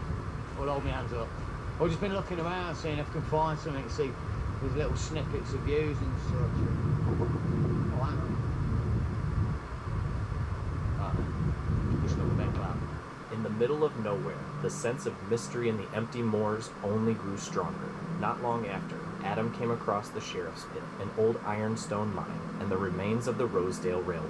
These forgotten pieces of history added an interesting but still eerie feel to the already lonely landscape. Yes, da-da-da-da. Bloody hell. Wow. I've heard a couple of them up there. I don't know what type of bird they are, but they're making an amazing noise. It's a real squeak or something. I've never heard anything like it. But anyway, the Sheriff's Pit. Oh, hang on a minute. It could be one of these. A ring... What? Uzi? Oh, yeah. One of them. And it is. Oh, mate. I've just seen a ring Uzi. What? Oh, a ring Ouzel. Oh, there we go. That's better. So I can only assume what's in there is the pit. Maybe a big hole down there. There's a little bit of a remnants up here. They're saying this Sheriff's Pit closed in 1911 or something. As Adam started making his way back to the car, he kept an eye out for a good spot to camp for the night, even with the thick, eerie fog still hanging around him. Here we go. I'm heading back towards the crib at the minute, obviously. I mean, that's the way we were going since the start. In a full circle back to the crib. You know what I mean, baby? Looking for a good place to spend the night turned out to be tough, since most of the spots had no phone signal, a key comfort when you're out in the middle of nowhere. There is, however, one issue. No phone signal. So, oh my days, I didn't realise it was that steep. After settling on a possible spot, the night took a spooky turn. Heavy rain started pouring down, and the sound of it hitting the ground, and the car made it seem like other vehicles were pulling up beside him. It only made Adam feel more alone and exposed. Enough of that. Look at the state of the weather. Listen to that. Honestly, I can't believe how heavy it is. It's such a good thing I decided to cut back on that trail and not do the full length of it. I'd have still been outside now. I'd have been absolutely drenched. It is making this area a little bit more eerie though. I've got to be honest, it's a bit dodgy. Honestly, I've only been here about 45 minutes. I've already had one car full of clowns pull up. I mean, say clowns, they weren't like white-faced and wearing red noses or anything, but yeah, some young ones, I don't know what was up with them. Fair play, whatever, young ones, you know, but they got out of the car and were standing there screaming their head off. Bit random, but yeah, so I hope it's not off through for like utes or whatever. The strange vibe only got worse when a group of loud young men, dressed as clowns, pulled up in a car, shattering the quiet and making Adam wish they'd move on soon. Even with the weirdness and gloomy weather, he went ahead and tried to make dinner. What started as a basic meal quickly turned into a funny disaster, adding a bit of chaos to an already unsettling night. To cook this, Chinese pork, no bone, and a bit of cheesy mash. But because I've cooked that about 6 times on the channel, I thought I'd better do something a little bit more fancy tonight. I'm not joking when I say the fact that these meatballs are in gravy and not tomato sauce is a bit of an headache. It's a bloody nightmare. Honestly, I've had that tin of meatballs and this meal on the course for about 3 weeks now. And now I realise that it's bloody gravy. Despite the cooking blunders and the strange vibe of the night, Adam still managed to pull his meal together, and to his surprise, it tasted pretty good. Later, while lying in bed, he could hear people outside. Wow. So all I can hear is the wind howling. Right, mate, it's a bit eerie up here. It's been raining on and off, and when the rain's coming down, it kind of sounds like somebody's driving near you and such. It's a bit weird. I've only had one car really drive by in about the past 4 hours. That was weird. Because the road's so close next to me, it sounds like someone's like almost pulling up next to you. It's really weird. I think I'm just freaking myself out. I think I need to get to bed. It's late. I'll see you in the morning. Later, Adam admitted on camera that he was probably just psyching himself out and really just needed some sleep. Despite the mix of creepy moments and silly mishaps, he woke up to a brighter morning with beautiful views of the valley, a nice reward after a rough night. Even though the trip got off to a late and unpredictable start, it turned out to be a solid adventure, leaving him feeling refreshed and ready for whatever came next. Have you ever been intrigued by the eerie legends from the East? One of the most chilling is the Chinese Ghost Festival. Held on the 15th day of the 7th lunar month each year, it's believed that on this night, the gates of the underworld open, letting spirits roam the earth. Some come seeking loved ones, others, revenge or closure. Curious about the legend, YouTuber Xiaolong decided to investigate it firsthand. On the cold evening of March 21st, 2024, he ventured alone into a forest in China that locals Jeff's claim is cursed. Deep in those woods lies an old, abandoned graveyard, said to be most active during Ghost Festival season. With his camera gear in hand, Xiaolong hiked 15 minutes into the pitch-black forest until he reached the forgotten burial ground. 这个问题。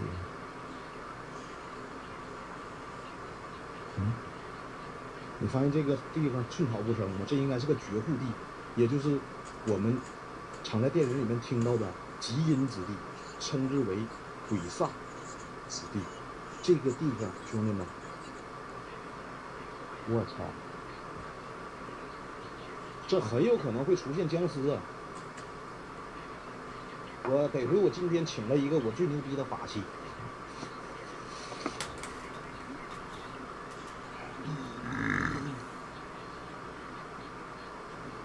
纯纯的唐木剑，兄弟们，这个真是开过光的，不要俩笑话我啊！纯纯唐木剑啊！ He sets up his camera, lays out his gear, and starts asking questions, hoping to reach out to whatever might be lingering beyond the veil. At first, everything is still, but then something happens. 给你吹了，有能耐你就出来，没能耐我下班。今天我也差不多了，下班你给我卡个 B 型。上面，那 B 型。Whoa.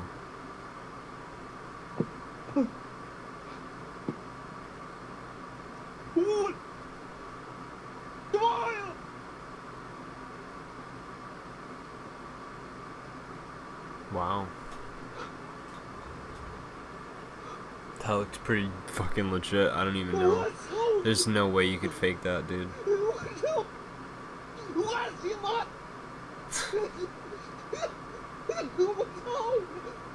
Three distinct footprints suddenly appear in the sand, yet no one is visible on camera. Yeah. Did Xiaolong accidentally awaken something from the other side? He doesn't stick around to find out. Grabbing his gear, he bolts. But just as he turns to his left, something even more terrifying unfolds.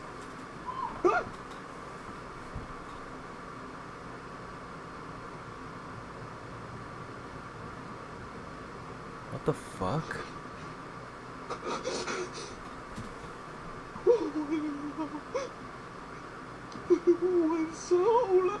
Xiaolong suddenly What the freezes. Then the footage fuck? glitches and the screen goes black. There's been no update or explanation from him since. Where which there was leaves like one 10 big people question. there. Accidentally awaken something from the other side? He doesn't stick around to find out. Grabbing his gear, he bolts. But just as he turns to his left, something even more terrifying unfolds.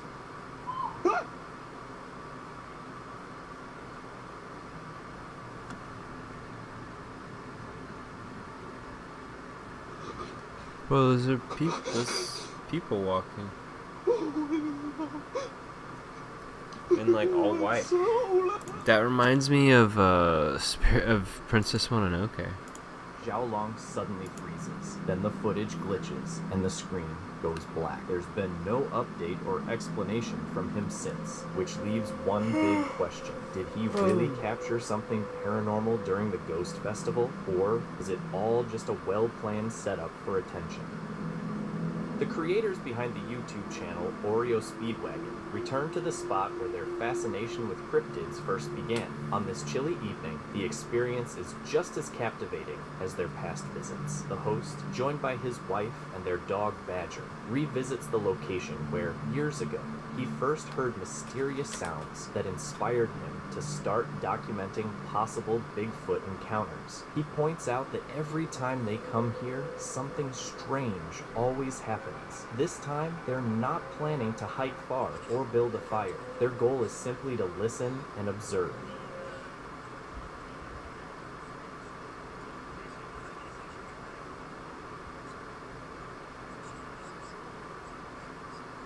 No.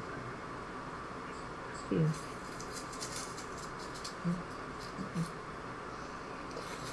They're definitely not good. Well, They park in the same spot they've visited many times before, roll down the windows, and settle in to wait. But something feels different this time. Their dog, normally full of energy and eager to explore, stays unusually close to the car, tail low and ears perked. He doesn't wander off like he usually does, and that's the first sign that something isn't quite right.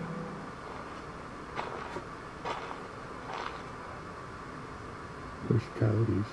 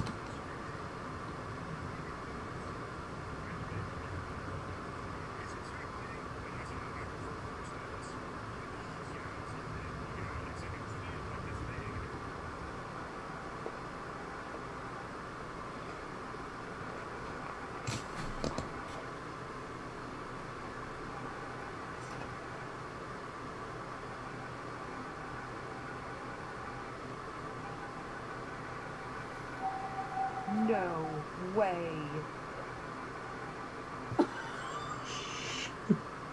Okay, so no.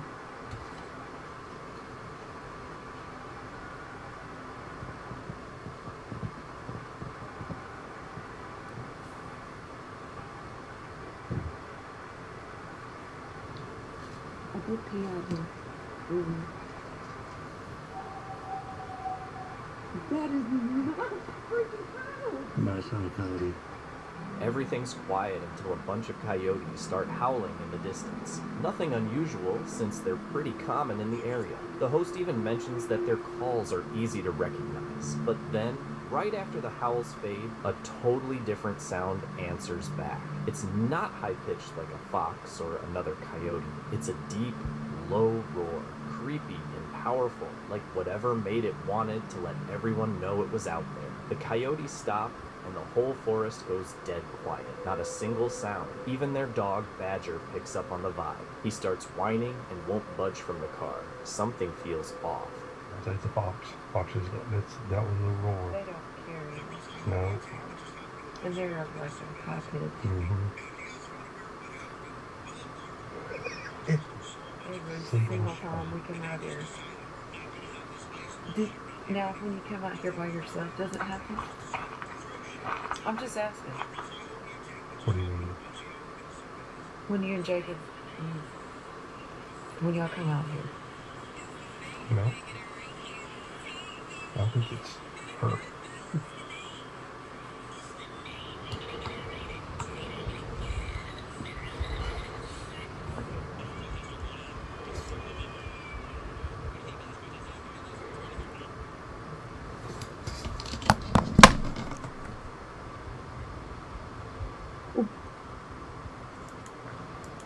Calling them 30 seconds out here.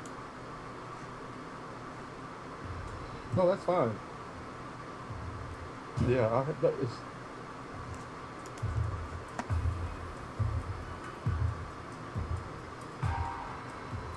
But it wasn't a howl. There we go. Alright, last video, and then I'm going to bed.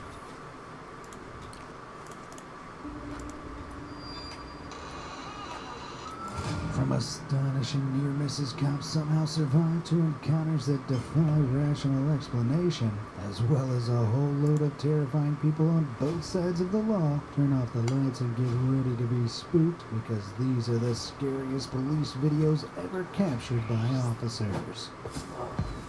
Kicking things off with an ultra-high-octane set of circumstances, this first clip captured on an Arkansas police dash cam in 2005 captured something horrifying which appeared out of nowhere.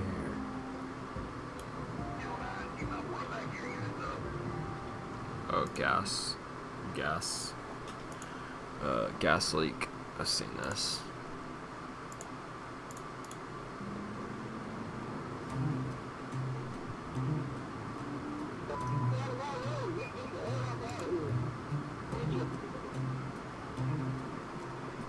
As the cop reverses, the massive scale of the explosion is terrifyingly obvious. Just when you think they're clear.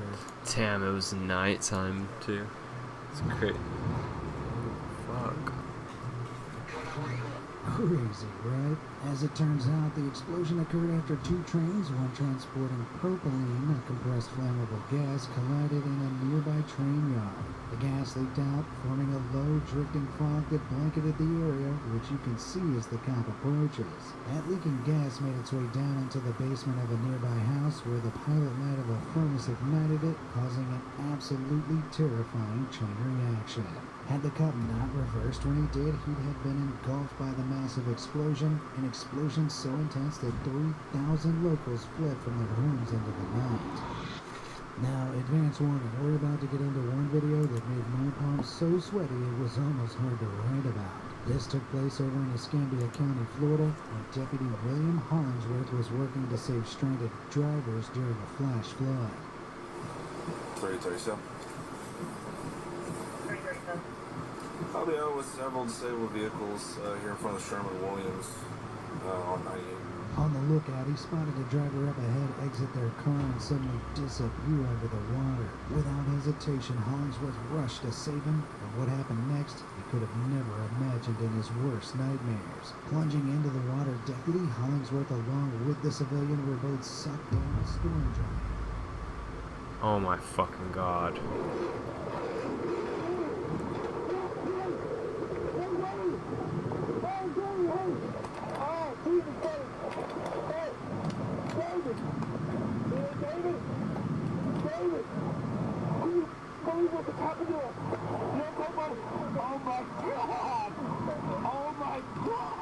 Oh my god, it's right. Jeez Louise. That's gotta be one of the most tense fibs I've ever seen. Both men were submerged in the violent water of the drain pipe for nearly 30 seconds, unable to see anything, with no clue if they'd ever see the light of day again. As you can hear, the deputy's pretty shaken up. I got stepped in to the drain pipe, right by that marker, and I went all the way underneath Highway 98 back to that. This could have so easily gone terribly Oh, wrong. Even if the jeez. pipe simply had a grate over the other end, the two men would have undoubtedly been trapped to meet their fate in the torrential current. This time, though, the astonishing near-death experience ended miraculously, leading to this wholesome moment. Sit tight right here, stay in the car. Yeah, I mean, I still got the ambulance coming to check you out, okay? You can tell them you don't need them, but they're still coming. Me and you, man. All right, you got some experience for life, and that's true. Let's move on to something else. Guarantee you that guy ain't saying fuck the police no more. I guarantee you, bro, if he was one of those before, he ain't one anymore. That's the type of shit when you go through a fucking drain pipe with an officer who's trying to save your life. That'll change your outlook real quick.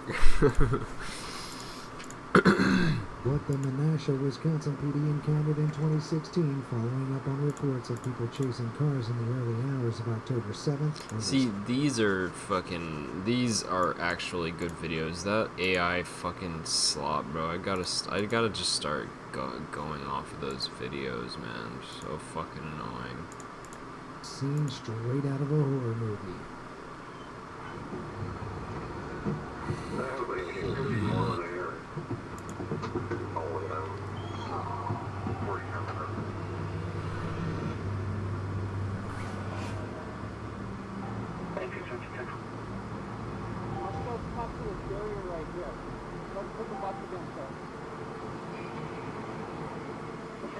Now that's gotta be one of the most unsettling sights those cops will ever see. These two creeps who were getting their kicks from freaking out the locals weren't found to be in possession of any weapons, thankfully, but one of the men was arrested after it turned out he'd left his 4-year-old kid home alone to carry out his nighttime pranks. Doesn't take a genius to suggest that clown isn't going to win Father of the Year. What the fuck is wrong with you? Oh, goddamn One video that made my palms so turned out he'd left and isn't going to win Father of the Year. That is so In weird. 2018, the Frederick, Colorado Police Department was investigating a house where a heinous act carried out by one father resulted in the tragic loss of his wife and children. The footage you're about to see was captured the day before the arrest of the father responsible. The circumstances were enough to give the house a seriously sinister atmosphere, but as the police K-9 unit entered the property to search for the missing family members, body cam footage captured something bizarre. In the top left corner of the raw police body cam footage, there's a faint glimpse of what looks like a little girl in a dress running down the stairs. Some commenters suggested it might be the spirit of one of the young children who used to call the place home, or maybe just a trick of the camera's sensor struggling to visually optically process the tight vertical lines of the handrail. But it was only the first eerie occurrence. Yeah, Later, no. officers heard something unbelievably creepy. Pay close attention right after the woman says yes. Yes. Let's listen to that again. Yes.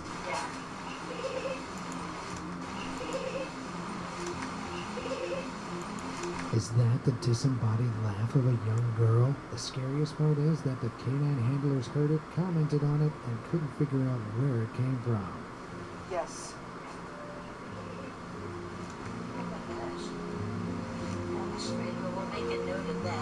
I heard it. I definitely heard the same thing you did. Yeah. Despite a search of the closet, nothing can be found that might have emitted the noise. The officers... I think there was actually another voice that came into them while they were in that closet.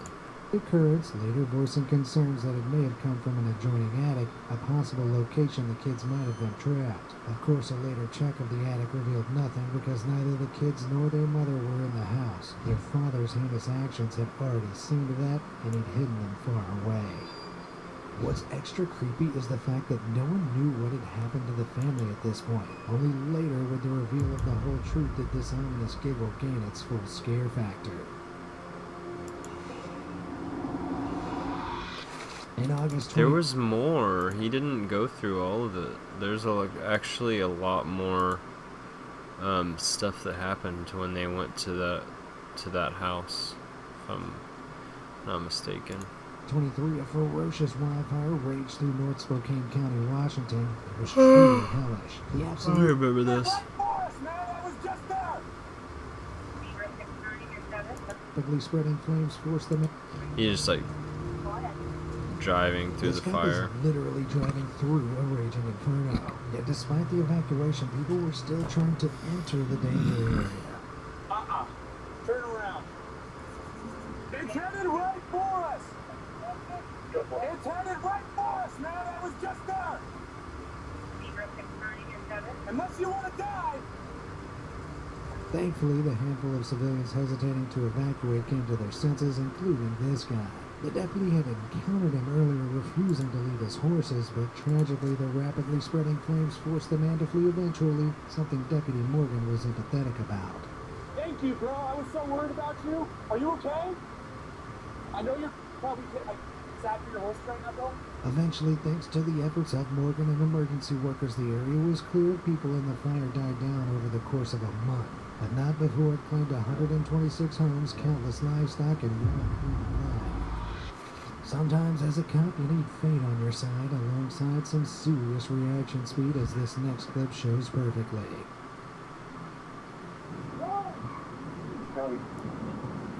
With a stroke of luck, the cop in this New Jersey traffic stop dashcam footage rolls out of the way just in time after the white car almost crashed into the cop car and the cop in the close succession. Let's see that again, and listen out for the screech of the tires. That's some serious skill. Although I do have to say, you probably shouldn't be too surprised to encounter cars going fast along the highway, officer. In this body cam video, 2 officers were dispatched after a resident returned home to find her front door mysteriously open. Please. I've seen this one too.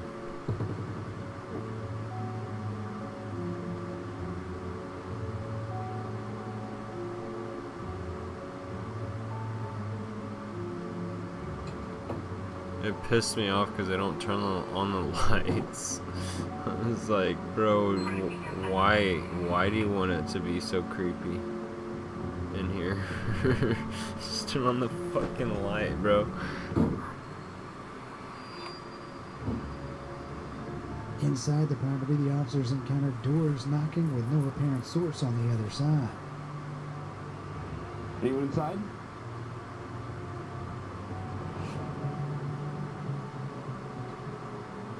Then heading upstairs, a door seems to open on its own. Police! Anyone inside, make yourself known.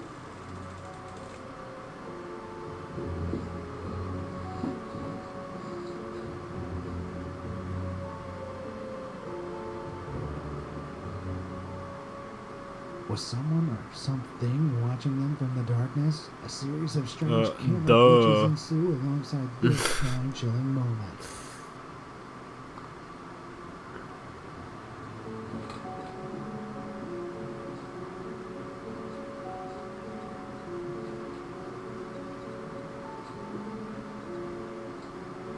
It's like leading him through the house, bro. Fuck that. Then, as quickly as it begins, the footage ends with barely a comment from the cops. Yeah. They just wanted to get out of there. Yeah, they're Now, like, this video fuck a few this. years back presented as legitimate footage. I don't get paid enough. On my part revealed it's, thankfully, actually a short film created by the talented Julian Petit. He certainly did a great job with the realism. Oh, what? A home in Puerto Montt, Chile was evacuated. I didn't know that. Holy fuck. Huh? By police after calls flooded in from over the neighborhood, claiming residents were being terrorized by supernatural forces. The occupants have reported hearing disembodied screams in the house, small fires repeatedly breaking out, and objects moving on their own.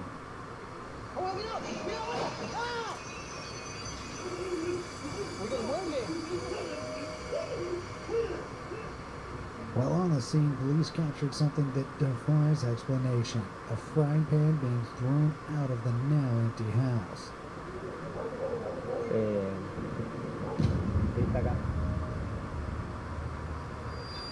Stranger still were the reports filed by the police afterwards. One officer claimed that while investigating the house, he was struck in the back by a flying knife, which was thankfully blocked by his bulletproof vest. Another observed a blanket spontaneously catch on fire briefly. Could there have been some hidden occupant or squatter causing the ruckus? Or are we really witnessing something beyond explanation? Let me know what you think in the comments below.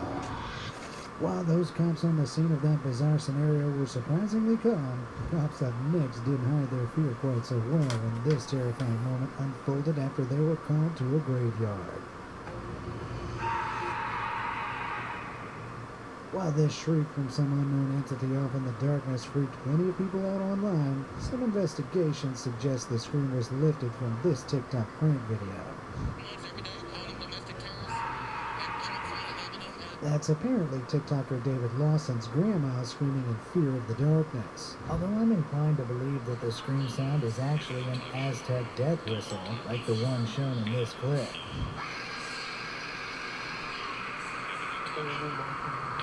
Some have claimed that in the unedited footage of the cops, they were actually running from the sound of gunfire, which makes a little more sense, though the original video seems to have disappeared. Whatever the truth is, I prefer to never hear either of those options in the graveyard at night.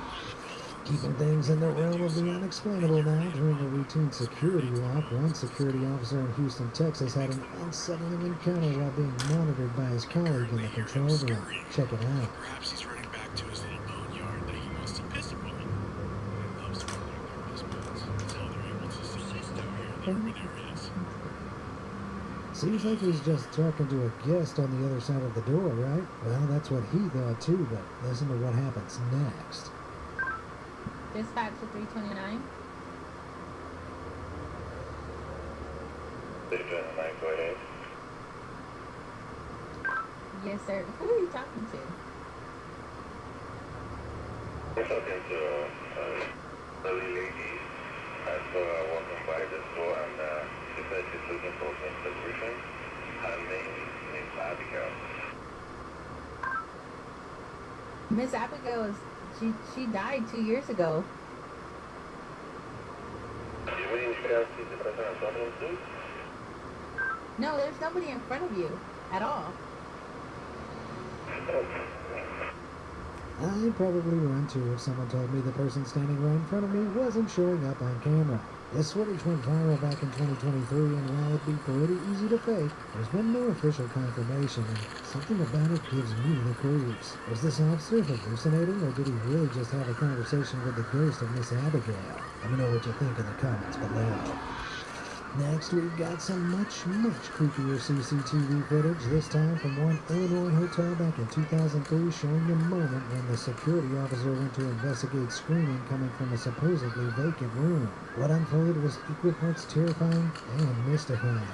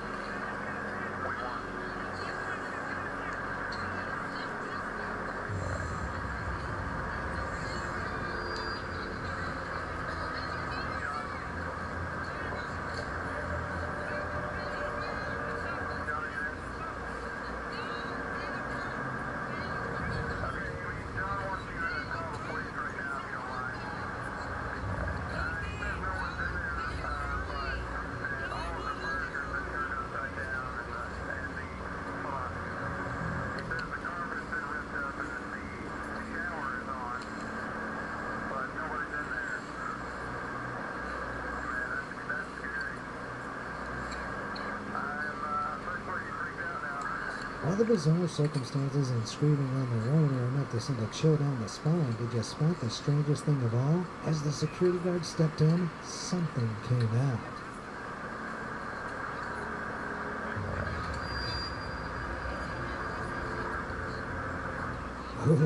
A faint, ghostly figure can be seen leaving the room. Viewers online are convinced the footage is supernatural, but there are a few points to consider. The footage was originally shared by a filmmaker who specializes in ghost-related content, and despite being allegedly filmed in 2003, it shot in HD, which was very uncommon for CCTV at the time.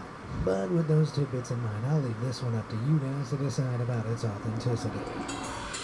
What's scarier than a ghost? A zombie. This is something these next cops found out firsthand in 2021 when they decided to approach a very sinister figure shambling through the desolate streets of Seattle.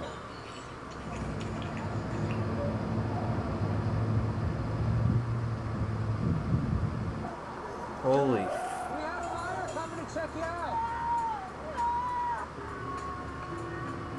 What the fuck?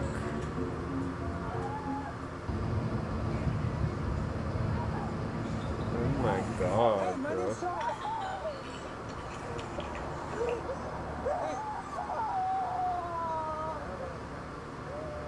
The woman, whose appearance up close was so graphically similar to a zombie that she had to be blurred and publicly released close-up footage, was seemingly unresponsive to attempts to engage, and the cops slowly lost patience. Alright, just have a seat. We're not going to touch you. Just have a seat. There. Have a seat.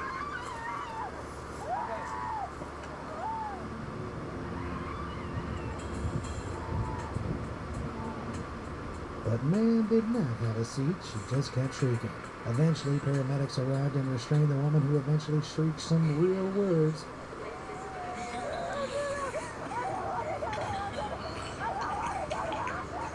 But here's the weirdest part of all. Turns out the zombie was a complex makeup creation of Kimberly Kasai, who later earned the nickname of the Seattle Zombie. Her complex makeup creation of Kimberly Kasai, who later earned the nickname of the Seattle Zombie. Her whole aim with this stunt was to protest vaccinations, apparently convinced that the COVID-19 vaccine will turn everyone into something akin to zombies. The worst part is, she's probably annoyed we all did.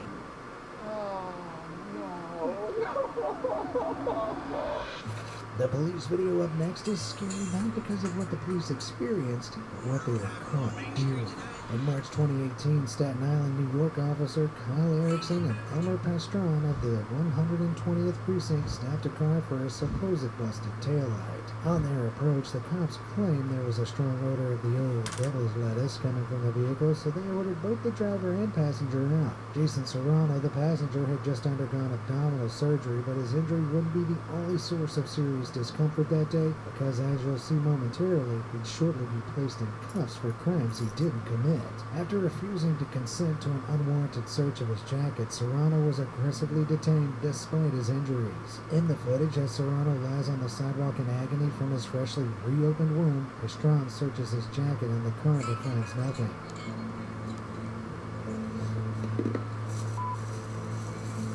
Here, Officer Erickson becomes audibly agitated. It becomes obvious he wants to avoid having caused a scene without having reason for an arrest. This is made more troubling by the fact that Erickson had recently been investigated twice for planting evidence, though the NYPD refused to prosecute him. Erickson clearly knew the heat was on him, so wanting to have a reason to arrest the innocent man, he does something absolutely shocking. Caught on his own body cam footage, Erickson can be seen planting some of the green stuff himself.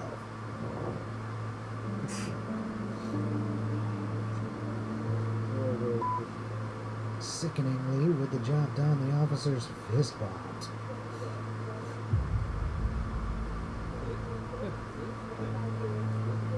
After a while, the body cams were conveniently turned off, at which point the officers claimed to find other harder illicit substances in Serrano's jacket. Conveniently, the same camera-off technique was also used during Erickson's previously investigated vehicle searches. Serrano spent the next 5 days handcuffed to a hospital bed, and after being unable to afford bail, was forced to accept a plea deal and pleaded guilty to possession of illicit substances and charges relating to resisting arrest, receiving a conditional sentence. It would be almost 3 years before a judge finally saw his footage and overturned the conviction. Even so, the NYPD refused to discipline the officers, and as of the latest updates, Officer Pastron remains on the force to this day, while Officer Erickson received a full retirement package in 2022.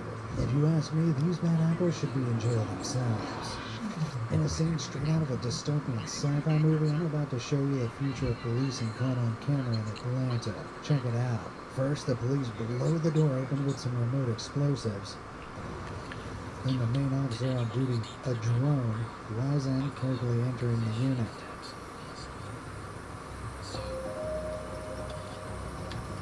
It scans the area, searching for the suspect.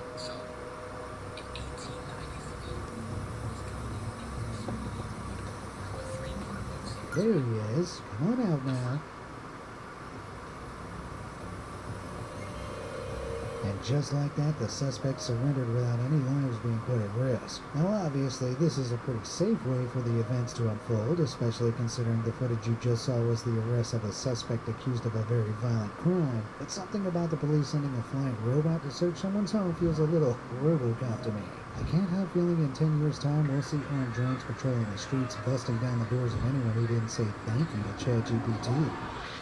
In this next footage, you'll see why it's crucial to always ask a cop for their ID and a supervisor. Turns out a badge alone isn't proof of anything, as you'll soon see. In 2021, Ohio's Whitehall Police Department received multiple calls about a man impersonating a police officer. His car had been spotted parked at an intersection with flashing red and blue lights, so one legitimate officer went to check it out. So, you're an actual Cleveland police officer? No, I'm not with Cleveland PD. I work for Cleveland Watchmen. We're a security company that hires only off-duty police officers to do traffic control. Are you an off-duty police officer? Yeah. Yeah. So, who are you with? Pickaway Sheriff's Office. Pickaway. Yeah. All right. So you're out of Ohio, and you're here working in Franklin County and Whitehall as an off-duty police officer. No, I'm working as a security. Marked as a police officer. You're working as a police officer right now with a car that has red and blue lights on it. Yeah. All right. I've got some paperwork I can give to you from. Absolutely, and I'll need to get your information. I've been asked to come by my deputy chief and get that. Okay. I mean, we're finished up with the work anyway. They offer offered it, I guess, as special duty to your guys. No, they did not. That's what we were told. Not at all. Nope. Not at all. And if it gets offered to us, if we pass it, we have to give it to Franklin County. And they said they offered it to them and they passed too. So. No, they did not. Okay. Where's the car come from? Cleveland Watchmen, the company that I work for. So they're owned by it's a not-for-profit agency owned by two Cleveland police officers. Yeah, sure it is. So I left the sheriff's office there. I'm going to, I was full-time there. I left full-time as a jail up there. So you're not even a police officer?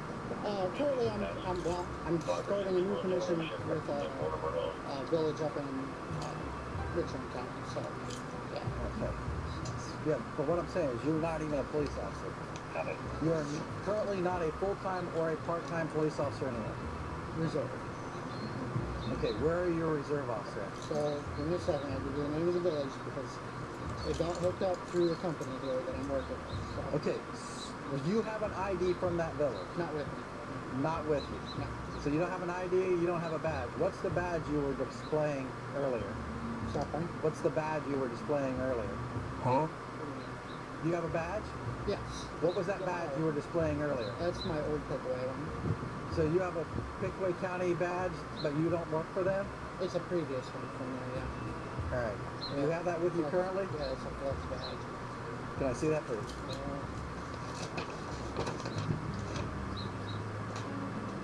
Remember what I said about fake badges? I see you. All right, real quick. So, this is what he was displaying. It's fake. It's cool. But maybe he is armed. He's holding arm acting as police officer. He has a vest on, says police. The scariest part, when the cops searched his trunk and find out just how prepared for action he was. Yep, that was a loaded AR-15 style rifle, setting the stage for one of the most dangerous combinations. Fake cop, real gun.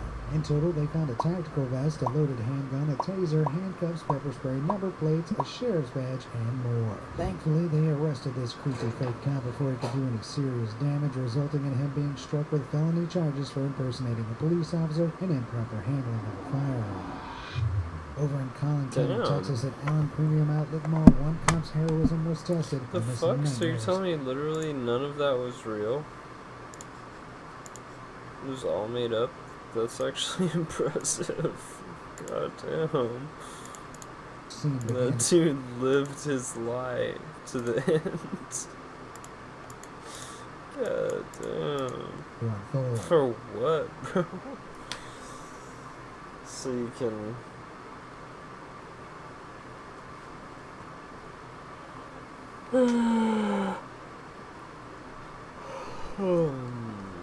assert your dominance over people. And say always the seatbelt. Wow. 145. I think we got shots fired. With shots ringing out in the near distance, this hero cop stepped up to his duty immediately. Get going! Get going! Get moving!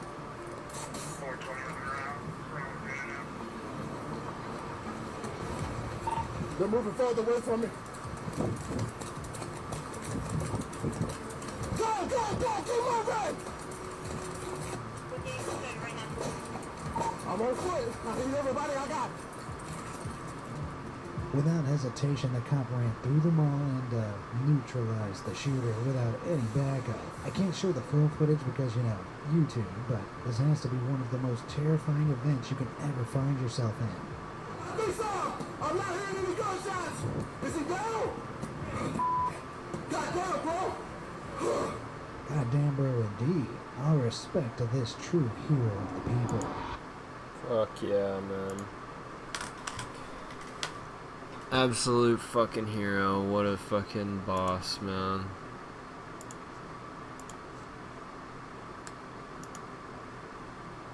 What a fucking legend. Back in 2022, Jackson Police Department in Georgia received a call about a man screaming, so they sent Officer Diana Sanchez and her partner to investigate. What unfolded was truly insane. I hear like a male screaming, but I can't tell if it's coming from around back or up here. But just be aware approaching the staircase right there. Jackson Police Department! Jackson Police Department! Police Department! Got guns. Police Department!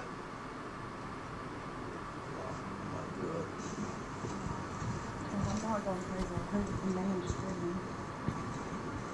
I'll go around. Police Department!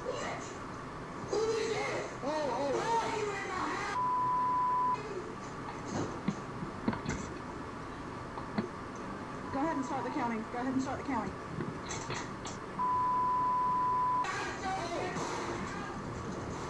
As one officer fled from the sound of live fire, the other was left trapped upstairs with a lunatic. Lucas, I'm stuck in the bathroom.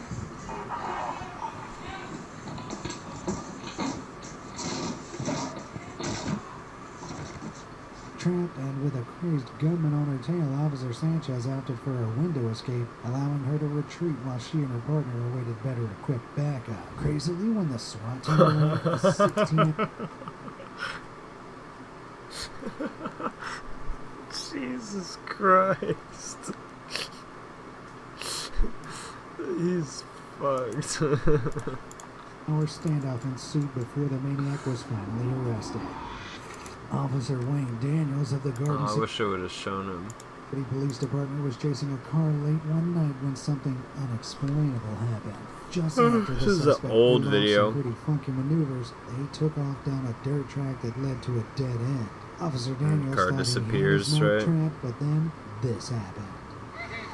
Super old video.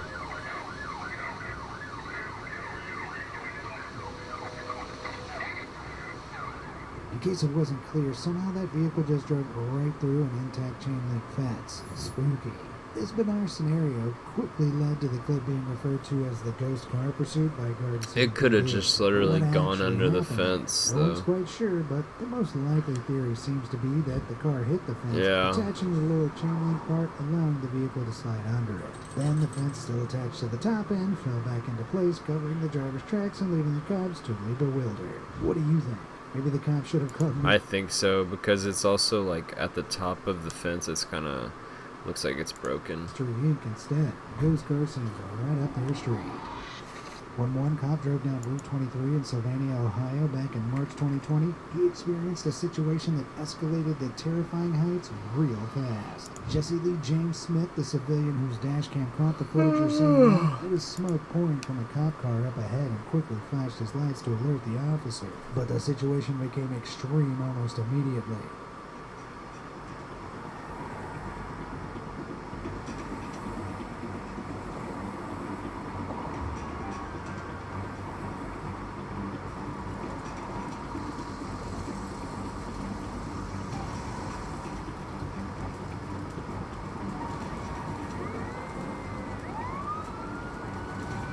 Luckily, the officer and his canine partner were unharmed, and the firefighters extinguished the flaming cop car before anything exploded. One hell of a team-up, and hopefully the police dog learned his lesson not to smoke in the patrol car.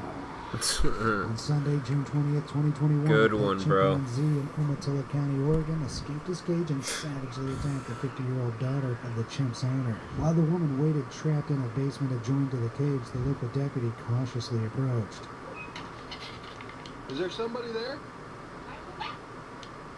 Okay, are you safe?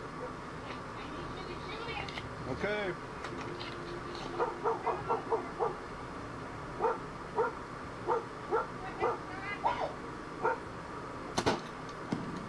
With the permission of the chimp's owner, who had raised it for 17 years, the deputy put the primate down. While the woman thankfully survived, it was a tragic scene all in all, and a reminder of why it's a terrible idea to keep chimps as pets. In another animal encounter, this time over in Okaloosa County, Florida, cops were left truly bewildered. A resident called the 5-0 to report 2 bear cubs on the side of the road, but these cubs didn't look like the usual black bears native to the area. Wow. Where did you pick them up at? Oh, okay. I wonder if they're from the zoo or if it's mama or... They're not black bears. Yeah, they're... Wow, whoa, that look. They won't move or something. Yeah. They're clearly domesticated. You see some, they got While the cubs seemed friendly, they were still bears after all, and being too friendly when you've got an 800 psi bite force can be lethal. Alright. Alright. Alright, I'm gonna try to get photos so I can show wildlife. Don't you bite me, I'm going to the nose. Yeah, don't let it bite you. Right. Right. After a brief investigation, officers discovered these weren't just any bear cubs, they were Kodiak bears native to Alaska, a huge 3,600 miles away. Wow. They escaped from a local facility authorities later described as the inadequate enclosure of a self-proclaimed bear trainer. Sounds pretty sketchy and very Florida. In December 2021, Fort Lake PD received multiple 911 calls about something crazy, an out-of-control construction excavator on the rampage. When police arrived, they found 20-year-old Mr. Joshua Gonzalez erratically driving the machine, smashing into properties and cars.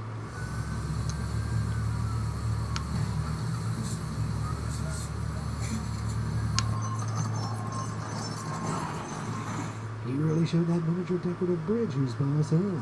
The house got some too. But things soon turned more serious after Gonzalez flipped over an ambulance and wrecked several police cars. The cops had to act.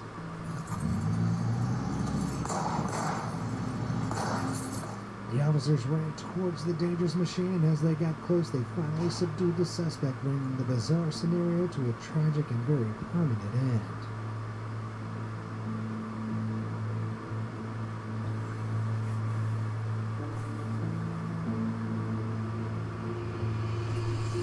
On New Year's Day 2024, a different kind of chaos spilled into the Miami streets as a citywide emergency call was issued.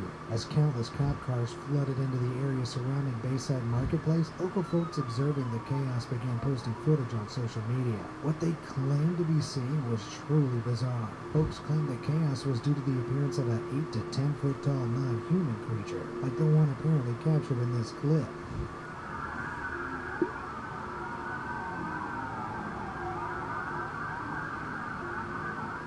With blurry footage seeming to show a strange thing drifting along in front of the cops, people began to theorize. They seen 8 to 10 foot creatures walking down Biscayne Boulevard and walking on Bayside. They said they didn't have no hands, they didn't have no feet, but they was just like, they weren't aggressive, they weren't trying to hurt nobody, kind of like looked like they were lost. They were like teleporting and coming back quickly and shape-shifting. Yeah, it's crazy. Man, if that's true, can you imagine being a cop on the scene having to be the first contact point with an alien? Either way, clearly the public were worked up. While the authorities were initially cagey with info, they soon denied any extraterrestrial activity. Instead, city authorities explained that riots broke out at Bayside Marketplace, with fireworks being mistaken for gunshots, hence the large police presence. While we can't account for reports of strange creatures on the ground, the viral footage at least is most likely just two regular people walking side by side. I was about to say, it looks like just regular people. Entity. Another Miami resident uploaded a clip that I personally think is far more realistic.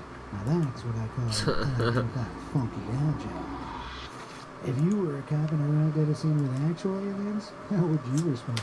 Or better yet, how would you respond to this next call? Take a listen. I'm sure what kind of animal it is, but it's 8 or 9 feet tall, the size of a gorilla, and it's blocking the entrance to a complex.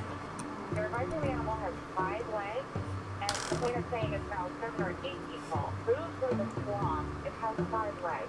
Despite this extremely disconcerting description, the cops went hunting for the creature that'd been freaking out all the neighborhood. And they found it. Yeah, you are getting the unknown gorilla type of animal that is walking, and you know, if somebody saw you, oh, it flipped. Yeah, the character's name is Sai. Okay. And based on your psychological image of what fear is. So that's, okay. I'm not too specific, just your imagination. That's why you probably got a lot of different descriptions. You're fine. It's just, it's unusual. It's very unusual. Very unusual. This terrifying sight, mercifully, was just a dude in a costume getting the folks of Arlington, Texas into the Halloween spirit. The locals were more terrified than amused, leading to floods of calls into the Arlington PD. Honestly, with how realistic that outfit looks, he's pretty lucky things didn't escalate. Because if it were me, I'd have unholstered my pea shooter on that demon faster than you could say shoot. In June 2018, police in Austin, Texas were called to a Toys R Us parking lot where a couple... Wait, when? Texas were called to a Toys R Us. In June 2018, police in... 28.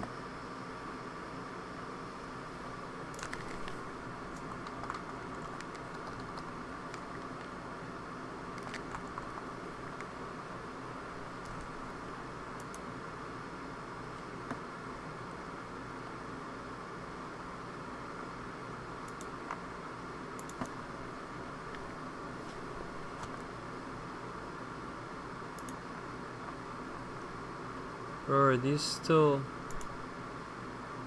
around?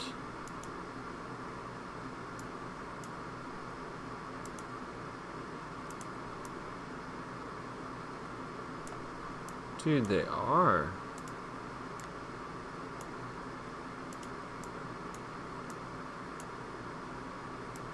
Holy shit. I didn't know. I want to go now. Just for the fucking... Oh, well, I bet it's the best place to go to get a kids' gifts. Oh my god, bro, this store was the best store ever made, man. I don't know why they, I don't know why they shut down all their stores.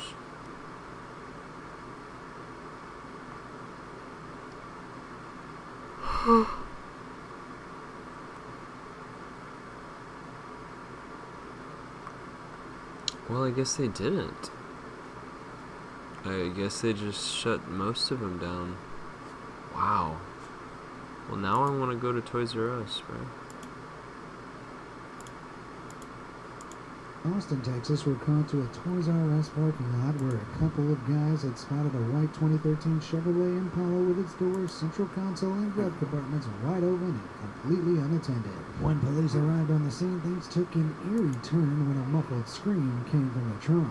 When they popped it open, this is what they saw. A man by the name of Robert Gomez bound with duct tape. At first glance, it obviously looked like a kidnapping. When the police set Mr. Gomez free and asked him how he'd ended up there, Gomez, an Uber driver, claimed 2 passengers had forced him into the trunk. But here's the thing, there was no record of him picking up any passengers. It wasn't long before he faltered under more intense questioning and admitted he'd staged the whole thing as a prank to get a reaction from his family. You're probably not going to be getting much... What the fuck? Of a positive response from his unfolded pal. God. Mr. Gomez was arrested and charged with wasting... Bro, what are you doing? Oh, I hope he reflected on his life and turned his life around. That is such a gross fucking place to be, bro. You lock yourself. Honestly, it's not even like, it could be worse, okay, I'll admit that. Like, you could be doing worse things, but like,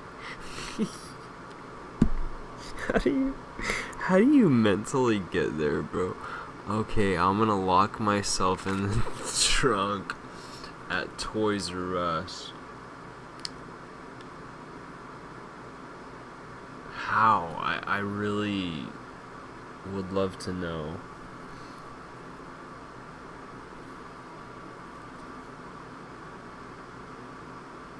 I mean, he obviously wanted attention from his family, and they're probably sick of him being a fuck up. Guessing that because of this, what he's doing right now, you know, this isn't a sign that he's like smart or, you know, doing well. I'm sure this was like not the first time he's been a dumbass. Wow, okay. So let's watch the fucking thinking way too much about this. But it's like interesting to me, like what the fuck, bro?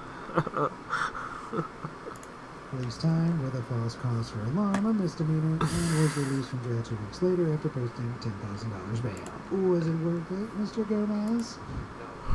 Definitely no. Positively no. Decidedly no. Hopefully it was for him, though. Yeah, you're at a low spot in life doing something like that, man. Officer Charles Cobb of the West Orange Police Department in Texas was monitoring traffic when a frantic 12-year-old child approached him in the middle of the highway. What unfolded will leave your palms drenched with sweat. What's going on? She's having a fever. She's soaked. She's in the water. Oh, come on, hop in. I'll bring you over there. Okay, hop in. Shove that over.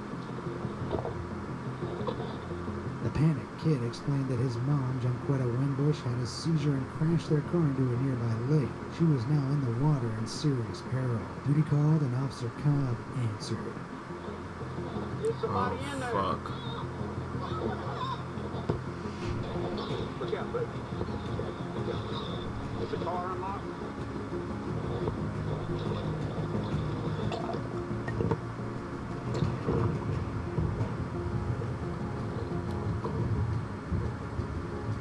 After the incredibly tense rescue, several minutes of CPR, and a brief stint in the local hospital's intensive care unit, miraculously, Miss Winbush was able to recover. Had her son not run for help and had Officer Cobb not kept such a cool head and jumped into the water without a second thought, things could have been so much worse. That's what cops are for.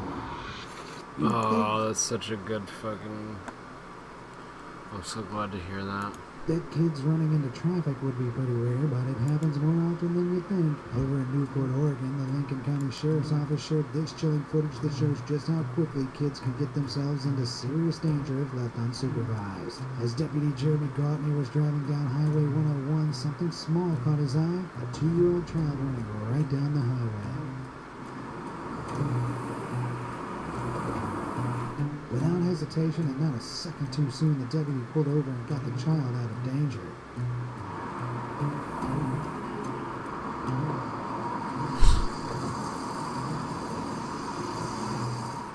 Later, the frantic parents were found. They explained they'd been cleaning up after a gathering at a local community center when in the blink of an eye, the child slipped out through an open door and ran straight on the highway. In less than 60 seconds, the child had vanished and ended up in an incredibly dangerous situation. Keep an eye on your kids, folks. There won't always be a heroic cop around to swoop in and save them. Thankfully, though, this time, like so many other times we've seen today, the copper did good. Real good. If you'd like to keep things police-related, check out this awesome video of mine about the unbelievable secret tactics police use. That was a good video.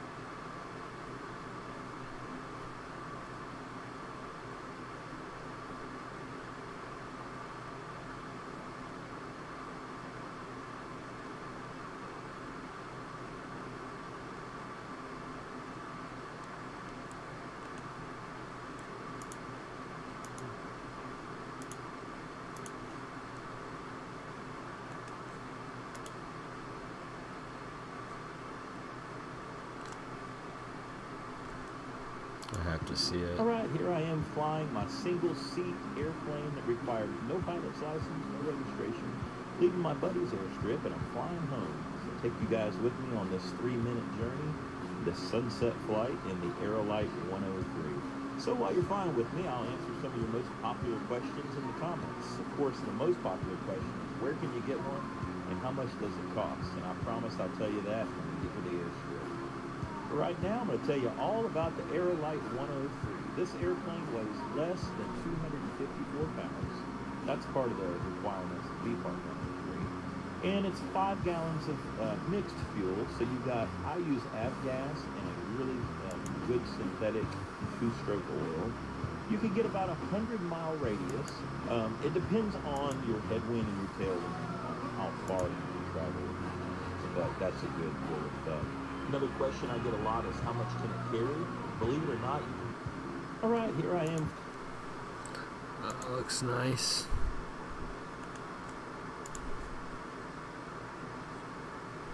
Were we the 2% of the galaxy? New evidence reveals Earth could be trapped in a massive void in space, 2 billion light years across. Is that good or bad?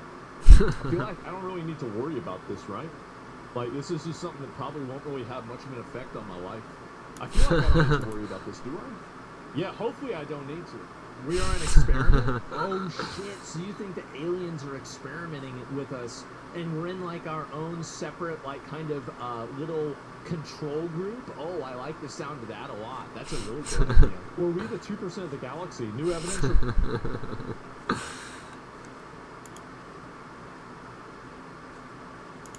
Haven't sled down a good hill in quite some time. Did you sled with bottles because you love bottle collecting? Did you use the sled for bottle collecting? Yeah, one time we did. Dude, what? How do you know that? Yeah, we used it one time to carry a bunch of bottles, and we didn't have anything else, and the car was full. Well, you are bullied, so we have to know. Alright. I haven't slept. Fucking hardware. The crazy motherfucker.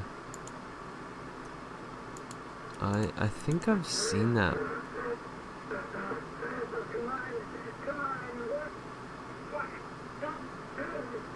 It was in fact much, much worse, because he walked in on Susie biting the arm of a short gray humanoid, which was about the size of a child and wearing a full-body black outfit. And this thing was also vibrating, describing it moving like a paint shaker. Every limb was moving so fast that it was just a blur of motion. This alien then ripped Susie open by the jaws, pulling her apart, and a fleshy pseudopod, being a temporary arm-like protrusion, extended from the alien's suit and stabbed into her body. And following that puncture, Susie then swirled into it like a micro-black hole. And all of a sudden, Susie started to fold in on herself, her body literally creasing into herself. And she fell to the ground and basically died in front of my eyes. Dr. Reed describes it like water swirling into the drain of a sink. Pretty soon,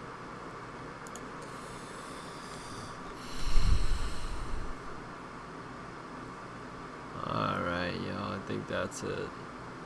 I think this is my sign. The good videos dried up. Good videos. We watched a lot of dumb shit tonight. I'm not gonna lie.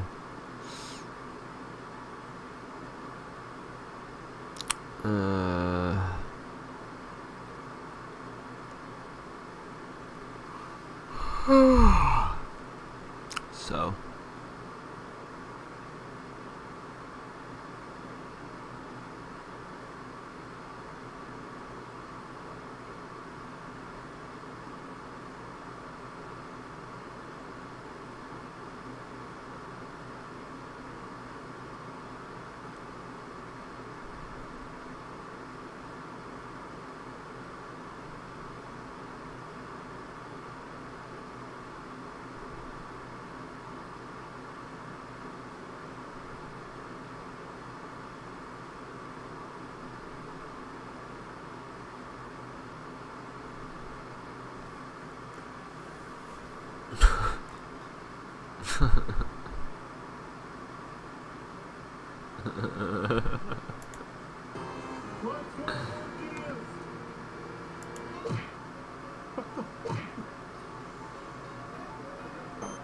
Marcus, you're going the wrong way.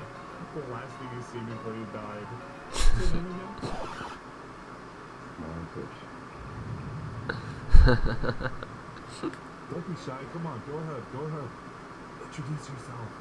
I feel happiness as I began to experience organ failure.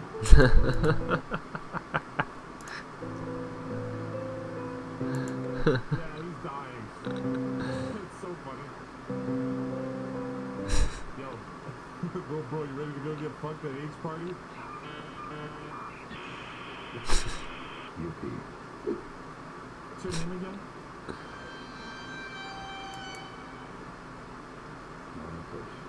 Marcus. Okay, I'll remember that. You having a good night, Marcus? Fuck it, man. Jesus Christ. This is... I wasn't really trying to watch all that, man. I was just trying to learn about Marcus.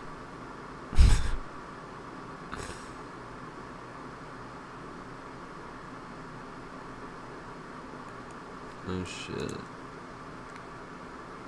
Thank God they didn't shoot him.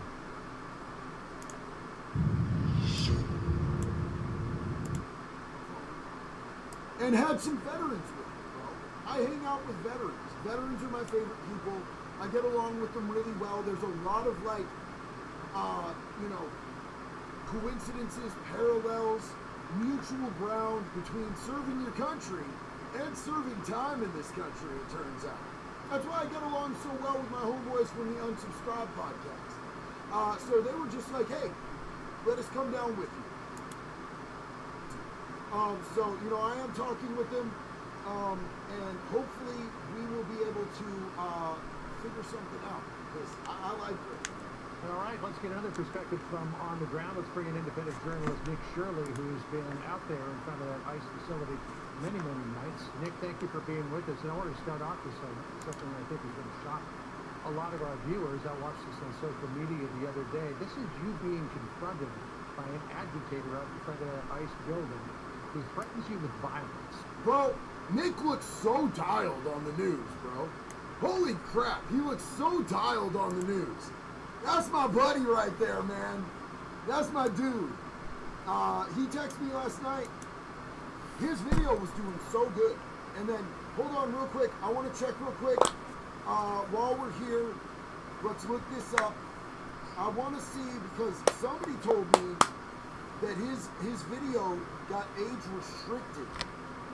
And it looks like maybe it's been unage restricted. It's hard for me to tell because I've verified my age. I had to verify all my stuff with them. I know a lot of people are pissed off about having to verify your identity with YouTube. I had to do that a long time ago when I monetized my platform.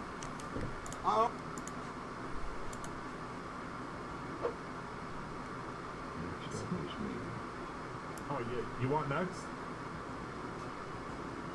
Yeah, go ahead. Let's see what you got. God damn. I think we should do that on the ladies, though. Holy shit, dude. This is so fucking cool. This is so hot, Marcus. Hello. Marcus, you want to sit next to me while sounding K-Pants? I got this angle. The last thing you see before you die. What's going on, Marcus?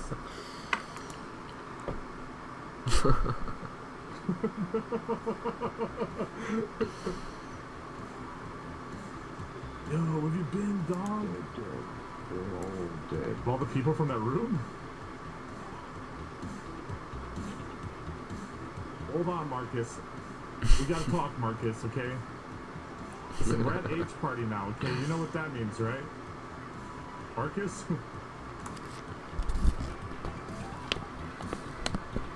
Marcus! I guess he's gotta take a piss. Alright, I'll give him a second. Oh, hell no, man. What the fuck? You can come closer if you like. Thank you, okay. Today we're gonna work on socializing with the ladies, okay? Marcus?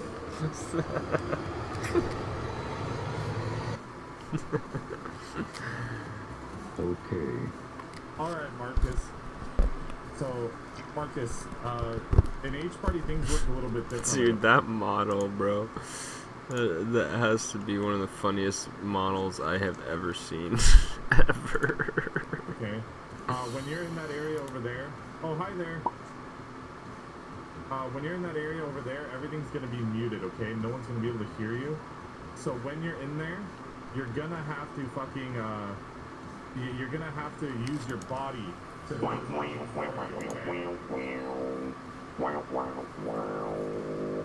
Alright, let's see what you got.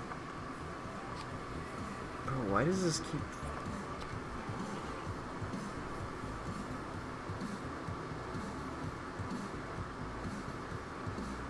Not me, Marcus. Not me.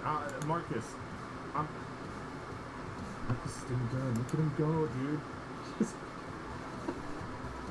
just in the middle of everyone, dude. Oh, he's gonna say hi to someone?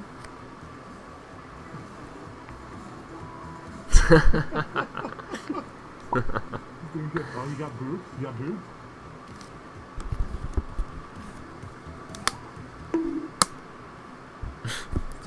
Look at him, he's in there, dude. He's in there. A few moments later.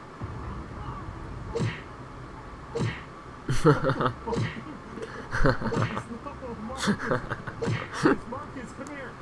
Marcus! Marcus, can you hear me? Come here. Hey, Marcus, before we continue, I give you a kiss. Oh, thanks, Marcus. I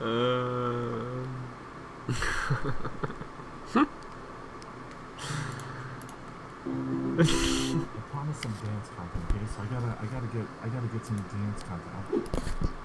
Get it, Marcus! Push it, Marcus!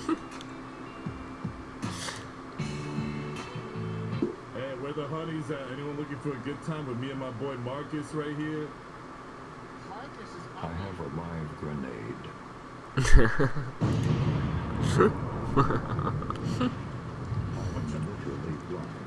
I'm trying to get my boy Marcus some bitches tonight. Do you guys know where I can go? I cannot see. Marcus, you're going the wrong way. Marcus! we gotta go this way, dog. Marcus! I'm behind you! My friend Marcus is coming in here. I'm gonna introduce him to you, okay? He's really cool. Hey, yo, Marcus! Marcus! Listen, Marcus. There's he's coming. He's a bit slow. There's two ladies in this room, okay? When we get in there, I need you to really pull out your A game, all right? This is our chance to finally get you some girls, all right, Marcus? You got this? You know, I think I might have hemorrhoids. All right, let's do it.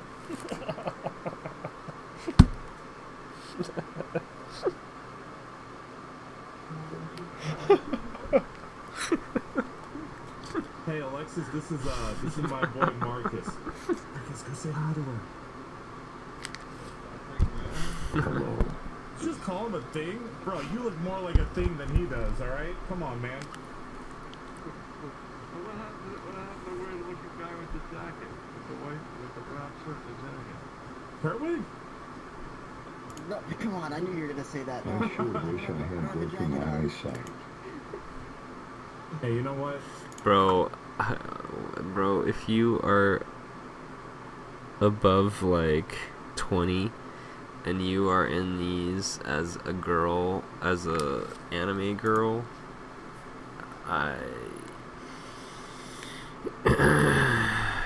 bro, it's time to change your model. Okay, you need to be a guy in the game. Okay, just do it for me. You might not have working eyesight, but you have a working heart. Go ahead, say something romantic to her. I sure wish my penis would work. Go ahead, Marcus. You're trying the Lassie approach. I mean, it does work, but only to a certain extent. I used to be paralyzed from the waist down. I I see. That explains it, the muscle tone down there. So what do you guys think of him? Do you guys like him? And now you're paralyzed with the neck Let's go, up. Marcus. Yeah. Let's go, Marcus. Marcus, go sit down next to him. Marcus, you got this. Come on.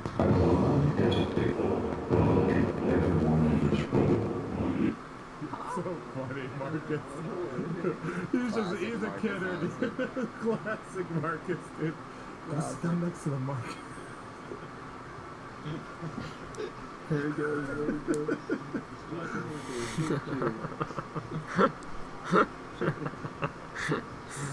That model, bro. That fucking model. I hope that one day I can make models as funny as that, bro. Oh my god, character models. They're so fucking funny, dude. So, but it's also the voice too. Be his name.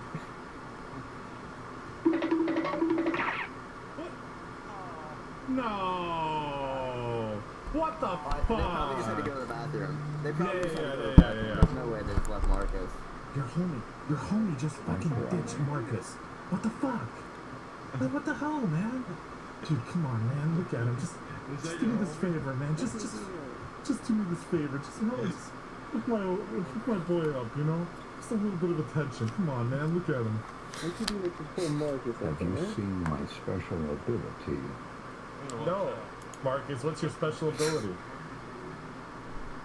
Armless shrimp just entered. Marcus, listen, I'll let you take it from here. I'm gonna go ask her what happened. Oh no, what the fuck's he gonna do? What the fuck is he gonna do? Oh shit! Let's go!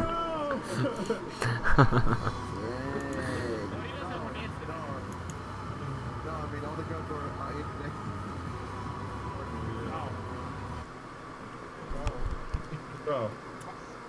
Hey. You can't do that shit. No, Luminary Pie, I think you owe someone an apology, bro. I think you owe someone an apology. You try to do that shit, Luminary Pie. You certainly got the road. You certainly got the road, that's for sure. Yeah. You want to dance battle him? It is. No way. No. I didn't think so. I didn't fucking think so. Hell yeah. Wait, am I on stream? I didn't You even are. know. I'm gonna be honest. I know you can't see, but the girl I brought you here to meet, she fainted. You were just too sexy.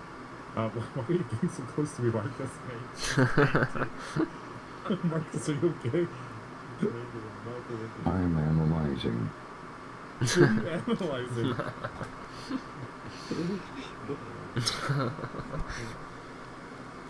Your likelihood of organ failure. What is it?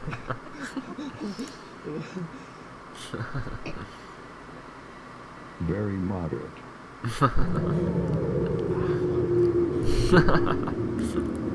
Oh no, dude. Marcus, not here, Marcus. Not here, Marcus. Not here, Marcus. Someone's got eyes on Marcus, right, guys? Not here, I will Marcus. not hesitate. Listen, guys, I didn't tell you something about Marcus. There have to be eyes on Marcus at all times, or he will kill someone. He will murder someone. No fucking way he got out of here. Eyes on Marcus. He's gone! He's gone! We lost Marcus! We lost Marcus, dude! He's gonna fucking... He's gonna kill again. He's gonna kill again, dude! Oh, hey, have you guys seen, like, a... Oh, have you guys seen a sausage guy? His name's Marcus. Where is he? He vanished. He's gone. He's gone. He's gone. He fucking made it out. Marcus is gone. He's free. He got out.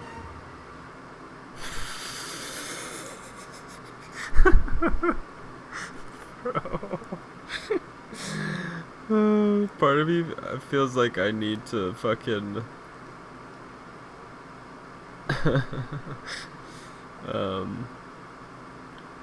play, man.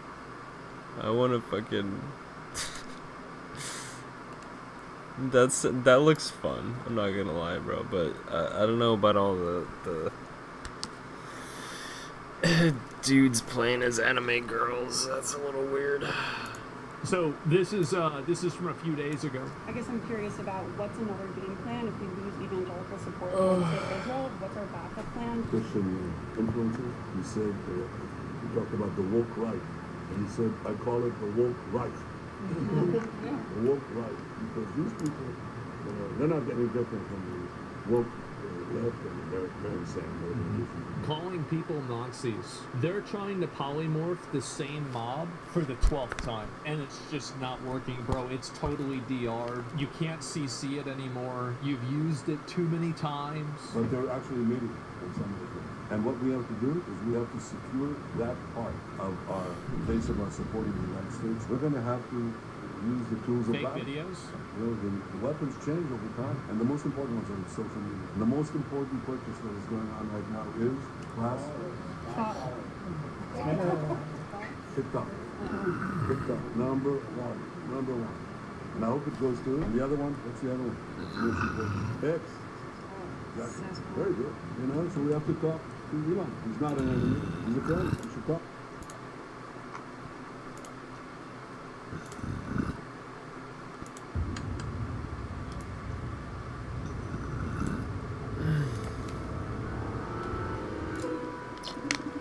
Cases, 7 levels. From strange visitors in the night to crimes unfolding in real time, these clips prove the scariest moments often happen right outside your front door.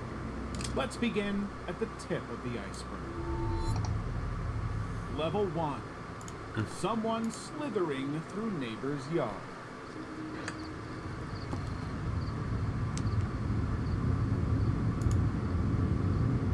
In the middle of the night, sometime in 2021, a doorbell camera caught a creepy figure slithering through the front yard. In the video shared on Reddit, the figure had been lying still on the floor for a few seconds, making it difficult to decipher what it was. When it moved, it became apparent that it was a human twisting on the floor as it crawled across the front yard. No one ever found out who it was or why they were there.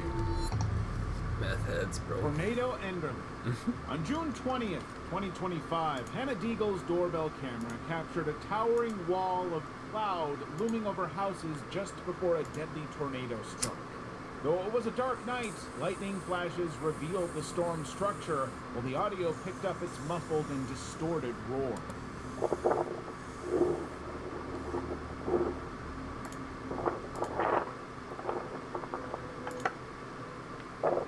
Minutes later, an EF3 tornado struck Enderlin, North Dakota, traveling nearly 12 miles with a wind speed of over 100 miles per hour.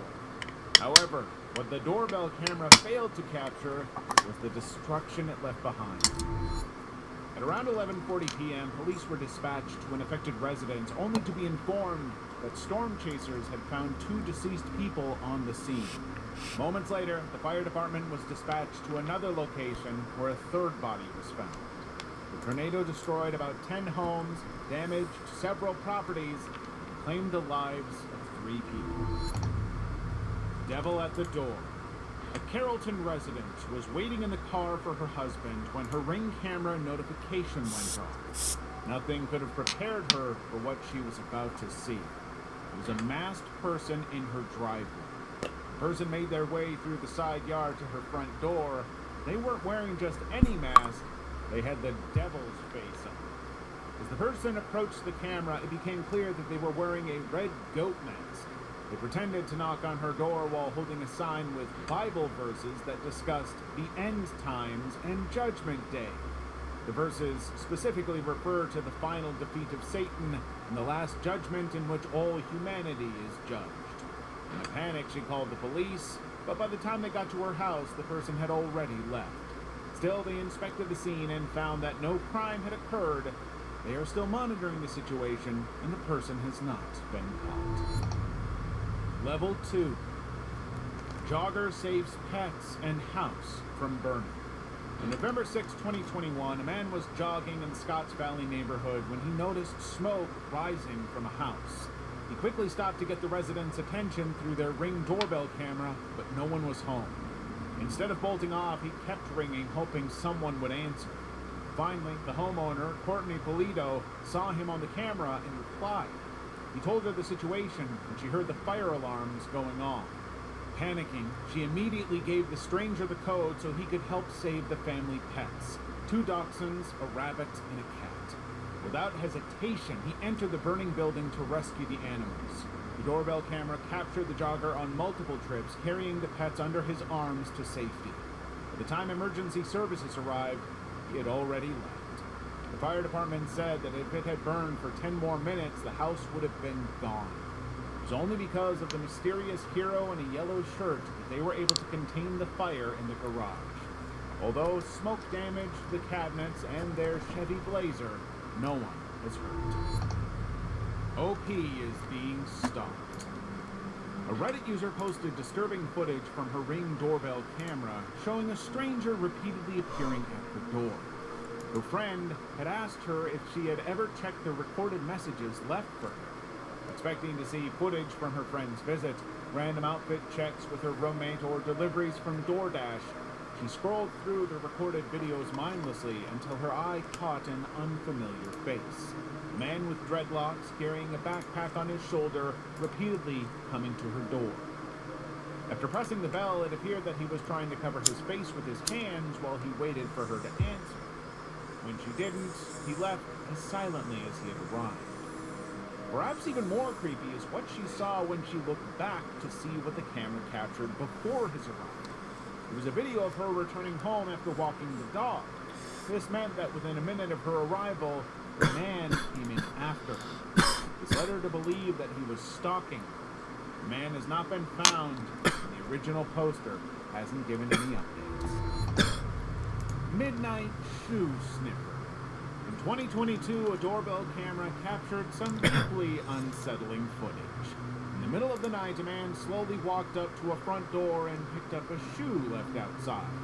Without hesitation, he lifted it to his face and sniffed it. Fuck. Then, just as quickly as he had picked it up, he set the shoe back down and walked away into the darkness. The homeowner later shared the footage on Reddit, explaining that the shoe belonged to his wife. It was her work shoe. To this day, the mysterious shoe sniffer remains unidentified. Woman abandons child on a stranger's doorstep. On October 17, 2018, around 8:20 p.m., a doorbell camera captured a woman carrying a toddler to her home. Smiling, she set him down on the front porch, rang the bell, and quickly walked away. In a split second, she dropped his bags and ran back to her car, leaving him behind. The toddler stood there confused as the vehicle sped off moments later. The homeowner called 911 and Child Protective Services intervened. Law enforcement released the video to the public in an attempt to help identify the woman, but this move quickly caused outrage.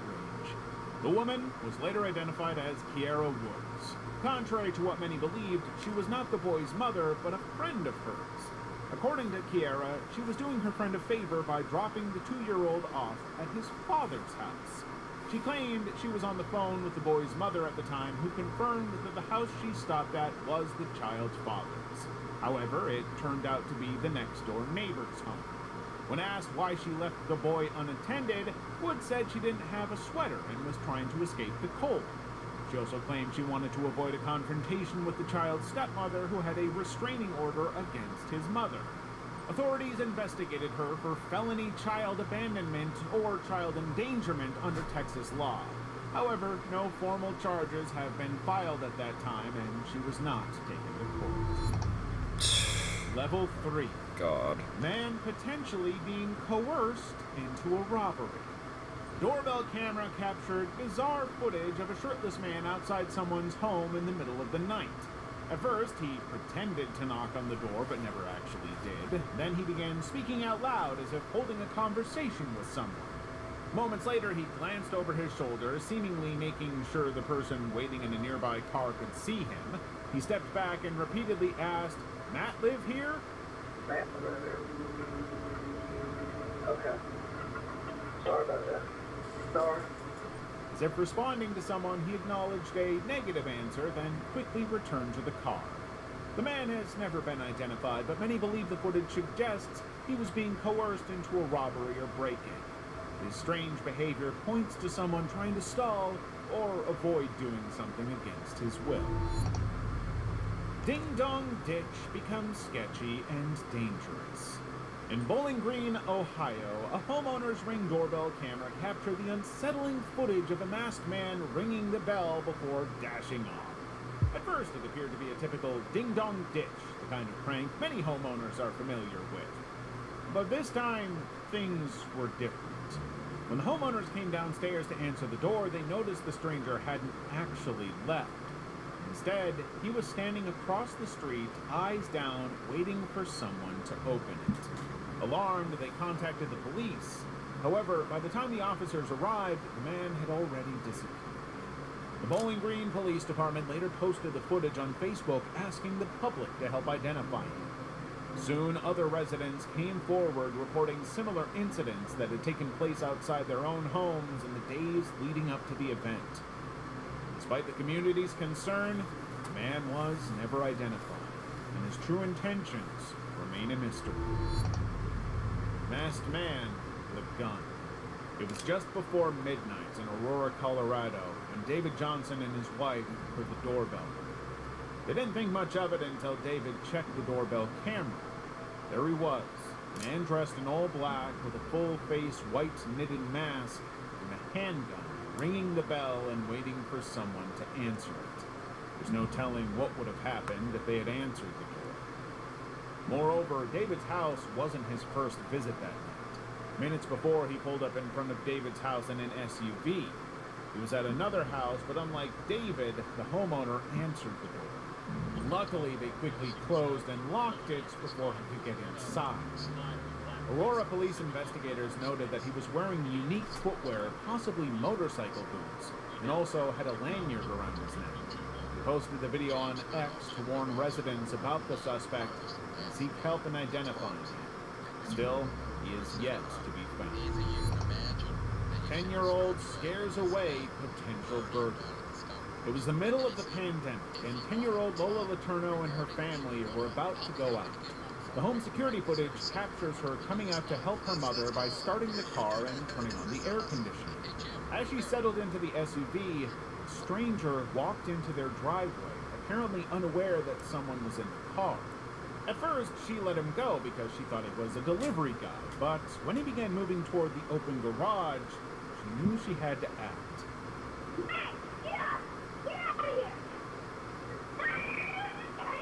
Without a second thought, she sprang out of the car and yelled at the top of her voice, "Get out of here!" Startled, the stranger ran back out while Lola ran inside to call for her parents. The video caught the public's attention, and her moment of bravery instantly made her the family hero. House blows up in the Netherlands. In April 2022, a camera captured the terrifying moment a house in the Netherlands suddenly exploded and collapsed to the ground.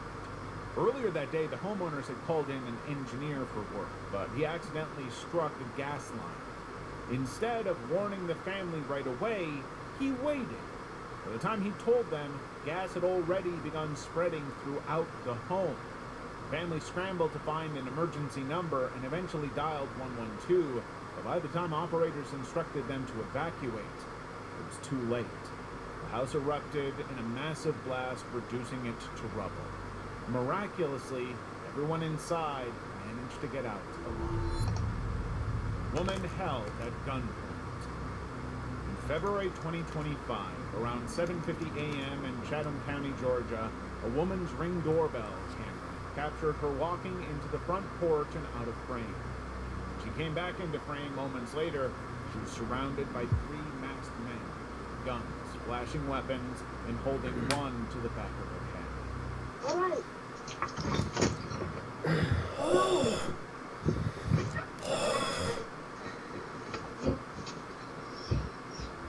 One of the intruders quickly turns back to shut the door before disappearing inside. Moments later, gunfire erupted. By the time police arrived, they found a man sitting inside with a gunshot wound. They had shot him and stolen some items from the home before fleeing. Investigators believed it was a targeted attack, not a random break-in. Out of caution, they alerted nearby St. James Catholic schools to be on lockdown. The injured man was rushed to the hospital while the 3 masked suspects remain at large. Shackled woman rings doorbell. In August 2018, a doorbell camera in the Sunrise Ranch subdivision of Montgomery captured some unusual footage. In the dead of night, a barefoot woman, clad only in a t-shirt and bound by broken cuffs around her wrists, rang a home doorbell. Before the homeowner could answer the door, she disappeared. This event would launch a nationwide search. Initially, there were speculations that she could be a missing person, but the truth came to light after authorities identified her. Within a few days, the police confirmed she was a victim of domestic violence and was now safe. She revealed that her ex-boyfriend had restrained and assaulted her. After her statement, the police visited 49-year-old Dennis Ray Collins, found him dead from a self-inflicted gunshot wound inside a rental home in the same neighborhood. She says she forgave him long before he was gone. According to her, he sent her a message before he died telling her to give her mother a hug and be happy. Level 4. Men posing as maintenance workers attempt a break-in. When Ethan Rodriguez installed the doorbell camera in his apartment in Oak Cliff, Dallas, he never expected that it would capture a crime scene. In August 2023, a man appeared at his front door claiming to be a maintenance guy. He was holding a notebook and a pen, looking at the apartment numbers. After a few seconds, he rang the doorbell and, looking in his notepad to confirm the house number one more time before the house owner answered. Oh yes, they came to check your air filters? Ah yes, they came to check your air filters? He asked. Through the camera, Ethan stated that no one had come to check their air filters and no one was home to allow him inside to inspect them. No one can check air.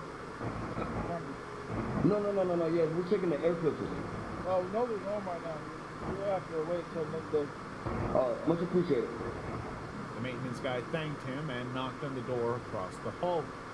Moments later, everything took a turn. The supposed maintenance guy, now holding a gun, turned around and started kicking the door to force it open.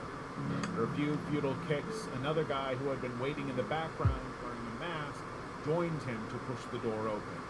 Fearing for his and his brother's safety, Ethan fired approximately 13 rounds through the door.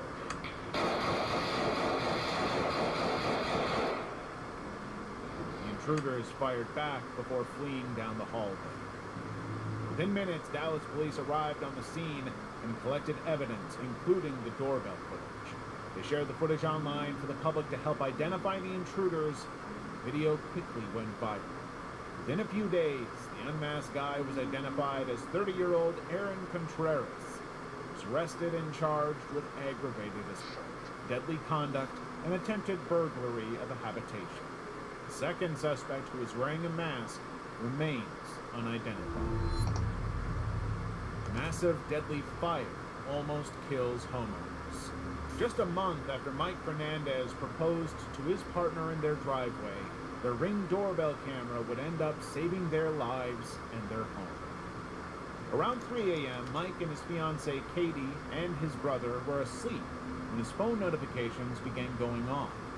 Half awake, Mike opened his eyes to check what was happening, only to see blazing flames outside their front yard.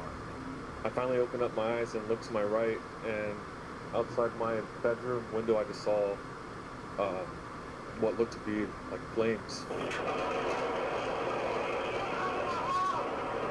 Fire had broken out in the trees next to the driveway. Strong winds were pushing it rapidly toward their home. Thinking fast, Mike grabbed a fire extinguisher and tried to contain it, but the flames were already too large to control. Realizing the danger, they fled the house. Fortunately, no one was hurt. Ironically, the family had removed their smoke detectors while repainting the home. The Ring alerts were the only thing that warned them in time. Their home still sustained fire damage. Thanks to the quick alert, it wasn't completely destroyed. The intruder lounges around the porch. Maris Lopez was clearing out footage from her Ring doorbell when she came across a disturbing video. The night before, while she and her 10-year-old slept in their Albuquerque, New Mexico home, a stranger spent the entire night on their porch, and he didn't leave until dawn. The Ring doorbell camera caught him coming through the gravel onto her front porch. He carelessly dropped his backpack on the chair and settled in comfortably for the next 6 hours. Not even her security signs, which warned she had a Ring doorbell camera and an armed response team, would stop him. During his time there, he paced back and forth, peered into windows, lit a stick, and smoked. At one point, he even dropped his pants, exposing himself to the camera. He finally left the porch after 6 a.m. Upon discovering the footage, Maris filed a police report and requested that law enforcement increase patrols in the area.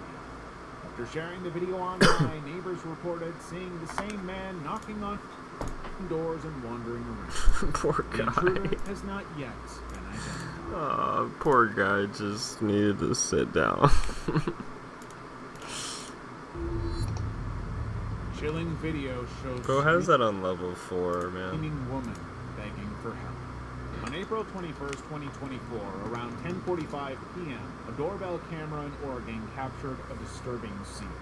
A distressed woman rang the bell frantically, pounding on the door as she glanced over her shoulder in fear, desperately hoping someone would answer.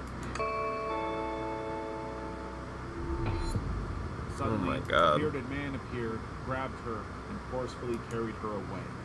Clinging to the door, she screamed for help. Please help me! Cries went unanswered. Jesus. The man carried her off and moments later drove away in a pickup truck. The next morning, the homeowner reported the footage to police, who released it publicly to seek help in Jesus. identifying the suspect. Oh, that's Within a day, the fucked. victim was located and moved Oh, to safety. good. The man was arrested and charged with kidnapping. Oh, fuck yeah, dude. Oh my god, that is so fucking... That video is so scary, bro. Oh my god, man. You can see how scared she is. Oh my god. A doorbell camera in Oregon captured a Look, disturbing poor scene. girl. A distressed woman rang the bell Ugh, this is frantically. why you need to fucking carry a gun. Boy or girl, man. Go get a fucking gun, bro. Stay strapped out there, yo. Pounding on the door as she glanced over The way, like, the speed it...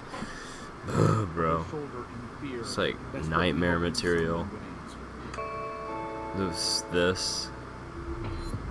Oh, Suddenly, God. a man appeared, grabbed her, and forcefully carried her away. Clinging to Seriously, the nightmare bars and material. climbing through the window. On the night of June 29, 2018, Christine Paul, a former Thank police God officer she was living okay. in Fresno's Tower District, was startled by a loud pounding on her front door. When she cracked open the door, she found a strange woman on her porch. Within seconds, Christine realized the woman wasn't in her right mind and quickly shut the door. And that's when things spiraled out of control. Rick. Christine's Ring doorbell camera recorded the intruder pounding frantically on the door to force it open. When that didn't work, she backed up and hurled the full weight of her body onto the window. Jesus. The window screen snapped off and she yanked it aside, reaching her arm inside. By then, Christine had grabbed her 9mm pistol and called Yeah. 911. She shouted at the woman to stop. What is going on? What is going on? I will shoot! I have a gun! Why? Visibly confused, the intruder asked, "What's going on?" Only backing Damn. off after Christine warned she had a gun. Fucked up Moments or later, what? Fresno police arrived and restrained the woman. But the story didn't end there. The intruder was later identified as 29-year-old Hannah Nakagawa, a first-grade teacher. Bro, Hannah's, bro. Hannah's, bro, I swear. I have an ex named Hannah. Fresno Unified School District. Let's not go there. The next day, a police chaplain showed up at Christine's house to provide support or guidance. He was there to introduce himself as the intruder's father. Christine refused to talk to him. Instead, she demanded that a lieutenant or sergeant be sent over. Hannah Nakagawa was later charged with misdemeanor vandalism. Stalker tries to corner a woman walking home. The Ring doorbell camera captured the terrifying moment a woman was followed to her doorstep by a stranger. In the footage, the woman rushes up the stairs, frantically ringing the bell and screaming for her friend Lacey to let her in. The man trails closely behind, unfazed by her pleas for help. At one point, he lunges forward to grab her. He manages to slip away, but doesn't stop.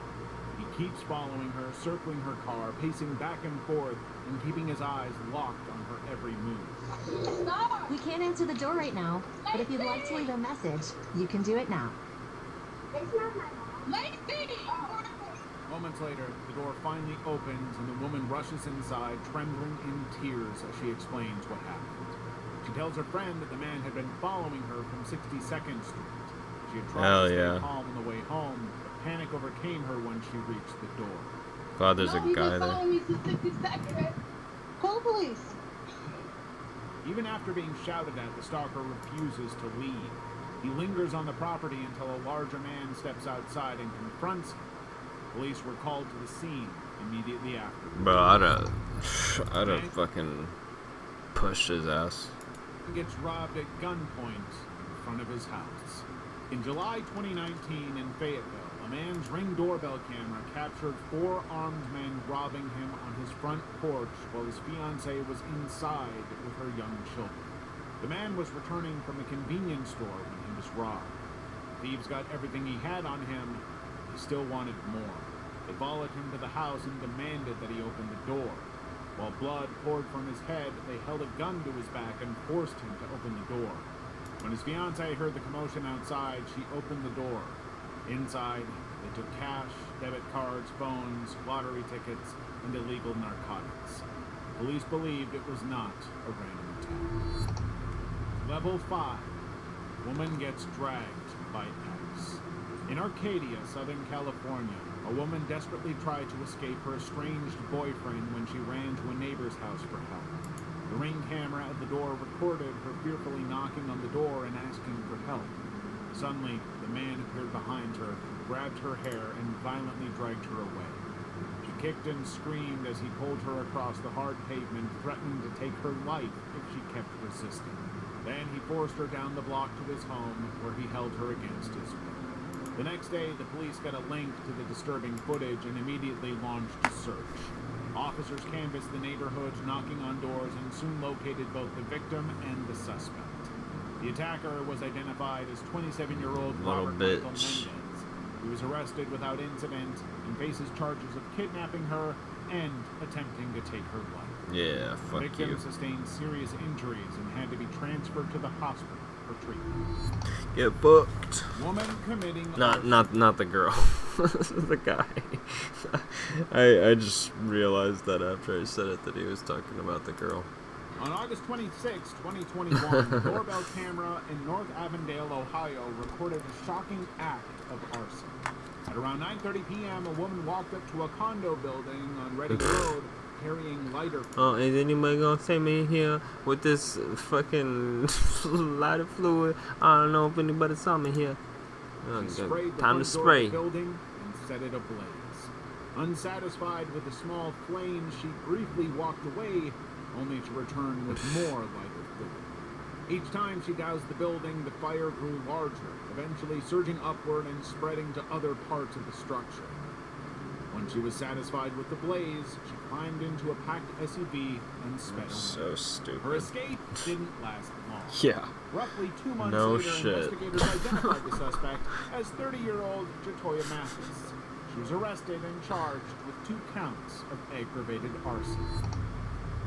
Brutal home invasion. Fucking sad, bro. The couple returned home from a night out around 3 a.m. on January 16, 2021.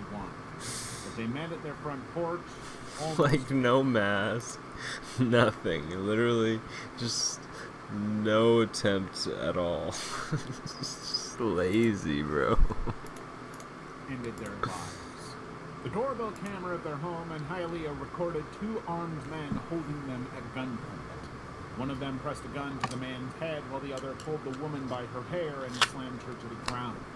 The couple tried to fight back, but they were repeatedly hit with a pistol. During the commotion, one of the attackers quickly went inside the house while the other stalled the couple. He pointed his weapon at the woman and tried to pull the trigger and did not discharge. That was the woman's cue to fight back. She stood up and launched at him, throwing punches and slamming him to the ground.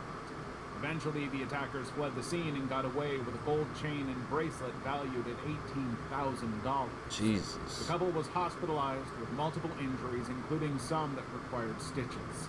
Despite this, the doorbell footage and swift investigation quickly led police to their attackers.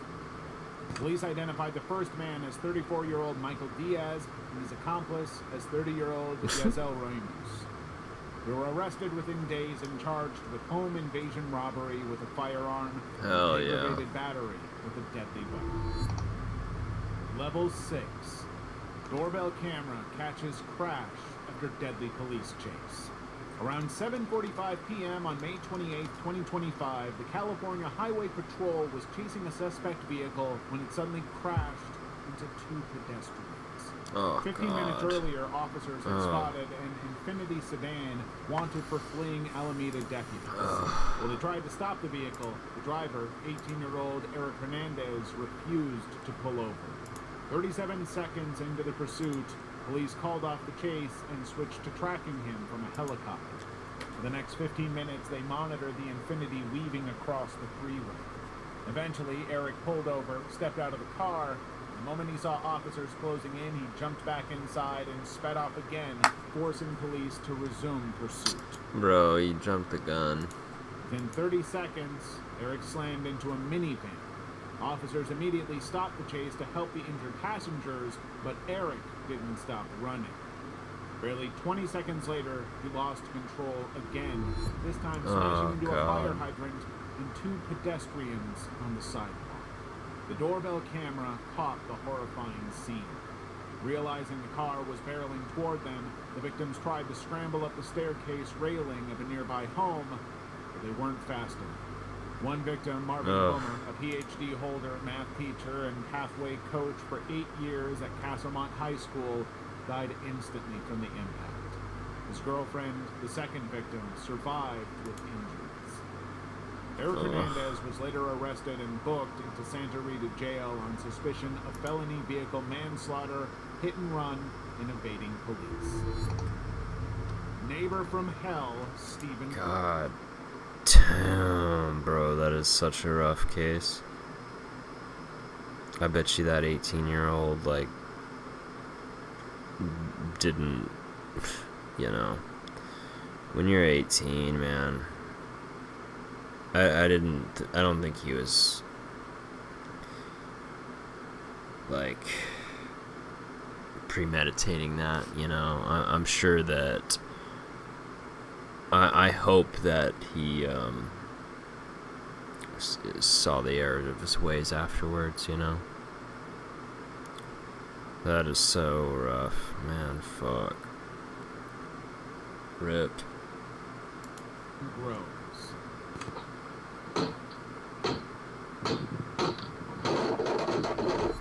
2020, when Stephen Prasad, a wheelchair-bound man, installed a Ring camera in his home, he would never have expected it to trigger years of harassment from his neighbor.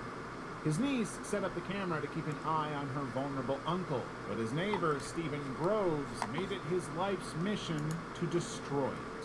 As if unaware that the camera recorded his every move, Groves would come armed with tools like a claw hammer and a screwdriver to try and cut the wires or smash the lens. When that didn't work, he used a marker to scrawl on the screen. On one occasion, he even tried to rip the camera off with his bare hands. But it wasn't only the Ring camera that suffered. Groves extended his hostility to Stephen and his carers. He blasted loud thumping music late at night to make them uncomfortable. At one point, he even removed the hinges from a shared door, apparently hoping it would injure his neighbor, but karma said no. The door collapsed violently on his back while he was standing at the gate, plotting against the camera. Terrified for their safety, Stephen Prasad and his niece reported him to the authorities. In 2022, Groves admitted to harassment without violence. He received a 24-month restraining order, a 12-week electronic curfew, 20 days of probation, and was ordered to pay £100 in compensation to each victim. They threw the fucking book at him. Hell yeah. Look at that face. But he learned his lesson. Yet despite the order, his harassment continued. Oh god. Over the years, he was dragged back to court 25 more times. Oh, my jaw dropped. You can't see it. Oh my god. 20. What the Wow, what an effective legal system. Finally, in April 2025, Birmingham City Council had had enough. Groves was evicted from his council home for breaching his tenancy agreement. Good. Level See ya. 7. Woman abducted and tortured. A Texas home security camera captured the footage of a man forcefully carrying a woman while she flailed her legs and screamed for help. Fortunately, the homeowner noticed and immediately contacted 911. He told dispatchers that the woman had been running down the street before the man grabbed her and dragged her into a trailer. When the authorities arrived, they identified the suspect as 22-year-old Jose Carcamo. He denied any knowledge of the incident, but police came prepared with a search warrant. What they found inside was far worse than expected. Officers heard a faint knocking sound coming from a basement. Inside, they discovered a closet with a board screwed across the door to keep it shut. When they forced it open, they found the woman inside, locked away without food or water for 5 days. She came from New York, where she worked as a masseuse. A few days ago, she had accepted what seemed like a better-paying job in Houston, but her supposed employers had far darker motives. Carcamo was arrested and charged with aggravated kidnapping, a first-degree felony, and assault causing bodily injury. Investigators later revealed that he's an illegal immigrant from Honduras living in the U.S. since 2020. Fucking thanks, Biden. Caught on doorbell cam.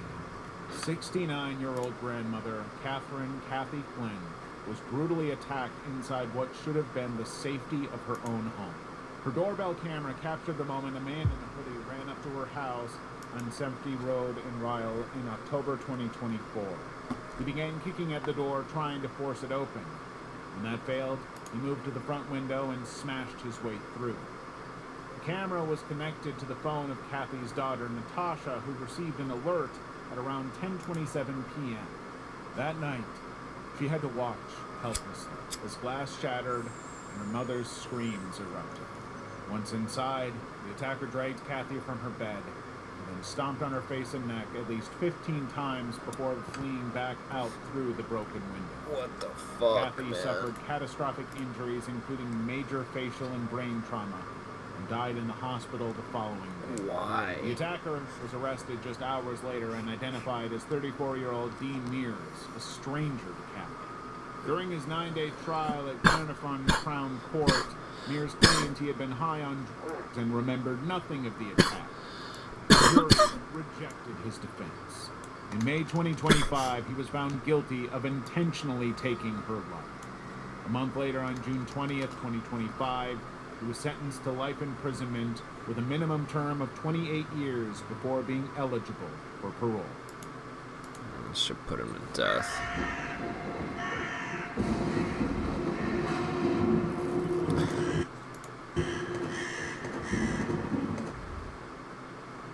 Oh, what? That's smart, though. I'm not gonna lie. I would, if I had a lot of money, I would go sub and watch all the level 8s.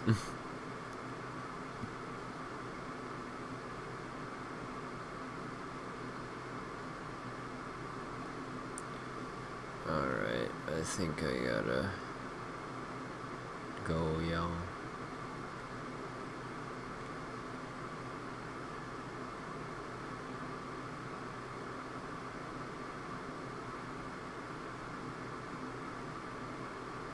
Yeah, I need sleep.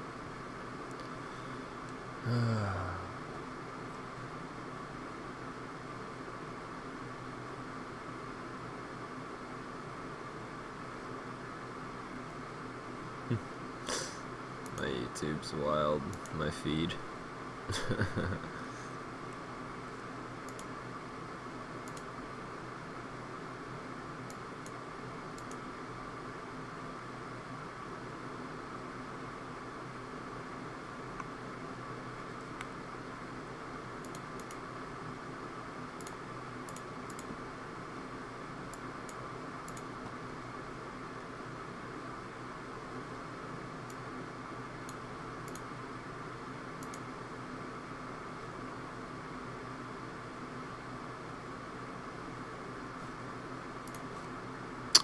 Good night, y'all. Much love.